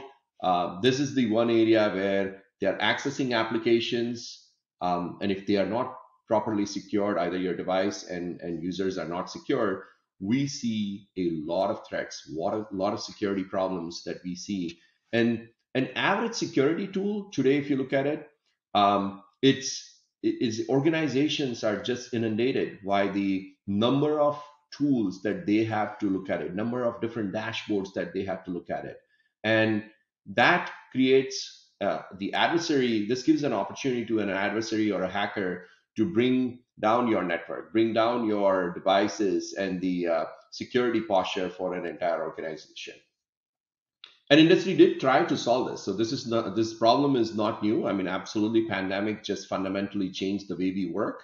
But this problem was not new. But in past, what used to happen is that the industry tried to basically connect the access broker, like a central broker system, and the access was granted depending upon the user's privileges. So if I'm in finance, I will basically get the finance applications and some of the business related application. If I'm in a product or engineering, I get like the engineering access. And then users will start communicating with the apps. Once you are basically granted an access, there is no looking back, right? That was one of the biggest challenges, where now you have all you can eat or all you can have an access type of environment. One of the biggest challenges, or one of the few, I would say, biggest challenges that ZITNA 1.0, we call it, has, is that it violates the whole principle of least privilege. if I'm a user, once I got an access, you sometimes have too much access, or depending upon if, let's say, in the organization, your group changes or your profile changes, you might have too little access and the experience becomes pretty bad for these users. Security basically opens up. And one of the biggest challenges is that different apps can have a dynamic ports or port ranges that just opens up. Now, one of the other thing is allow and ignore, we call it. Once the access was granted, you've been unlimited basically using it. Let's say for some reason, user has a bad intent, or a user's device or profile has been compromised, right? And this is where the 100% of the breaches happen on all the allowed activity, because once the gates are open, anyone can come in, breach the user, do the phishing attack, do the deep kind of security breaches, and then start basically getting an access of an environment. Now, the other thing that we saw that in Zetna 1.0 was the challenge was the app traffic was never inspected, right? It's just let the application basically flow. Now, one of the biggest challenges could be that, let's say if your connection between the user and the application has been compromised, if there is a malware inserted in your environment, lateral movement starts basically happening. Customer does not even know that their machine is infected, but not only that, multiple devices, multiple kind of environment starts basically getting compromised. That's where you might have heard in 2018, 19, whole bunch of ransomware attacks started happening. And this is one of the challenges for the organization. How do you stop that? How do you stop that lateral movement? We also saw that some of the data, like once the data started moving from the user to the application, there was no inspection. There was no, someone basically started slowly and steadily. So either it's an adversary or a nation adversary, or we call it the contract adversary, who starts basically picking up some of those malicious content or data.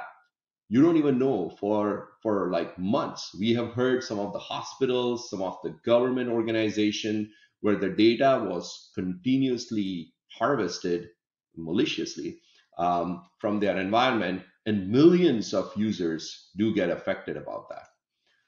We also saw that the application, it gets so hard. I mean, imagine today, right? I mean, I remember that 10 years ago, I didn't have this many apps on my mobile device or my laptop. Today, we have a lot of these devices, a lot of these basically different application we try to access. You Concur for your travel app, to your Workday where you are accessing all your employee data, to internal kind of SharePoint or the Google Docs that you are exploring inside the organization. And this is where we call it, now this is kind of like our little funny joke, the world was in a pre-2010, the world relied heavily on the VPN, right? We still did, some of the legacy organizations still rely heavily on the VPN. 2010 is when the Zitna 1.0 started. Customers started basically seeing that. But world really needs a next generation ZTNA, and we call it ZTNA 2.0, right? And this is a paradigm shift where more apps, more devices, more users are going to access from anywhere. Why not basically look at the world in a very different way? So Palo Alto Networks wants to basically introduce Zitna 2.0. It's based on the least privilege access. It's continuous trust verification. Security inspection is happening continuously, so not just one time, continuously, and it protects all your data and securing all the apps. And nothing of that, basically, if you can see Zitna 1.0 was doing. We're also seeing that the users wants an experience like Apple type of experience or a Tesla type of experience, where seamless experience between the device from your personal work to your business work. You want to make sure that you are able to be productive anywhere, everywhere, and it gives them an opportunity to make your any device available in the environment. So either your laptop or your iPad or your iPhone or Android device will continue to basically work.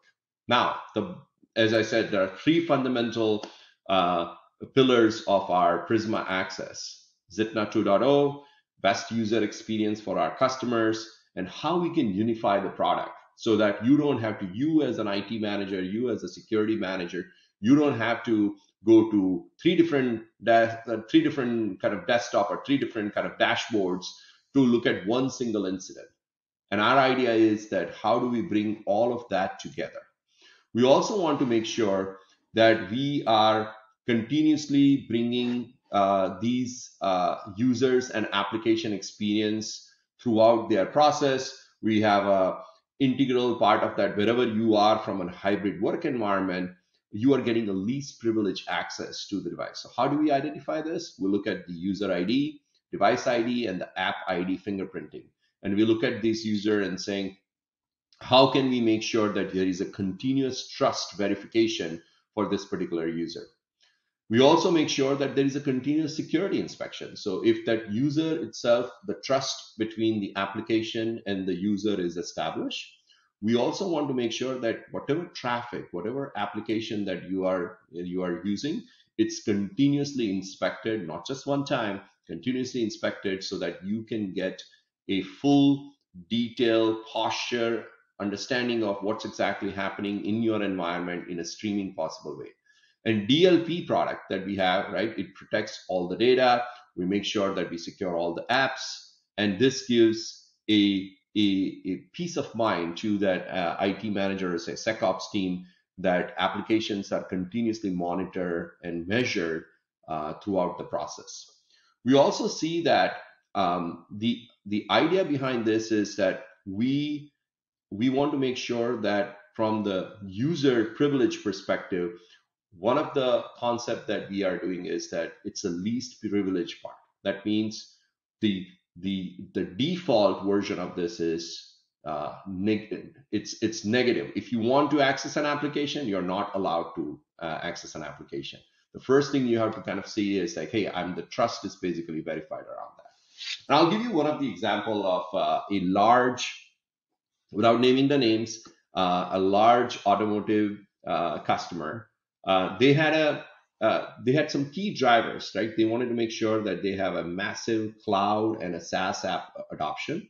So they were transitioning from that pre-2010 to, you can see, a modern world. They wanted to understand that how can I get more visibility and control over known and unknown apps. There is always a shadow IT happening in your environment. There is a group of smart users or sometimes not so smart users downloading apps that are not allowed from the IT construct perspective. That, how do you protect that? How do you know that what type of apps are being downloaded or what class of devices are basically connecting? Reduced complexity and consolidated security was on top of their mind too, right? So they had lots of distributed applications, lots of kind of different dashboards to look at to triage a problem or identify a particular impact. How they can basically solve that? And with Prisma Access, one of the big thing that we did is we provided them with a full cloud delivered security with a super simplified deployment and policy creation. You create a policy once and you can extend that for multiple users, multiple regions, and that would dramatically increase the visibility and control of all the apps, right? So we want to make sure that we give them a deep, with the ADEM, we provided them with a deep visibility into their network and consistent protection. Now, this is not a small user base. They had 190,000 users, and just imagine each user with 2 to 3 devices, humongous number of devices, huge number of apps, kind of, and a huge attack surface. And they're super happy with how we deliver that experience. And one of the things that I wanted to bring up, and I just want to kind of bring up, we are one of the top providers when it comes to the Gartner and Forrester basically sees us as one of the most established leaders. And the reason behind that is that we don't have a one-trick pony. We don't have a one product that basically does amazing, but then rest of the products you have to go out and stitch from different vendors. We bring in all of that security, including our firewall, our Prisma Access, our Prisma SD-WAN, our next generation, the CASB, and bringing all the wildfire and the XOR, basically the device side or endpoint side protection. We bring all of that together, and this allows us to deliver an amazing experience for these customers. We also wanted to make sure that while that experience is delivered directly to the cloud, we are still having an finite availability. So that means our uptime, our service uptime has been amazing. We are based on Google GCP, and we have an AWS option. We allow our customers, we want to make sure that when you transition from your private apps to a public cloud-based apps or public cloud-based security, you want to make sure that there is a highest availability for all of your application and the security visibility. We also make sure that you have one of the industry's lowest latency when it comes to security processing. And we make sure that we are the only one, we're super proud about that. We're the industry's only SaaS performance, SaaS provider who stands behind their SLA. Our customers basically see that the cloud scale architecture that we have based on GCP and AWS allows them to extend really fast from the deployment point of view. And we deliver a unified security product. It's a best, we call it the best solution is avoid the problems, right? How can you avoid the problems? How can you basically not expose your attack surface? And with a single management screen, you can now have a different kind of role-based access so that you can allow internally, and depending upon either your service desk to all the way to CIO, you want to make sure that what type of access you want to provide.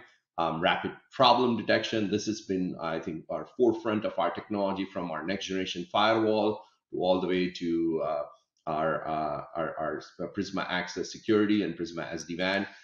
You continuously see that. And then automated problem remediation. The ADEM solution that we are providing, it allows you to not only deeply inspect what's happening in your environment, but also how do you do a problem remediation. Now, if you look at some of the other vendors, right, they might be good at one area. They might be doing Zitna 1.0. They might have a SWIG or CASB or a firewall. We are one of the, we're the leaders in all of these spaces. We make sure that all of these are combined. It's like the way we say that, it's like a Marvel characters, right? So you bring all the best solutions out there under a single kind of dashboard that allows you to look at the entire organization's attack surface throughout. And this unified product, basically what we are delivering is through Prisma Access, right? Unified management, policy, and the data. And how do we bring in all of these security overlay solutions around that? And what we would like to do is that we would love to basically engage with you, make sure that we are participating in your ZTNA 2.0 journey.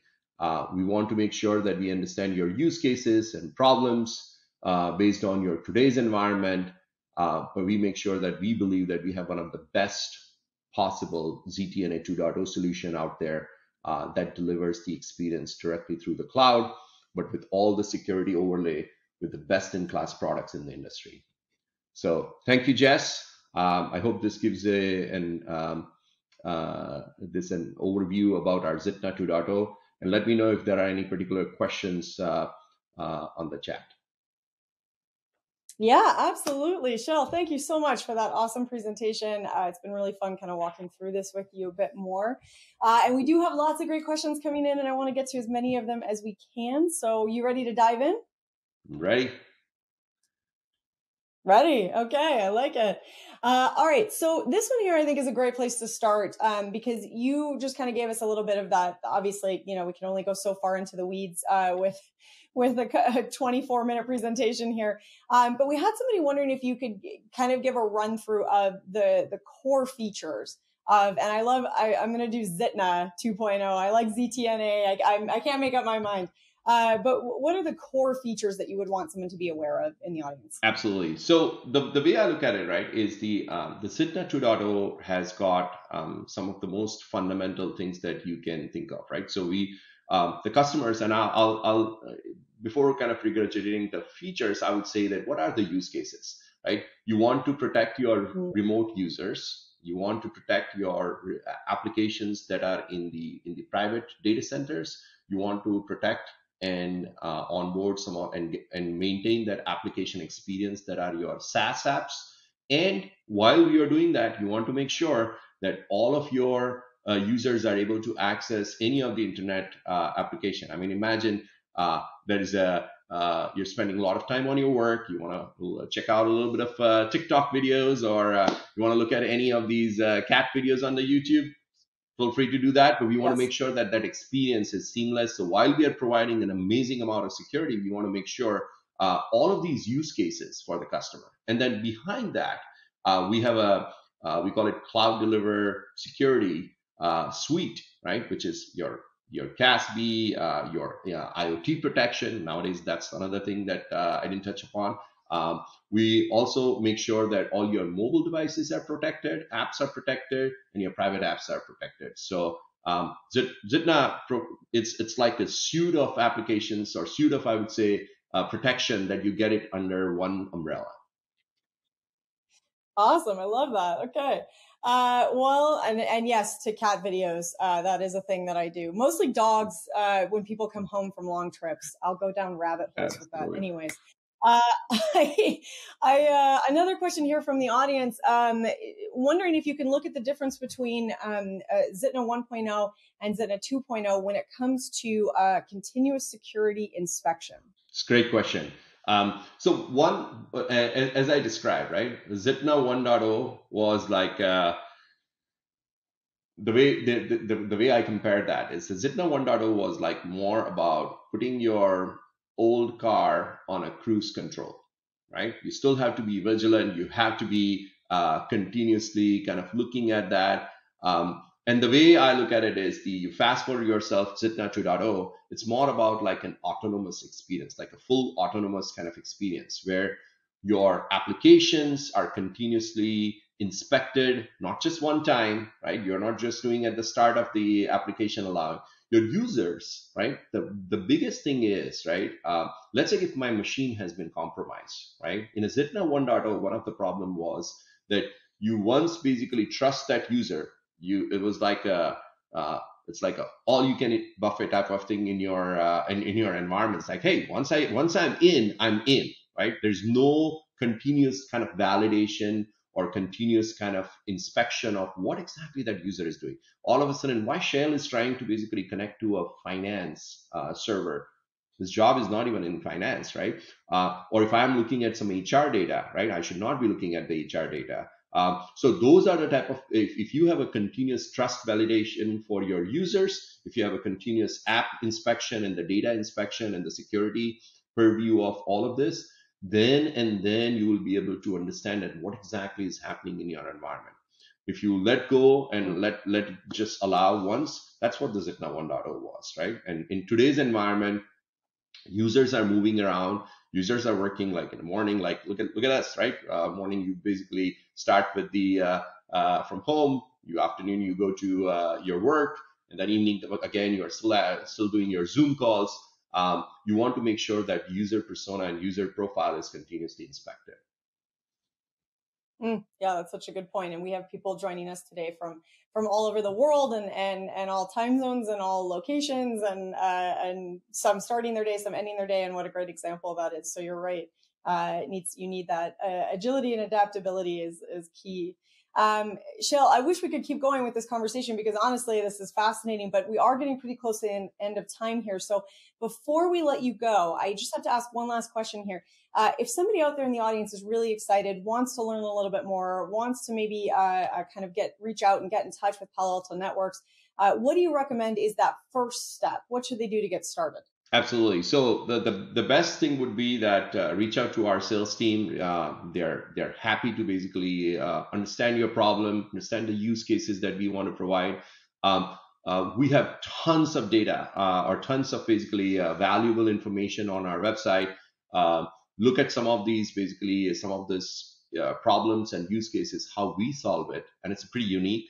And I believe that once you get in touch with some of our sales reps, you will basically understand that this technology kind of the breadth of technology and the unified experience and a single pane of glass that you get with Palo Alto is unmatched. So thank you, and feel free to basically reach out. Well, I love that. And I think, as you said, the best solution is just to avoid the problems before they come in, which is, simple to say. And as we all know, not easy to action. So thank you for giving us some tips on that, some ways to get started. Shale, it's been an absolute pleasure chatting with you today. Thank you so much for joining us. Thank you very much, Jess, and the Actual Tech Media. This is amazing, and thank you for the invite. All right, and you can see that poll is up for all of you, so do take a moment now and fill that out. What we're looking for is what additional information you would like to get about the Palo Alto solution. So we just got a lot of information thrown at us, and I know it's a lot of information in total today, as well as within each presentation. And it's just not easy to remember all of this, no matter how wonderful, fascinating, and layered the presentation is, as they have all been. You're not going to remember everything that you hear today. So I'm going to highly, highly, highly recommend that you take advantage of these polls and just let the teams know what information they can send you to follow up, what information you would like to learn, or how you would like to dig in a little bit more. We all have different ways that we prefer to consume information, so let them know how they can follow up with you and what info would be helpful for you. Speaking of which, if you haven't already made it over to the handout section and checked out the Palo Alto link, I'm going to highly recommend that you do that. There's a white paper there for you from Palo Alto. It's called ZTNA 2.0, the new standard for securing access. You're going to explore a little bit more about how you could utilize the Palo Alto solution to secure your hybrid workforce. And I love this line. They say, in a world where work is an activity, not a place. It's so simple and obvious, but it resonated with me. I don't know when that switched for me, when I used to talk about going to work versus now just work. So that's an interesting line. And the white paper is, of course, a great summary of some things that have changed for a lot of us in the last couple of years, and how you can maintain that standard of security. So please do go check that out. Please do click on that poll. While you're doing that, I'm going to go ahead and give away another prize. And this time we're going to do both a $500 Amazon gift card and a Microsoft Surface Laptop 5. So hold on tight, folks, because it's getting exciting here. All right, so our next $500 Amazon gift card. Oh, before I give them away, I do have to remind you every time, I'm just going to keep saying it, you do need to be here live present with us at the MegaCast. Okay, now we can get into it. So the next winner of a $500 Amazon gift card today is Mohit Segal of Michigan. Mohit Segal of Michigan, you have won a $500 Amazon gift card. And our very next grand prize winner of a Microsoft Surface Laptop 5, that's going to go to Derek Ugale. Ugale? Yeah, we're going to go with that. Derek Ugale of California. All right, so congratulations to Mohit on your $500 Amazon gift card and to Derek on your shiny new laptop. As always, we will be in touch with the winners after we wrap today. And don't forget, there's still a few more chances to win, plus that best question card from each session. And in order to win that card, you do have to ask a question. So make sure that you are asking a question every time. That is 12 sessions, 12 chances to win. All right, that was my best like circus. Come on over, everyone's a winner kind of voice. I'll keep working on it, folks. All right, well, let's keep moving along here. Up next, we are jumping in with a speaker that I'm sure a lot of you will already recognize from previous wonderful MegaCast, EcoCast. Every time we get to speak with this expert, it's just an absolute treat. So I'm very excited to introduce you all to Martin Crew, Senior Director, Industry Solutions at Gigamon. Martin, thank you so much for joining us again. It's always such a pleasure to chat with you. So I'm going to hand the mic right on over to you. Okay, great. Thanks, Jess, and welcome to our Actual Tech audience. Very happy to be here again as we start 2023. My name's Martin Crew. I'm a Senior Director in the Product Marketing team at Gigamon, And I'm going to spend the next 15 or 20 minutes talking about In Cloud We Trust and how Gigamon helps organizations ensure trust and security in their enterprise IT and their infrastructure. Very straightforward agenda for today. We'll talk a little bit about some of the cloud imperatives and the business impacts of those imperatives and drivers that we see with our customers. Talk about how Gigamon solves those challenges. Very little bit at the end of the session on a company overview, and then we'll open it up for questions.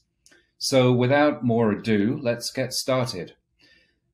So we have about 4,000 customers worldwide, and every year we talk to them about what their big issues are as they move into the next business year. And we also get similar input from analysts.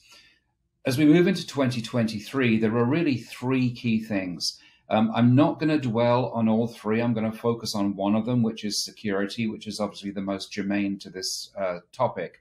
But just to give you a high level, three things that we hear people very focused on. First, delivering business agility. Initially, business agility was very associated with digital transformation, but over the years, I think that's morphed. I think we've realized it's not a one-off process. It's something continual. As market conditions, as the economy changes, as new technology comes into the market, organizations have to be constantly tweaking to stay relevant and deliver relevant, agile solutions to their internal users and to their end user customers. So this remains one of the top priorities. Second one is to do that whilst ensuring security. And this is obviously the big focus for today's session. So I'm going to move over this slide quickly because we're going to cover this content a little later in today's session. Thirdly, containing costs. So it's obviously great to be able to have an agile business. It's great to make sure that that's secure, but it has to be done within a cost budget. Very, very aware that as we move into 2023, most organizations are facing budgetary constraints. Obviously, one of the areas that gets hit least is security, which is great in the context of today's topic. But a security budget doesn't exist in isolation. It exists in the context of the overall IT budget. So being mindful of costs as you deploy security solutions is something that all of our customers are discussing actively with us. So those are three issues. So how does Gigamon actually help address those issues? So not going to overly focus on the first of these, but the core of the Gigamon value proposition is that we deliver visibility into all of the data in motion across your cloud infrastructure, and cloud can be defined however you want. It can be pure cloud, it can be a mix of public, private, it can be a hybrid, multi-cloud, any configuration that you choose. So we ensure that organizations have visibility into all of the data as it moves across their infrastructure. In terms of business agility, three key things that does. First, it helps accelerate cloud migration because you can use the same tools to monitor applications on-prem and in the cloud. So you've got consistency and always got visibility into the movement of those applications through the migration process. Second thing is we provide support for all of the major cloud platforms. As we'll see in a minute, we'll talk about this in detail. And that provides flexibility because one of the things we've seen with cloud is that organizations don't just move to a cloud and that's it, end of story. They often move to multiple clouds and they often move workloads from one cloud across to another. So having the ability to maintain visibility and therefore security into all those environments is critical. And thirdly, we've got a very, very simple cloud licensing model that mirrors that. So you're not buying our product for AWS or for Google or for Azure. You're buying it for the cloud, and then you can redeploy as you need. Secondly, focusing in on security. So I've mentioned this fact that the key thing that we do is deliver visibility into all the data in motion across the infrastructure. That makes sure that there are no blind spots across that infrastructure.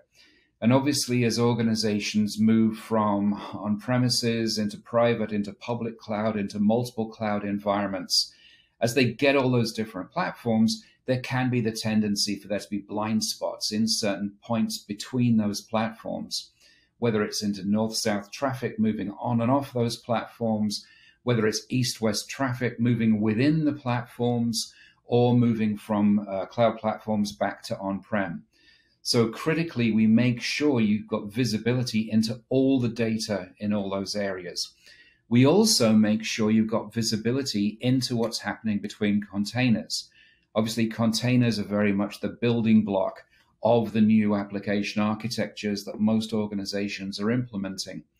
But having visibility into these ephemeral containers is a challenge for many organizations. And that's something that we do with Gigamon. So you automatically configure visibility into those containers. And then as they spin up, spin down, go out of existence, you retain that visibility.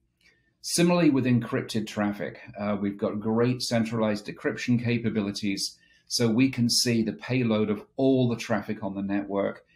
We can assess it for risks and then take appropriate actions. So very much our core belief that visibility is at the center of security and trust within an IT infrastructure. Second point, we're seeing many organizations now moving towards zero trust architectures.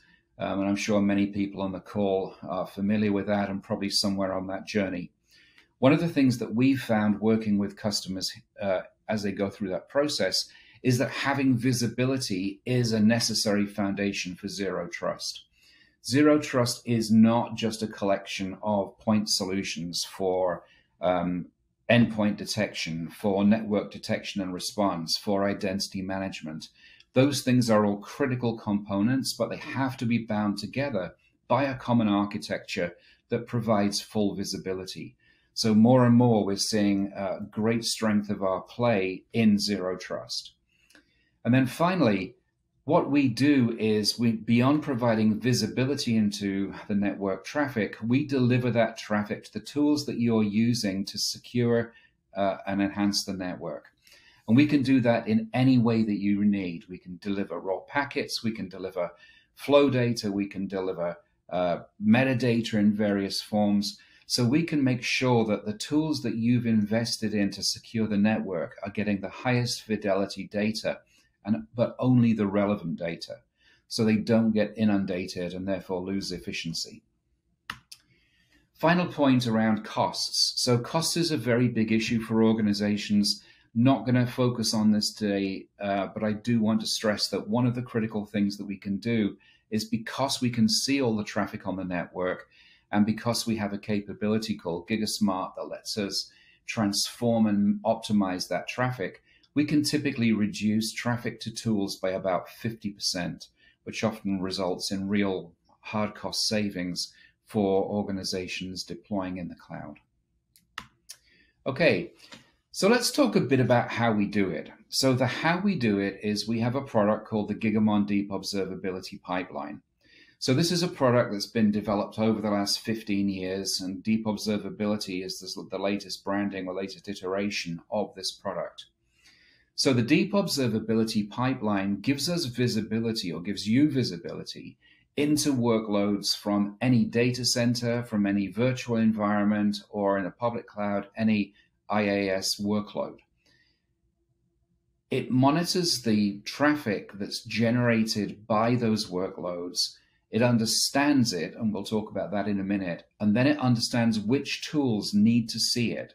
You know, are there network traffic management tools? Are there security tools that need to see it? And beyond knowing which tools need to see it, we know how those tools need to see the information. So is it as raw traffic? Is it as metadata? Or is it a form of network intelligence, such as we use with the observability tools? So that's the sort of the fundamental idea of the Gigamon Deep Observability Pipeline: full visibility into all the traffic on the network. What we do with that traffic is we provide access to it. So we can tap traffic physically, we can do it virtually, we can use mirroring, we can use tunneling, any number of different approaches, but we can tap into all the sources so that we see the data in all its detail. We can then broker it. As I said, we can aggregate everything, we can understand what it is, where it needs to go, and then we can transform it into the format most effective for the tools that need to operate based on that data. And finally, we can enrich it. So we can look at a number of different data sources. We can look at how they correlate and make sure that as we're providing information to those tools, we're providing not just the data, we're providing the context that helps those tools operate more efficiently. And finally, the bottom banner here, we operate across all of these environments. So it really doesn't matter how your IT infrastructure is configured. Gigamon can go across all of these environments and make sure you've got the same level of trust and security across any of them. Let's just talk about the product that you actually buy from Gigamon, which is called Gigamon CloudView Cloud Suite. So this encompasses all 4 of these functions. There's the tapping functions I mentioned. There's GigaView that sort of aggregates everything, can be on devices, can be in the cloud. And then there's a tool called GigaSmart.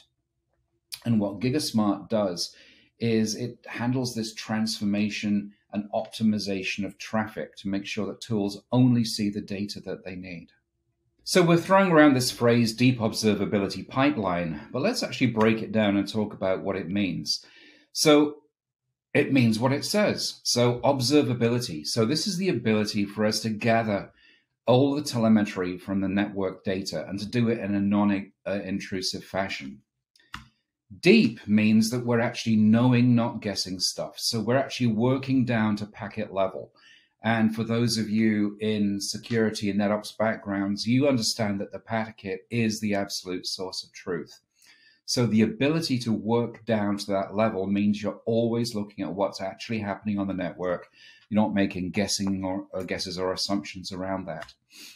And then pipeline means flow of information, very straightforward. So it's the set of automated processes and tools that allow developers and ops professionals to collaborate together to make sure you're all seeing the same data, that you're all making decisions based on exactly the same set of data. So it helps align security, NetOps, DevOps together around a common immutable set of data. Now let's just very, very quickly talk about what hybrid cloud visibility and therefore security means with and without Gigamon. So if you're not using Gigamon and you want to get access to all the traffic on a network, you've obviously, first of all, got to be able to tap into it. So in a cloud context, that means mirroring services and agents. And typically, an agent supports a single destination or a single tool. That can be expensive in terms of CPU utilization, and it also means that you've got a lot of activity on the network that can drive up bandwidth costs. When you're in a hybrid or multi-cloud environment, you often have an issue because you've got duplication of tools. So every environment's got its own tool set, and every environment therefore needs to have an agent that's serving every one of those different tools. So you can have a very high degree of duplication. That leads to very inefficient traffic management. It just gets very, very complex out there. And those of you working in that world will already know that. And finally, there's this tendency, as I mentioned at the outset, that in this complex world, there can be blind spots, and those can lead to security risks, and they can lead to inefficiencies and compromise security and trust. With Gigamon, we basically wrap all of the existing infrastructure within the Gigamon Deep Observability pipeline.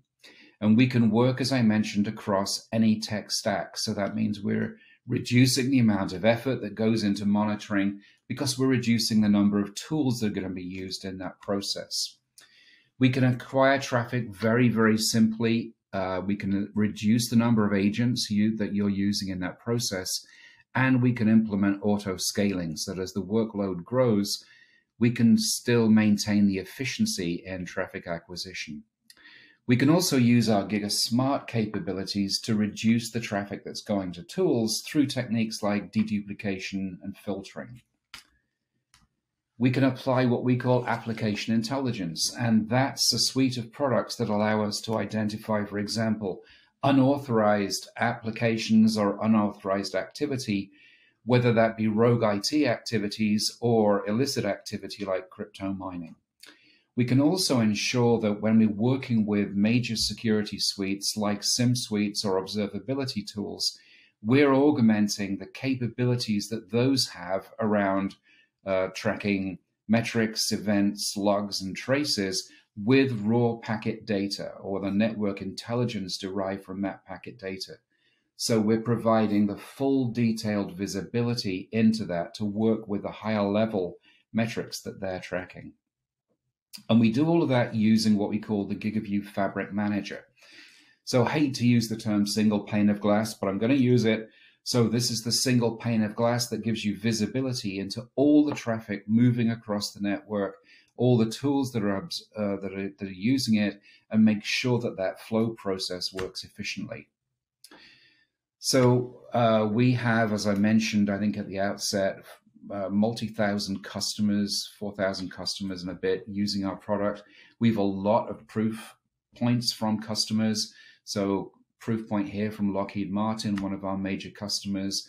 Proof point here from one of the principal security architects at AWS that specifically highlights where Gigamon fits in their view in terms of providing visibility across the hybrid infrastructure so organizations can be confident in security, performance, and scalability. So very much the trust issue that we're discussing in this webinar. And then finally, the analysts love us. You can go to any of the major analysts, ask them about Gigamon, and you'll get a very resounding endorsement of what we do.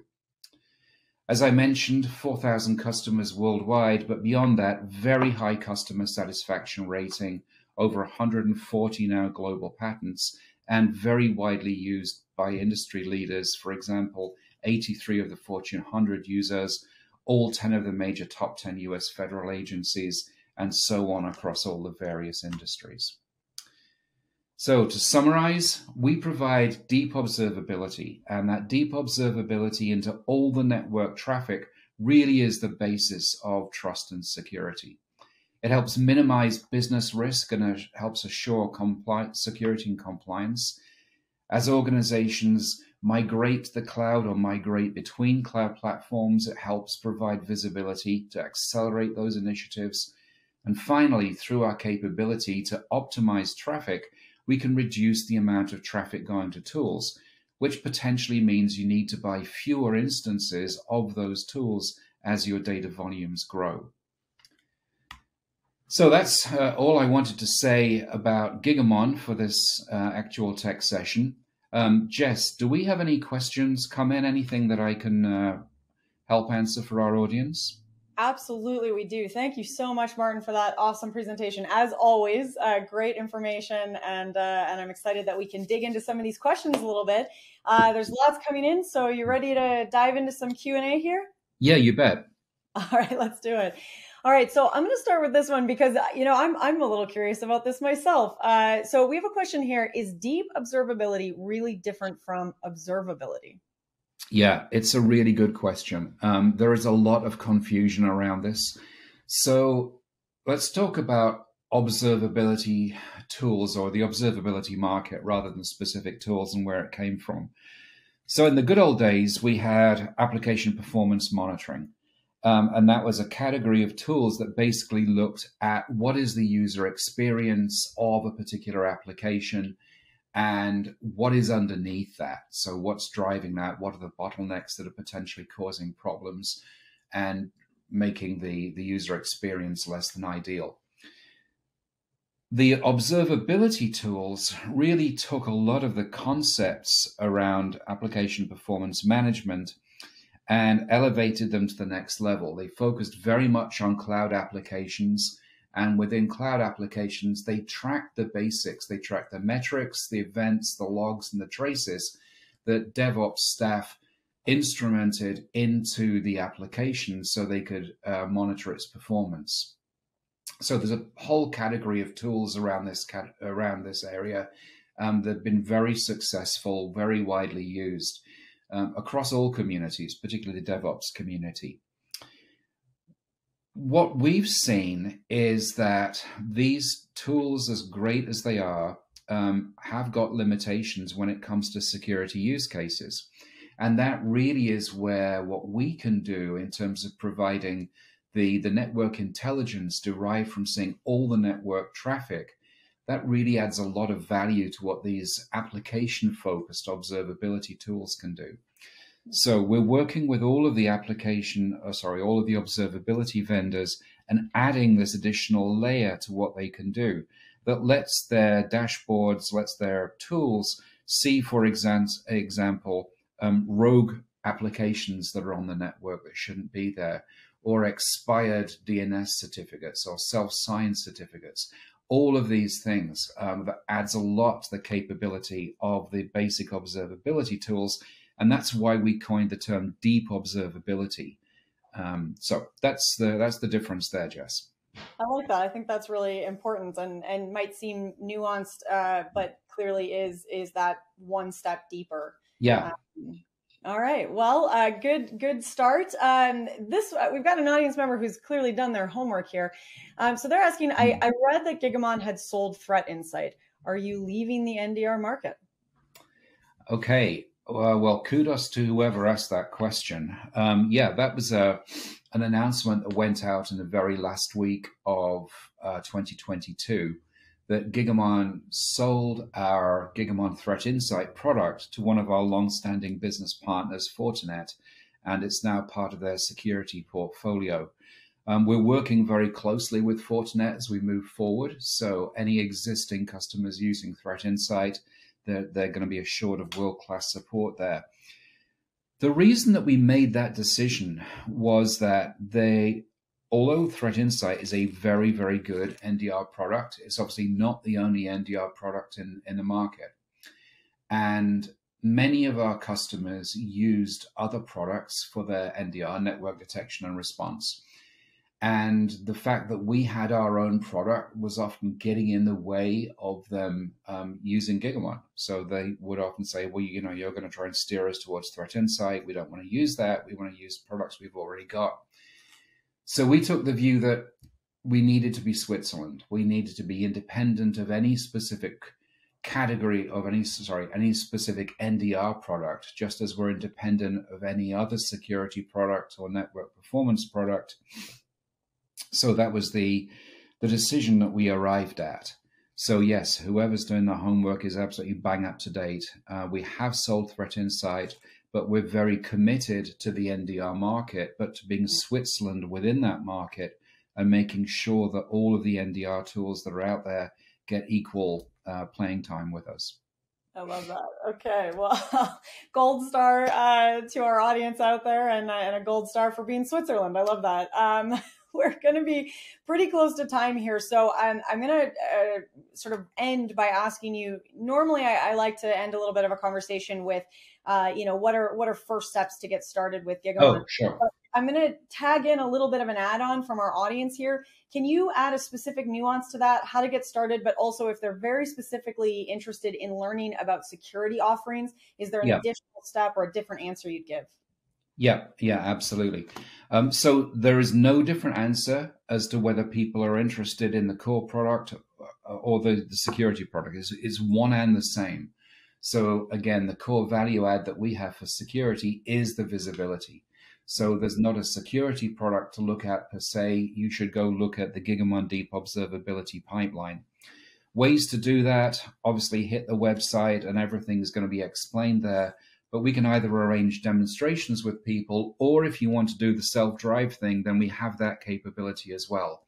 So if you're in a cloud environment and you actually want to get hands-on and evaluate the tool, then we can provide that capability and fully support you through that evaluation process. So whether you're just kicking tires, want brochure level content, or whether you want to get deep into this, please go to the website and we'll be delighted to help you. I love that. That's awesome. Well, Martin, always a pleasure to chat with you. Thank you so much for being here with us today. And I know we've all gotten a lot out of this conversation, so I look forward to our next chat. Great. Okay, Jess, audience, thank you very much indeed. All right. Well, let's head on over to that poll, and you can get some even more ways to get a little bit more information here from Gigamon. All right, so do take a second now and let us know what additional information you would like to get about the Gigamon solution. So again, lots of great info, another sparkling conversation, lots of great questions. And if I'm in you guys' shoes, as I am, I'm right here with you taking all this information in. I'm starting to feel my brain saturate a little bit too. So, make sure you are clicking on these polls and getting the information that you want. Florin, I see you just sent in a question asking for pricing information. If you click pricing details right there on the poll, Gigamon will send you that information. So if that's what you're looking for, make sure that you select that. So that's the easy solution right there. Well, thank you again to Gigamon, to Martin, and to all of you who asked some great questions. Don't forget, that does mean that you are entered to win that best question prize. So keep that up. Oh, I'm so sorry. Also, I'm going to recommend that everyone stops and has a glass of water, but also that you head on over to the handouts tab. And if you click on the Gigamon link, you can actually it's going to take you on over to the security operations info page. There is so much great information on this page here. Lots of links to other resources, details about Gigamon. You can learn more about how to kind of, as they say, fix the gaps in your security architecture, which is, of course, a big part of why we are all here today. So be sure to click around and explore Gigamon a little bit further before you head out today. Okay, now I'm going to give away a prize, which means you don't really need to be looking at your screen right now. So if you are seated at your desk, stand up, shake it out a little bit. If you're like me and you're at a standing desk, do a little dance, move it around a little bit, go grab some water, and I'm going to give away a prize. So up next, we're going to give away a $500 Amazon gift card to someone who is here and present with us at the MegaCast. Even if you're up and stretching and getting water, you're still entered to win as long as you're on the MegaCast. This next $500 Amazon gift card is going to go to Ali Halalipur. Halalipur, great last name, Ali. Ali Halalipur of Illinois has won a $500 Amazon gift card. Congratulations, and we will follow up with you after we wrap.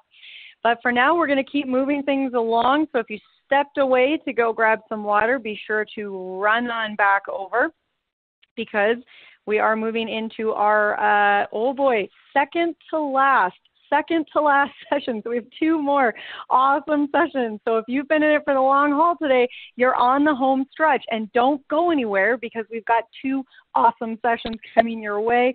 Up next, I am so excited to introduce you all to Greg Ostrowski, Executive CTO at Cisco AppDynamics. Greg, thank you so much for being here to chat with us today. Now, I know that you have a lot of information to cover. We want to save some time to get into some audience questions at the end. So I am going to get off the mic, go grab some water myself, and I'm going to hand things on over to you. Take it away, Greg. Hello, my name is Greg Ostrowski. I'm an Executive CTO at Cisco AppDynamics, and I'm here to talk to you today about a very exciting product that we have called Cisco Secure Application. So just going to be a little bit about myself. So I'm a 25 plus year veteran in the IT space. I've worked many years in application development, cybersecurity, and had a long list of customers that I've had the pleasure of working with. To give you a little bit of a background though, so when you think about Cisco AppDynamics and you look about how the dynamics have changed, Cisco's been a strong company in the network routing gear and security. They acquired AppDynamics about a little over 5 years ago, and it really helped and bolster the power of Cisco by driving that application strategy. Now, if you think about why we're here, with Cisco having a very, very strong security business, we actually collaborated from the AppDynamics team to build the product set of Cisco Secure Application to really go after a really specific need we found in the industry to go after that application security perspective. So when you kind of bring it all together and you look at what's happening in the industry, you look, starting off, we all know that cybersecurity is a really major challenge. The threats are happening on a regular basis. When you look at what happened as we start to evolve, during 2020, we saw about 1,100 security breaches. We moved on to the next year, 2021. In the middle of the pandemic, we're starting to see a growth of cyber breaches. You'll see 1,862 cyber breaches that happened in 2021. So we see this trend continuing up where they're happening at a very, very fast pace. We actually even see that there's been an increased recorded of breaches from 2020 to 2021 in roughly 68%. So you can see that trajectory of challenges that happen when it comes down to being able to protect your business, protect your organization, protect your customers and your end users. So you kind of look at it again, right? So even when you look at the speed of how quickly it takes to respond to a cyber threat. So looking at it holistically, we see the cost of a cyber threat reaching over $9 million. And the challenge here is, I mean, that's very, very costly and it's very detrimental to the business. Now, the bigger piece that I always found very astonishing is the fact that it takes approximately 287 days to be able to understand and detect when there's a breach within an organization. So that average time really needs to come down. And as you see those breaches that happen within the first 24 hours of a data being exfiltrated, roughly 60% of that happens in the first 24 hours. So really, time is of the essence. Now, when we look at our overarching business and the way that we started to build our security strategy within what our bigger vision is around Cisco's full stack observability. Now, when you think about this and you look at the way the application landscape has evolved over the last decade or so, back when I was a developer years ago, I wrote my first app. It's app tier node, right? You have a very fixed set of servers. You know the network you're running on. You have your application. Now we're in this world of microservices, containerization, cloud services, sprawling architecture from the application landscape. Things could be running on premise from a traditional standpoint, running in a multi-cloud perspective, whether it's public or private clouds. Now, the way we envision full stack observability is we started from the idea of understanding the application, looking at the application topology, understanding all the components tied together. We're really focusing on the user experience, but also looking at the business, how the business is functioning. So a couple of years ago, we started to collaborate with the Cisco team, and then we brought security into the full stack observability mix. And that way you have the complete view of what's happening from the application perspective, whether it's security, whether it's the infrastructure causing the issue, the application code, the network it runs on. But ultimately, it's about protecting the end user experience and ensuring that you're meeting the business outcomes that you're looking for. So what happens is applications really need a new security approach. With new applications, they're effectively running everywhere. They can be, like I said before, running on a on-premise traditional architecture, running in the different cloud components, running in cloud, whether it's public cloud, private cloud, across different continents. There's a lot of change now. The development processes have changed dramatically. A lot of folks are pushing out DevOps, agile methodologies. And that way they're building out new features in a regular cadence. It could be as many as multiple per day. And that way you have this constant change. So things are being added to the application and you have to be aware of that. And also being very unique. You have to be adaptive for the application. So again, coming from that application first approach for security really helps our customers go after these exploits that happen to be able to quickly resolve them and understand what's happening at their code level. So with Cisco Secure Application, what we've done is we've launched our product back in February 2021. So it's just about 2 years old. And the idea of being able to go out and detect threats and protect your environment in real time so that you can see what's happening to the application. And what that means is we're able to then identify the threats and vulnerabilities within the application code and understand what's happening to be able to give you the ability to set up policies and be able to automatically block that threat from causing damage to your business. The big challenge here is that when end users are using your application, they're dependent on it. Your business is dependent on it. When you have that ability to then start to quickly see that there's a threat or vulnerability within your app and then drive a fast remediation to it, it's a matter of time that helps you drive that user experience and also protect your business. So when you look at App Dynamics as a whole, what we do is we are a core APM product or application performance monitoring product that enables you to start to see what's the overarching performance. Including security into that was a very, very valuable add-in that we brought together because of the need of the dispersed environments of the technology stack, the many different folks that need to help and make sure that the application is running from infrastructure, network to security to the application developers. So when you look at App Dynamics at the base level, the first thing that we do is we start to understand and build out what the topology map is. That's always updated regardless how many times the developers make changes. So the idea here is that when you start to see all those dependencies tied together, where your data is residing. If it's on-premise or running in the cloud, we bring it all together. The second thing we do is we then start to baseline every metric. So we start to understand what the normal usage of your application should look like. So that way, when a trigger goes off, we understand if it's a network issue or if it's an infrastructure issue, or if it's something wrong with the application code.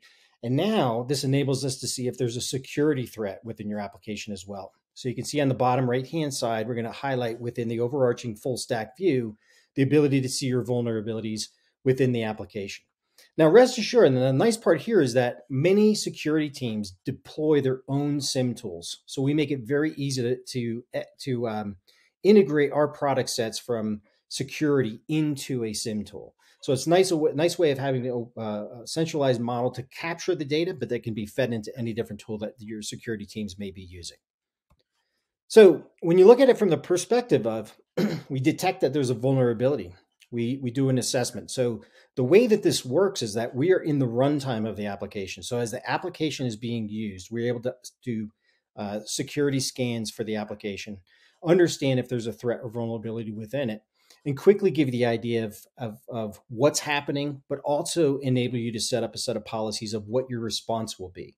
So if you can see here, we're detecting the vulnerability. We're able to see what's the specific CVE that's tied to it. So you know exactly what the threat is that's coming through. We'll provide you a scoring ratio so you understand the criticality of how bad the threat or the vulnerability is within your application. And then at the bottom, you can see that we'll show you which application's affected and even point you directly down to the library that's impacted. So that way you know exactly what's going on. And this also helps provide a level of collaboration between the application teams and the security teams to write better code, to provide better security, and also, like I can't say this enough, but make sure the business is protected. So also, when you think about that, auto detection and protection. So when you think of an exploit that's been involved in your application code, obviously you want to see what's happening. You want to see the affected entities. You want to ensure that you know everything what's going on, but you also want to know, has the attack actually happened, right? It's one thing to have a vulnerability, but has it actually been exploited? So we're also able to provide you the details of, inside out security, inside the application to detect those deviations from that normal understanding. So remember when I said that we have that normal understanding of what that application looks like? So once we see that that's there, we see that there's a threat there, initiate a block so that we can then prevent that from causing any damage to your business. But the key part is maybe an exploit was there and somebody took advantage of it. You want to be able to know what's the timeline of that exploit, that when someone was able to utilize that for bad behavior. What was their source? What was their scope? And what was their methodology? So that you know exactly what the hacker was doing within your application. And the cool part about this is that there's very simple deployment. There's really no need, or there is no need to deploy any additional firewalls or proxy in order to leverage Cisco Secure Application. So you can see here, it's a very robust tool, very, very easy to see and utilize. And with the integrations to provide to another SIM tool, makes it easy for the app teams and the security teams to quickly collaborate. So without further ado, and I mentioned this a couple times, driving the proper business outcomes is always critical. So one of the other pieces that we do is we bring together the business context. So when you think about that, when threats and vulnerabilities start hitting your applications, and one of the core pieces that we do with inside of AppDynamics, and I should have mentioned this in the beginning, but when we build out the topology map, we start to automatically baseline all the metrics. The other component we do is we start to build and understand what the business transactions are.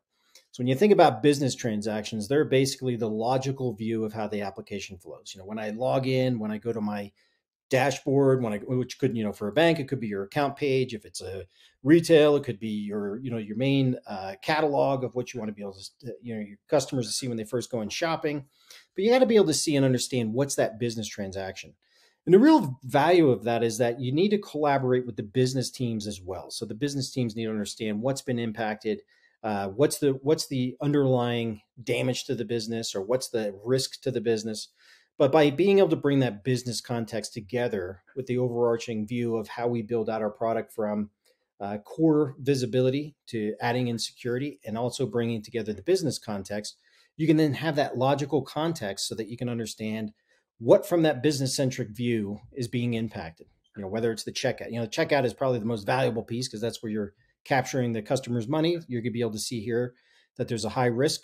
You have three red vulnerabilities, which are more severe than the others. So you're going to be able to see that you have these multiple sets of vulnerabilities within the application stack based on the business transactions. And the other key piece too is we'll also stack rank them so that this way, when you have a myriad of threats that come through, you want to make sure that you know which ones are the most important ones to fix first. So now when you look at from the secure application perspective, a lot of question is how hard is this to get set up? What do I need to install? So if you're already an App Dynamics customer, it's easy. There's a little toggle button that says Cisco Secure Application. You literally just need to turn it on. The way that we've done this is we have we support 3 different languages, 3 different application languages, which is Java, .NET, and Node.js. And when a company is deploying App Dynamics, what they do is they deploy agents within each of their runtimes of their application. So I'll use Java just to make things simple. And what happened is an App Dynamics agent's deployed to the application for performance monitoring. Now, within that agent, we also already include the secure application context. So this way, it's already there. So it's a matter of just going in, selecting, turning it on. If you're not an App Dynamics customer, you do need App Dynamics to be able to deploy this. So that's another avenue of how you would be able to take advantage of leveraging Cisco Secure App. But the idea here is making it very easy for our customers to take advantage of, being able to have no need for any additional configuration, very flexible controls so that you can set up your own policies. I mentioned that the context of blocking a threat, and effectively what we do is when a threat or vulnerability is exposed, we can inject an HTTP header above the library to prevent that library from being called. And that way that the app is now safe to use, protecting the business and ensuring that the end user does not have a bad experience. So when you kind of bring it all together, it's very simple to deploy, nothing special to configure. And the other question I always get asked generally is, what kind of impact does this now put on my application? So you're not deploying another agent per se. It's already baked in there.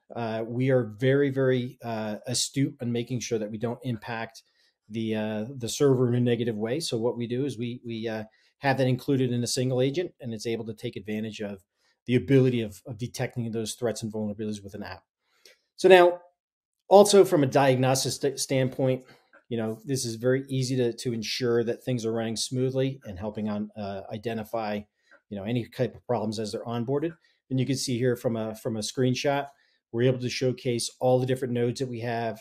Some are showcasing ones that are unsecured, so you can see a high level view of what's happening with your overarching application landscape. Now, if you want to think about this from a little bit more of an architectural diagram, if you look at the application and again, I'm just going to use Java here for simplicity. If you look at the item number 1, right, your application is the core to the business. It is something that everyone depends upon. An agent would be deployed within that application. That's something that's going to be able to provide us that data when it comes to performance. It's how we start the baseline. It's how we build out our business transactions. But it includes the secure application functionality. So with that agent being there to monitor and understand the performance of the app, the end users are tackling the need of going into the application and using it for whatever they're using it for. But the idea here is that once secure application is enabled, it allows you to then start to automatically scan. As soon as a threat is now known, we're able to then quickly detect that threat and provide you the ability to respond of whether it's just through notifications or where you want to take advantage of the policies to go through and block. And again, if you look at the right-hand side between 2 and 3, we have, the app platform would be your App Dynamics console. The app teams have the ability to use our core tool for monitoring their performance, but they also have that context of security in there. The application security teams will have their own tools that they can have data fed in from Cisco Secure App that enables them to start to see what's going on, be able to correlate and understand what are the known threats that are happening within the application, and be able to then also work with the app teams to collaborate to build out the policies so that you know how to go in and properly react or respond to a threat that comes through from an application perspective. So again, from very simple way of deployment, but when you look at overarching, when the challenges happen within an application space, we're in a position now, and you kind of look at it from the evolution of application. I think if you think back to 2007 when the first iPhone came out, the concept of the app for that came out. The idea was fantastic. Everybody was looking for an application, but as the need to drive better user experience, the bigger challenges are that the speed and scalability that the development teams or the applications required need to have the new approach and focus on that application first strategy, so that as developers are constantly modifying and making changes to an app, adding new microservices, adding new components, whether it's running on-prem or in the cloud, you can quickly have a platform that enables you to quickly understand what's happening, be alerted when there's threats and vulnerabilities, but also have a way of automatically responding to protect the business, give the teams time to go out and fix the problem, and then you're able to ensure that you have confidence in how your applications are deployed from a security perspective. So with that being said, if you're looking for more information about AppDynamics in general, you can see us at appdynamics.com. There's a lot of information on there regarding Cisco Secure Application. Through there, you can contact our teams and even work with members of our sales organization that can help you get a live demo, help you get some more information regarding what our core platform does, what are some of our features that we're building upon our strategy, and where we can help your organizations build a better performing application, but also provide levels of security that are important to drive the best business outcomes possible. And for anyone who happens to be going out to our Cisco Live event in Amsterdam, or you can see some of the comments online, we do have some new announcements coming out. So you don't miss the announcements coming for Cisco Live, and that's going to be around some new threat intelligence that we're going to be able to build into Cisco Secure App through some integrations, as well as a risk scoring enhancement that enables you to understand if you have many risks coming in, and get some more details of how you should respond to that based on the level of risk that comes through. So that being said, I'm going to go to Jess. And Jess, do we have any questions today? Yes, we have lots of questions. Greg, thank you so much for that awesome presentation. I love that little teaser you just dropped in at the end. Now I'm going to be watching for those updates and coming soons. Perfect. All right. Well, as I said, lots of questions coming in. I want to make sure that we can get to as many of those as we can. So are you ready to dive in, Greg? Let's go. Okay, let's do this.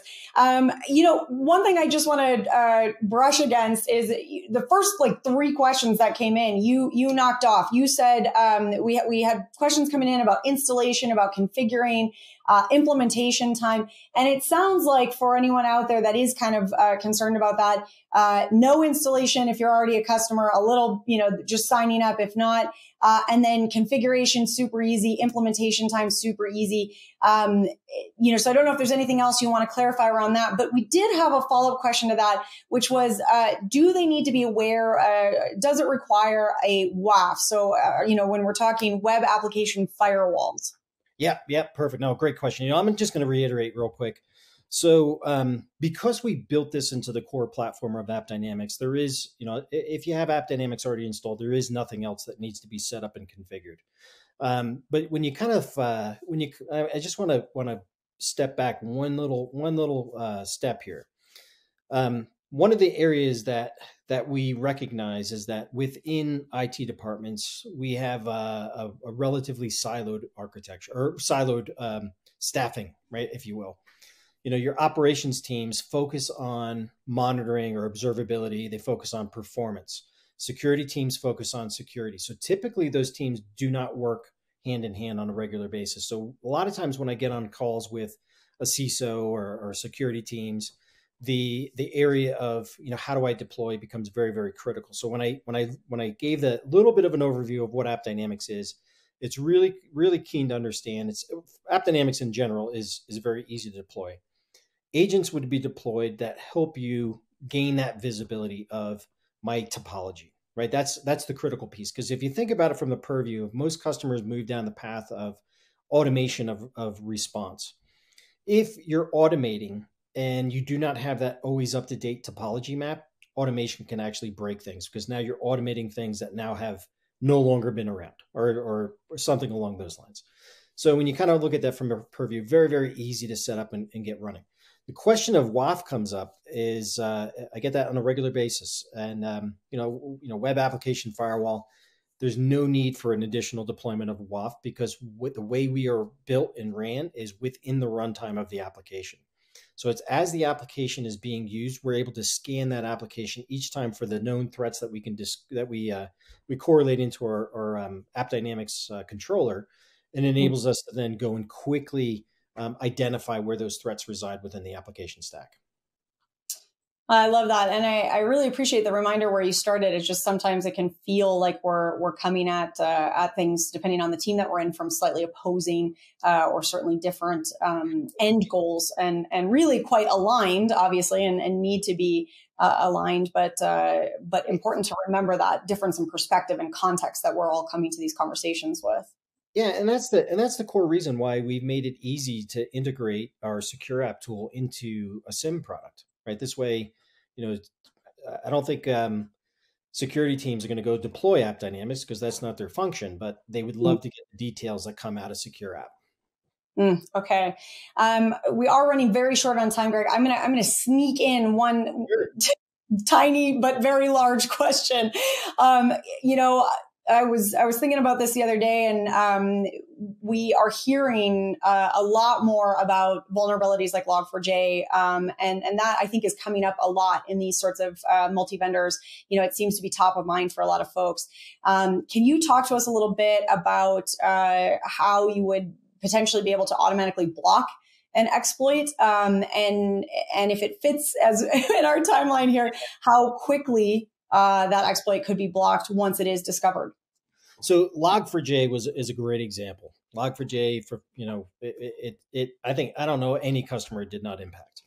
And we actually put out a free offer of Cisco Secure App for customers to help them with Log4j during that period of time. It's not a free offer now, but the idea is that we had so many customers that got impacted, and it was really kind of a great way that we were able to collaborate with them. But the nice part is when we were able to detect, Log4j, Log4Shell, we could see it. We can identify all the applications that were impacted with it, as long as it was instrumented with AppDynamics.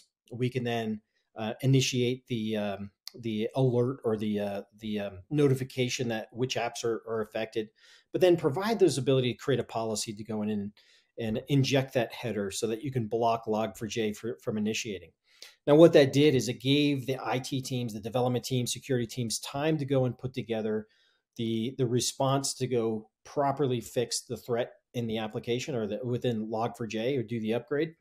And what it really did is it really helped provide a layer of visibility that a lot of customers struggled with prior to running our solution. And I hate to say this, but I even had a call last week, and the topic was Log4j. So it's something that is still plaguing our customers, but ultimately it's something that can be identified very quickly and neutralized very quickly with our ability to initiate the blocking of the Log4j library from initiating.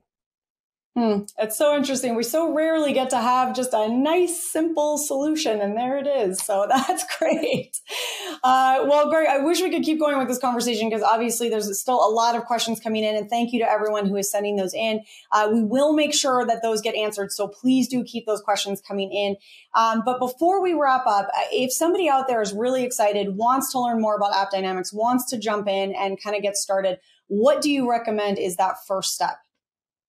The first step, look at our website, go to appdynamics.com, understand what the value props that we provide when it comes down to application performance monitoring, how we start to bring security in, but overarching the full stack observability strategy of Cisco, which is about aligning all those teams from infrastructure, network, application to security, and including the business. But the best starting point is, if you want to talk to someone at AppDynamics, go to appdynamics.com, we will be able to do a deep dive with you and let you understand your technology stack. The way our process works is we'll get you set up and running. We'll come back in 2 weeks. We'll do a readout with you to show you all the components that you can leverage, how to turn secure application on. But ultimately, it's a very, very simple process, and it all starts at appdynamics.com. Fantastic. All right. Well, I hope that there's some folks out there that are ready to jump in. I can see that you guys still have lots of questions, which means clearly this is striking a note with all of you out there. I know I'll be doing some digging as well. So Greg, thank you so much for planting some great seeds today and for being here and answering some audience questions. It's been an absolute pleasure chatting with you. Yeah, anytime. Thank you again for having me on.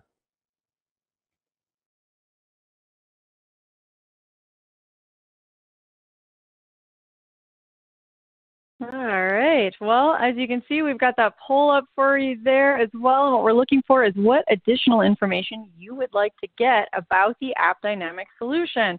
So I see a few folks out there that are still sending in questions. We had lots of great questions coming in during the session. I know that Greg and I didn't get to all of them. So again, a reminder that this poll is a wonderful opportunity to make sure that you are getting the information that you need, that you're reaching out to the team to make sure that you get the data sheets, the white papers, pricing information, demos, however you best interact with this information, they will follow up with you. So please do make sure that you fill out that poll.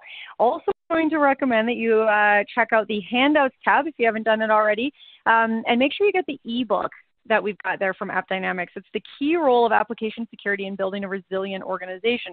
So you're going to learn how application security fits into a resilient framework, and that's really, really important, obviously.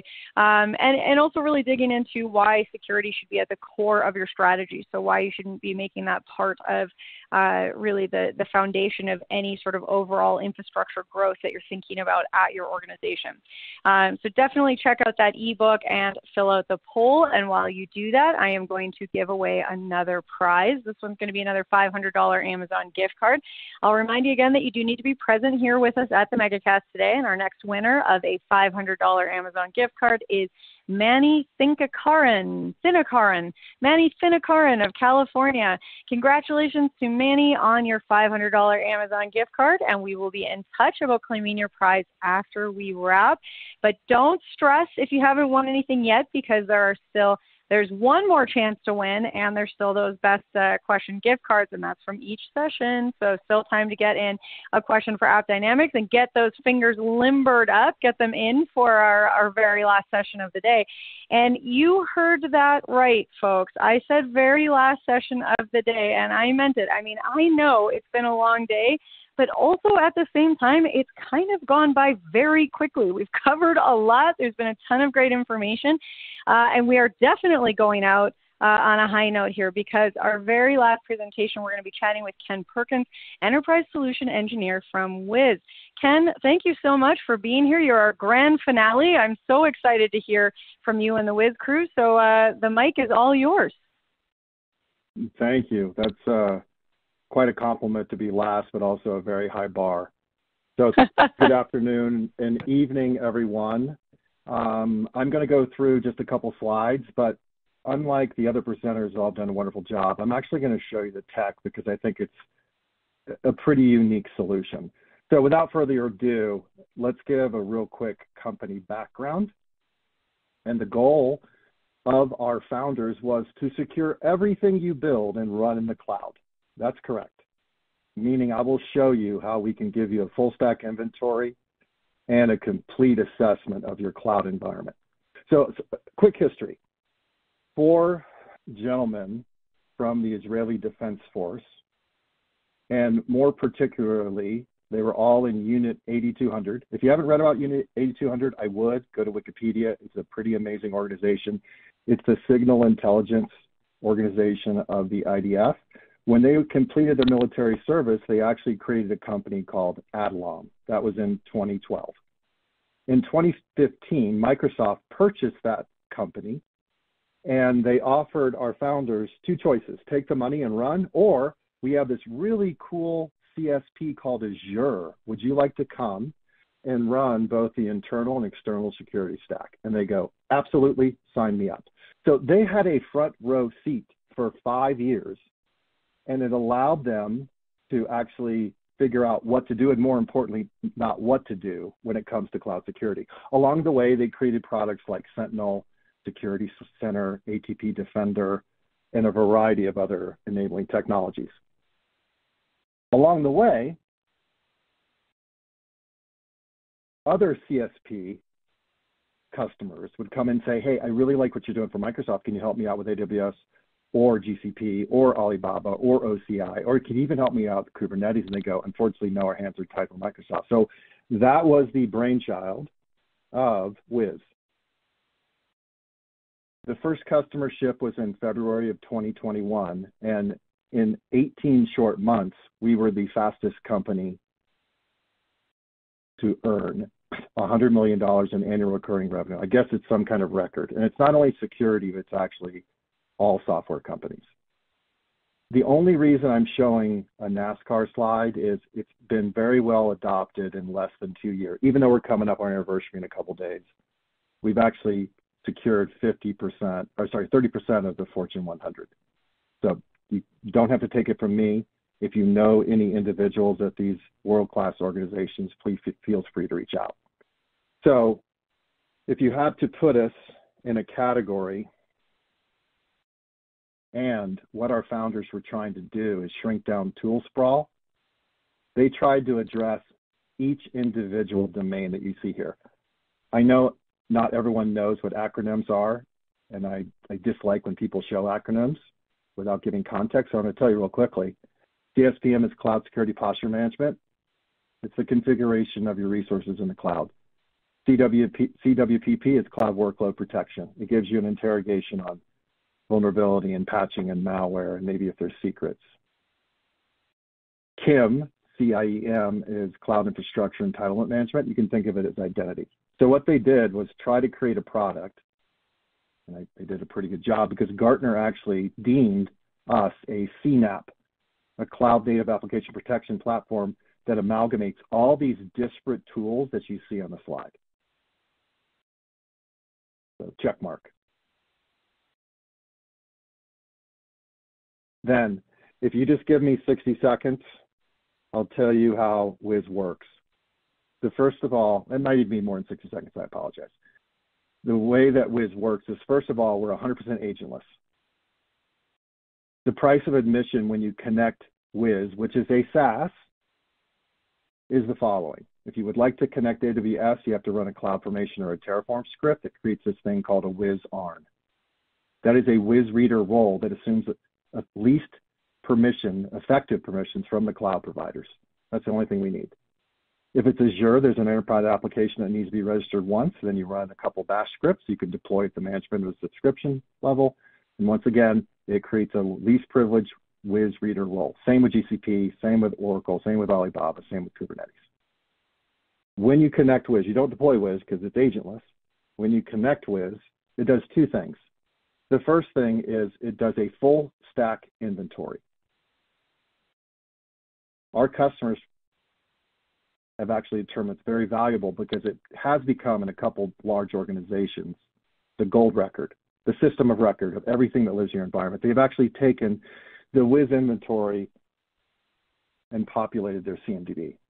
The next thing it does is we do ephemeral snapshotting. That's how we can provide traditional scanning. So when we see a serverless container or a VM, we take a short-lived snapshot, so we're not affecting production resources, and it's at the boot volume only. Therefore, we can offer traditional scanning, like vulnerability, like if a resource has a correct patch, if it has a misconfiguration. So Wiz has a complete CSPM module, but it's much more than that. In addition, we're looking for hashes on the boot disk, and we can expose malware. We also have the ability to peek into buckets and volumes and blobs and databases to look for sensitive information. Now, I'm sure there's going to be people that are familiar with the GraphQL technology and then some that are not. I had never seen a GraphQL until I started Wiz 2 years ago, but what it allows us to do is do cloud risk. And what that means is we can show you an effective picture that shows you if a resource is externally exposed. if a resource has the correct level of permissions. So we don't like to see a lot of star permissions. We like to see least permissive. Since we're looking at the boot volume of the disk itself, we actually can uncover secrets. Secrets in our vernacular is cloud key certificates, SSH keys, or private keys. And sometimes those combinations of identity and secrets could lead to this toxic combination called lateral movement. In addition, we have a group of security researchers that look for novel threats in the cloud service providers. And some of their biggest hits were ChaosDB and oh my God. Hopefully some of you have actually heard some of their research. It's pretty novel. Now, how does Wiz work? So a lot of people are very familiar with cloud security and they look at it only from the viewpoint of vulnerability, but we're much more than that. So now if you give me 60 seconds, I'll tell you how Wiz works. Let's say that you have a cloud resource, a serverless, a container, or a VM that has one very low CVSS v3 vulnerability. And that's the only thing wrong with said resource. It's perfectly patched. It's perfectly configured. There's no malware on it, no Bitcoin miner or keylogger. It has no data, sensitive data associated with it. It's not exposed to the internet. It has the correct level of permissions, so no star permissions.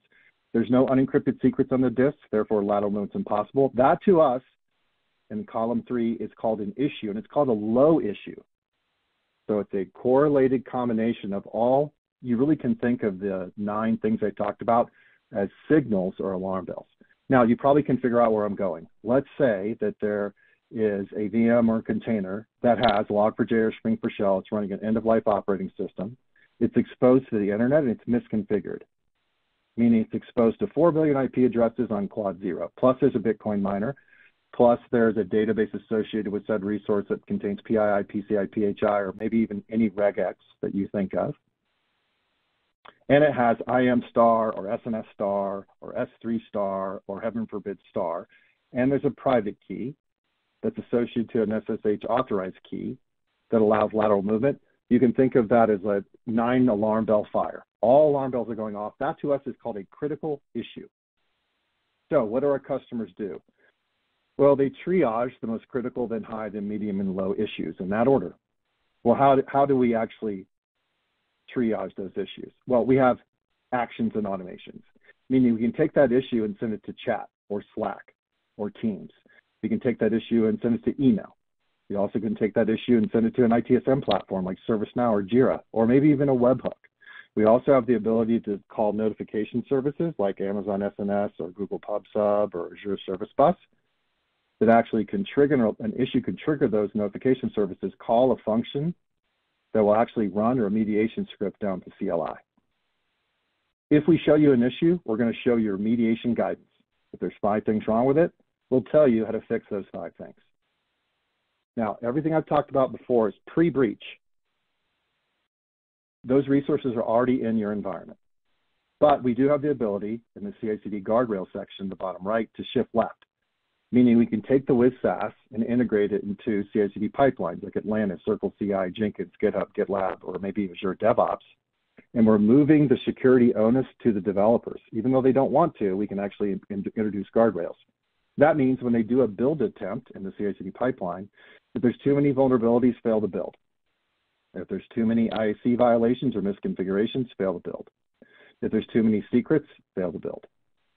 In addition, we can also do the same level of interrogation for maybe even Kubernetes admission controllers.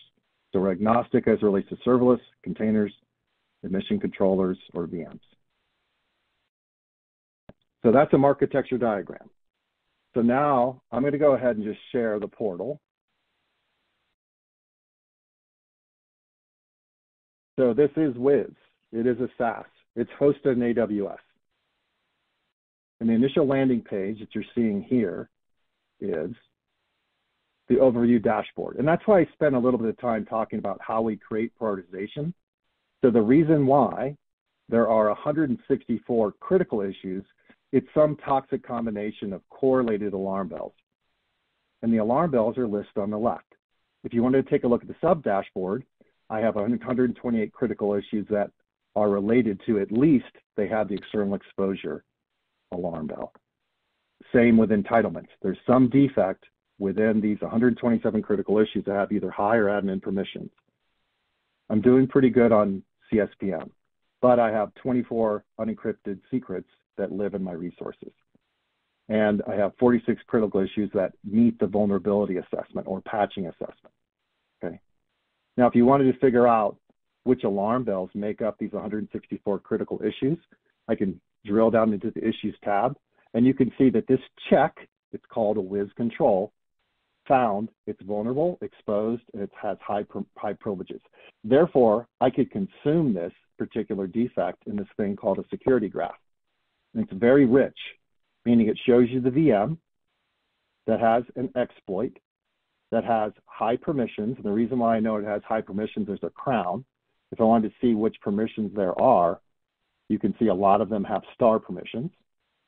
And it's exposed to the internet, because here's the lateral hops from this VM. So there's an application endpoint to a NIC to a VPC subnet to a VPC to a gateway.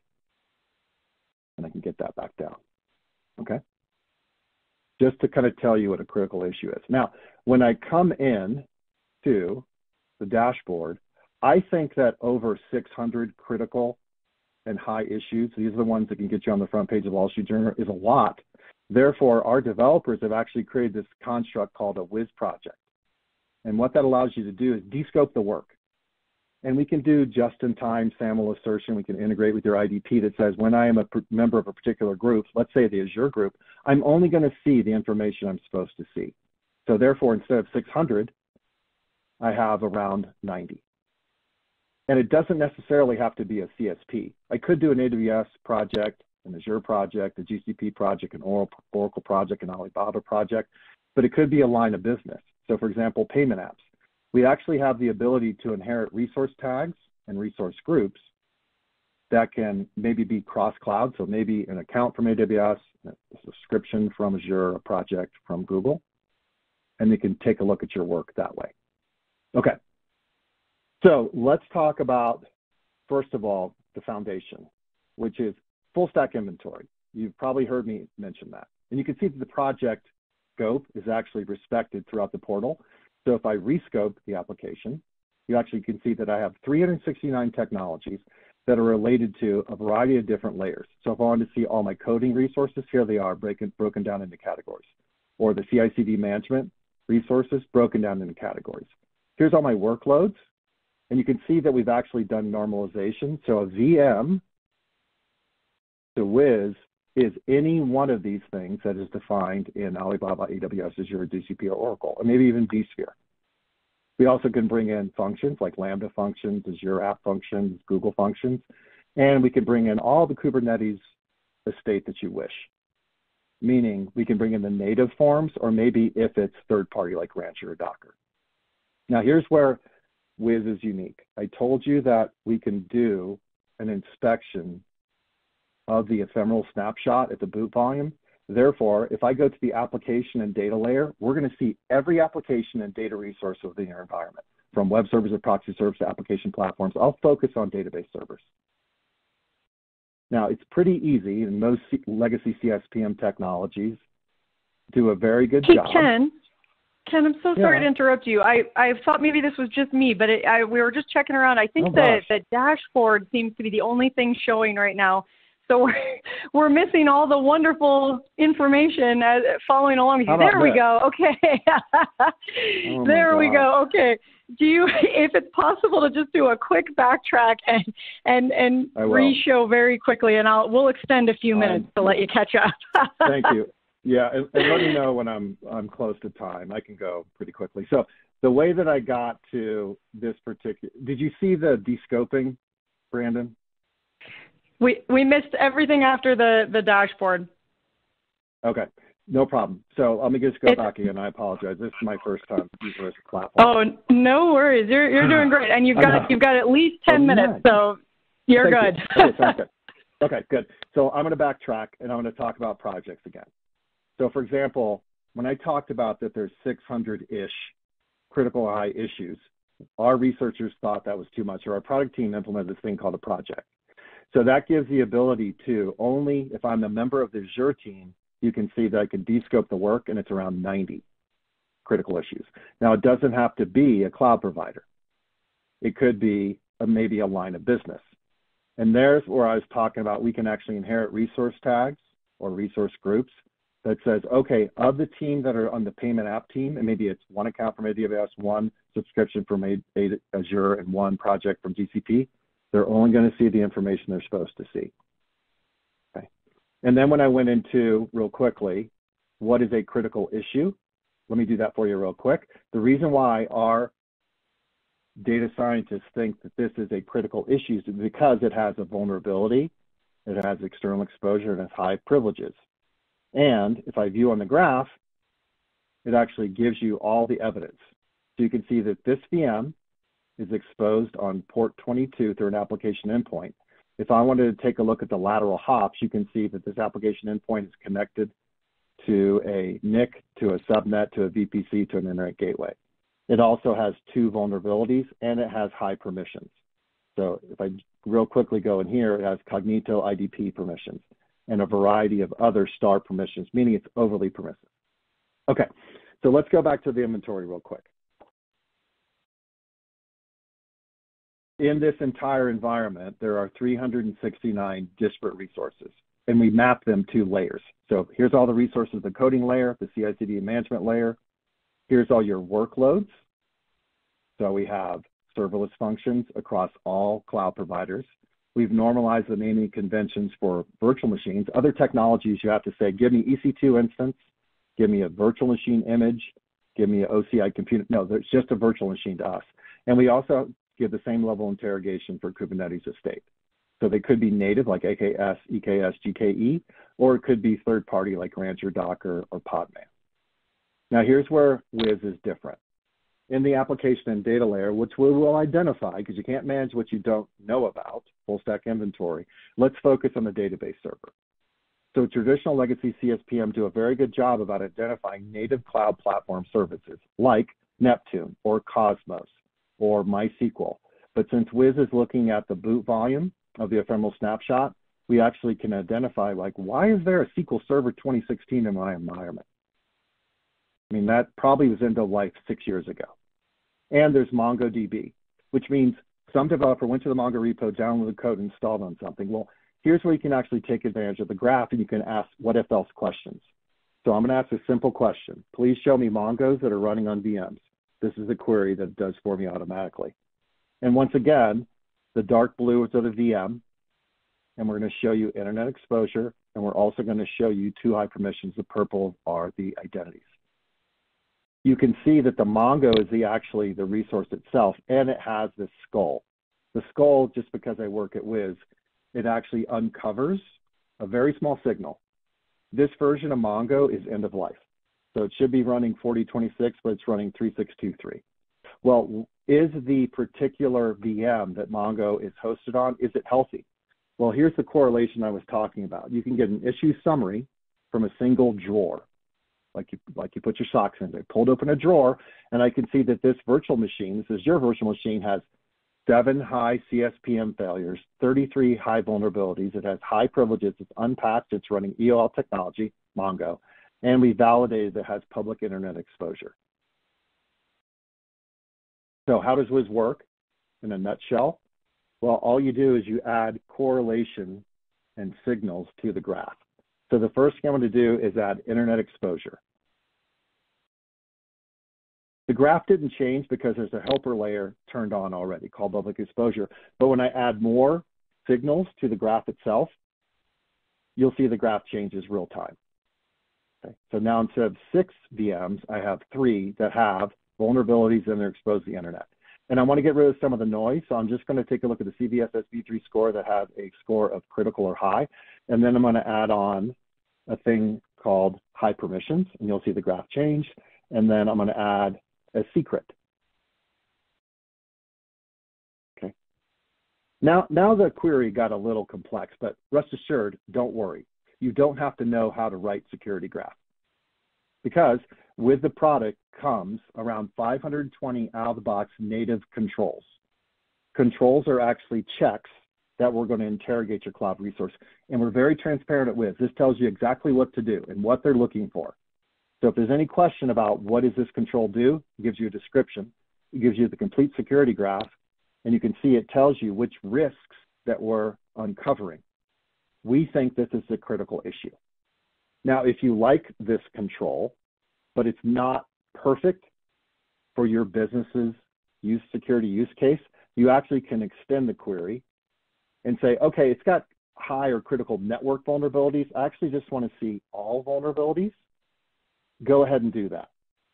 And then you can actually save this as a custom control and add it to your catalog. Now, you could associate it to everything in your environment or just one, some, or many resources. It was critical before, and I added another critical vulnerability. So I'm going to still say it's critical. Give a name, give a description. And then since Wiz didn't create this check, you could apply it to one, some, or many compliance framework, because we do compliance framework reporting as well. Okay? So what happens next? Well, these 520 plus custom controls are run. And if there's a finding, it will be noted here. If there's no finding, rest assured the control still runs, but we're not going to move it to this thing called the Issues tab. So of the 577 controls, 208 fired. Therefore, we're going to move it over to the Issues tab. And here's your work. So here's a very simple ITSM example. This is not how our customers do it, but it will give me a foundation to let you know how it really works. So I have a control. Critical high network vulnerability, the known exploit. That's a lot of signals. Plus it's exposed, plus has high permission. Well, I need to do something about this instance. So I have a prod pretest EC2 machine, and I could go ahead and create a ticket. It could be Jira, it could be ServiceNow. What happens next? Well, this particular ticket would go over to the ITSM's help desk, and they need to remediate these defects. Well, what are the defects? Well, it tells you. It's vulnerable, and it shows you the evidence. So here's all my CVEs. It's exposed to the internet on port 22, and I can give you a rich graph. You also can see it's misconfigured. It's exposed to 4 billion IP addresses, and it has high permissions. So here's all the roles and the permissions that it has. Here's the remediation guidance I was talking about. So let's say the ITSM focal follows our remediation and gets rid of the vulnerability, descopes the permission, descopes the exposure. We get notification that the ITSM ticket is closed, but we're not going to close our ticket until we rescan, meaning trust but verify, which means you can provide your leaders with very rich reports. So this is the work we've done in the last month. You can see on December 27th, I had 361 critical issues open, but now I have almost 0. Okay, prove it. I can do that. Meaning if you click on a closed ticket, you can see that it did have an OMI vulnerability, but it was fixed, meaning it was resolved, and the evidence is gone. It's no longer even exposed to the internet. Now, I told you that's not how our customers take advantage of this issues portal. The way they do it is they invoke automation. So if this control hits, and this control hits, and this control hits, I can do something. It's up to you what you do. I could send a GChat. I can send a Slack. I can send a ticket to Jira. I can call a auto remediation script. I can send it to Teams or Sentinel or Splunk or QRadar. So you actually can set it and forget it. You never have to triage these issues again. Automation will take over. Well, what are our automation actions? And I'm almost done for my quick demo here today. You can think of our automations as a bridge. We call them integration, but it's really a bridge from our SaaS to your back office. What are the bridge types? Well, we have ticket and messaging. There's 9 of those. We have SIM and automation tools, including a webhook, a catch-all. We have cloud services like SNS, Azure Service Bus, or PubSub, and we have data lakes, or security data management applications like Snowflake or ServiceNow VR. How easy is it to set up the ServiceNow, for example, integration? MegaCast.servicenow.com. Give us an authentication method. We'll use OAuth. That bridge is done. Then you have to tell the product when to cross that bridge. That's called an automation rule. For sake of time, I'll pick one out of the box. I have a rule that says when, if, then. When I see an issue that was created or reopened, meaning reopened, we thought it was closed, but actually rescanned, there's still a defect. If the severity is critical and the cloud platform is Azure, and this is the same security graph I showed within the query I built before, do something, do what? Whatever you wish. Okay. And one of the last couple things I'll talk about is this thing called a webhook. Because when I showed you the bridges under integrations, you might come back to me and say, hey, Ken, do you have the ability to support this? And I'd probably say no if it's not a named integration, but we have this thing called a webhook. So all you have to do is publish your API endpoint and you need to pass some code. Well, everyone doesn't like to write code.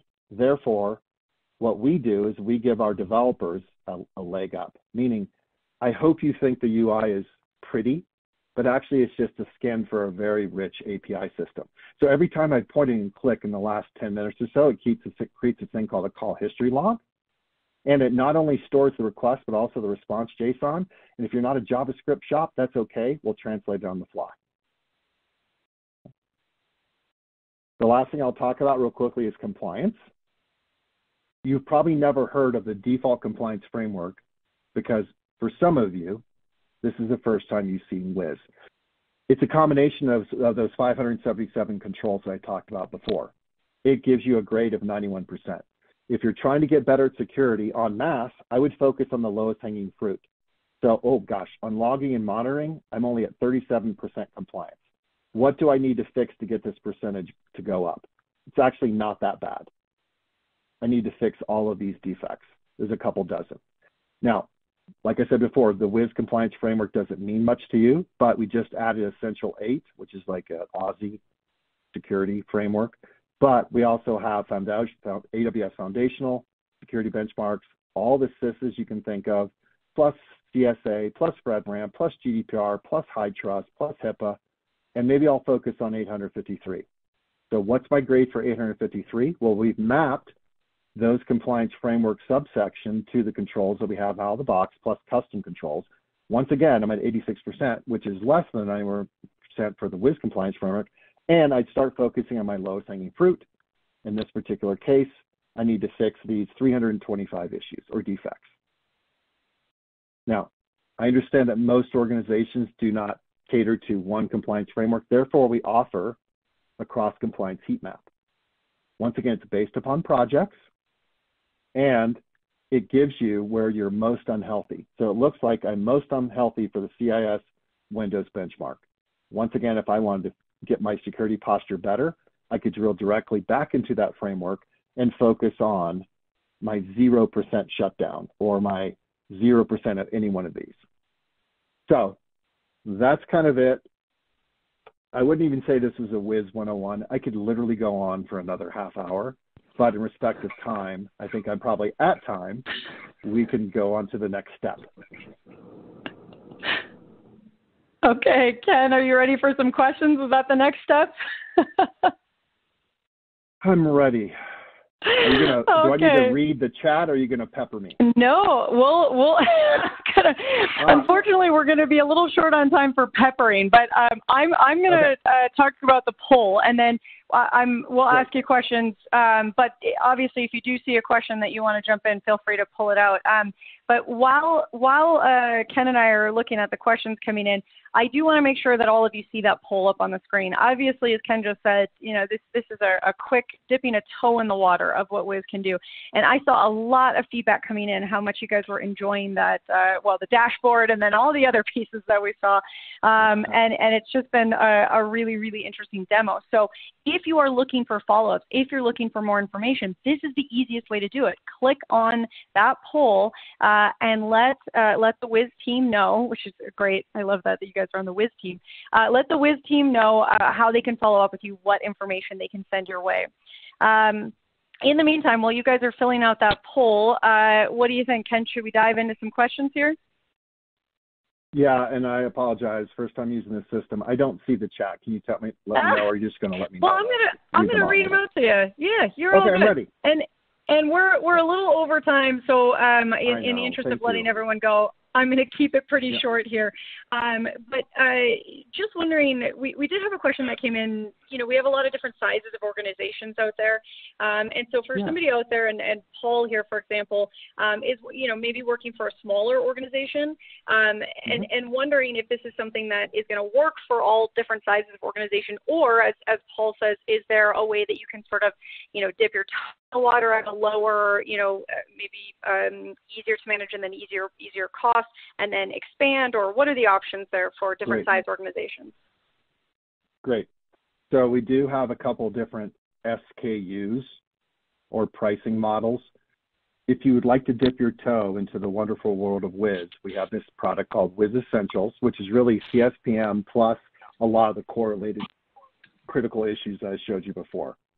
And what's unique about Wiz is the only thing we charge for is if a small company has 100 VMs and 10 container hosts and a variety of serverless functions, those are the only cloud resources we charge for. Even though we interrogate buckets and blobs and IAC and pipeline, et cetera, those are the metrics that give you a cost level of estimate. In addition, it's never too early to, and I'm not saying Wiz is the best CNAP or one of the CNAPs. I think it's pretty cool because I work for them. But we have had customers before that have actually been entirely on-prem, and what they've done is started to migrate, lift and shift, or even modernize their cloud footprint. And what that does with Wiz running in the background, it gives you the guardrails to have a security program that will meet your needs going forward. Perfect. I love that. And that's such an important thing, getting something that's going to be customized. I know there were some questions about things with compliance and prioritization of critical bugs in terms of customization.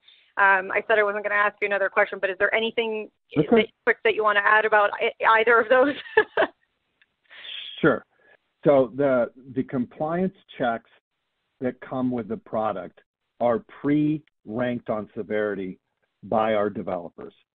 But the reason why I showed you that ability to extend those controls, you can change the severity to anything you wish. In addition, it comes with around 2,000 different cloud configuration rules, which is a synonym for CSPM as well. You actually have the ability to change the severity of that as well. But the bottom line is we're changing our view from just vulnerability to all of those alarm bells we're talking about, bringing them together and then showing you where you're most unhealthy. Perfect. I love that. Okay. Well, I know I've asked you to give some very brief answers to some big questions, so I appreciate that. And we will make sure that all the questions asked in our session today get to the Wiz team. So you will be hearing back from Ken and from Wiz if you asked a question and didn't get an answer. Ken, thank you so much for staying a bit late with us today to answer some of these questions and for an awesome presentation and demo. Yep. Sorry for the snafu, and I appreciate everyone's patience. I hope you have almost a good weekend. Not at all. That's the fun of live events, Ken, and same back to you. Happy almost Friday. Okay. All right. And to everyone out there who filled out the poll, thank you so much for answering that. Again, a great way to make sure that you get the information that you're looking for from Wiz. And I know that you guys all need to run. You need to get back on about your days or to dinner. So I'm going to very quickly go through our last prize giveaway. And you know what? Normally I wait until the very end to kind of tease out an upcoming event, but I feel like you're all going to drop off the second I give away the prize. So I'm just going to put in a quick plug here. If you haven't signed up for the panel cast we're having tomorrow, there's going to be a super fun panel cast. We are actually playing ransomware bingo. We're going to play bingo with ransomware buzzwords. I'm so excited. Keith is moderating that. I'm going to be there with him helping kind of game master bingo. So sign up for that. That's tomorrow. Okay. All right. I had to get that little plug in before we before you all run away when I give away this last prize. Okay. And also before you go, please do take a look at the handout for Wiz. It's a blueprint for reducing cloud costs. So obviously this is exactly why we're here today. This is really pertinent information. Make sure you grab that handout before you check out for the day. So fill out the poll, grab the handout, sign up for the panel cast tomorrow. Those are your 3 homework assignments. Now you have earned a prize giveaway. Okay, so let's go ahead and give away both a $500 Amazon gift card as well as one of our very last grand prizes, the Microsoft Surface Laptop 5. So I'm going to remind you that you do need to be here present live with us at the MegaCast, and our very last of a $500 Amazon gift card is Don Rutledge of Texas. Don Rutledge of Texas. And our last winner of a Microsoft Surface Laptop 5 is Eric Beck of Arkansas. Eric Beck of Arkansas. Congratulations to Don on your gift card and Eric on your laptop.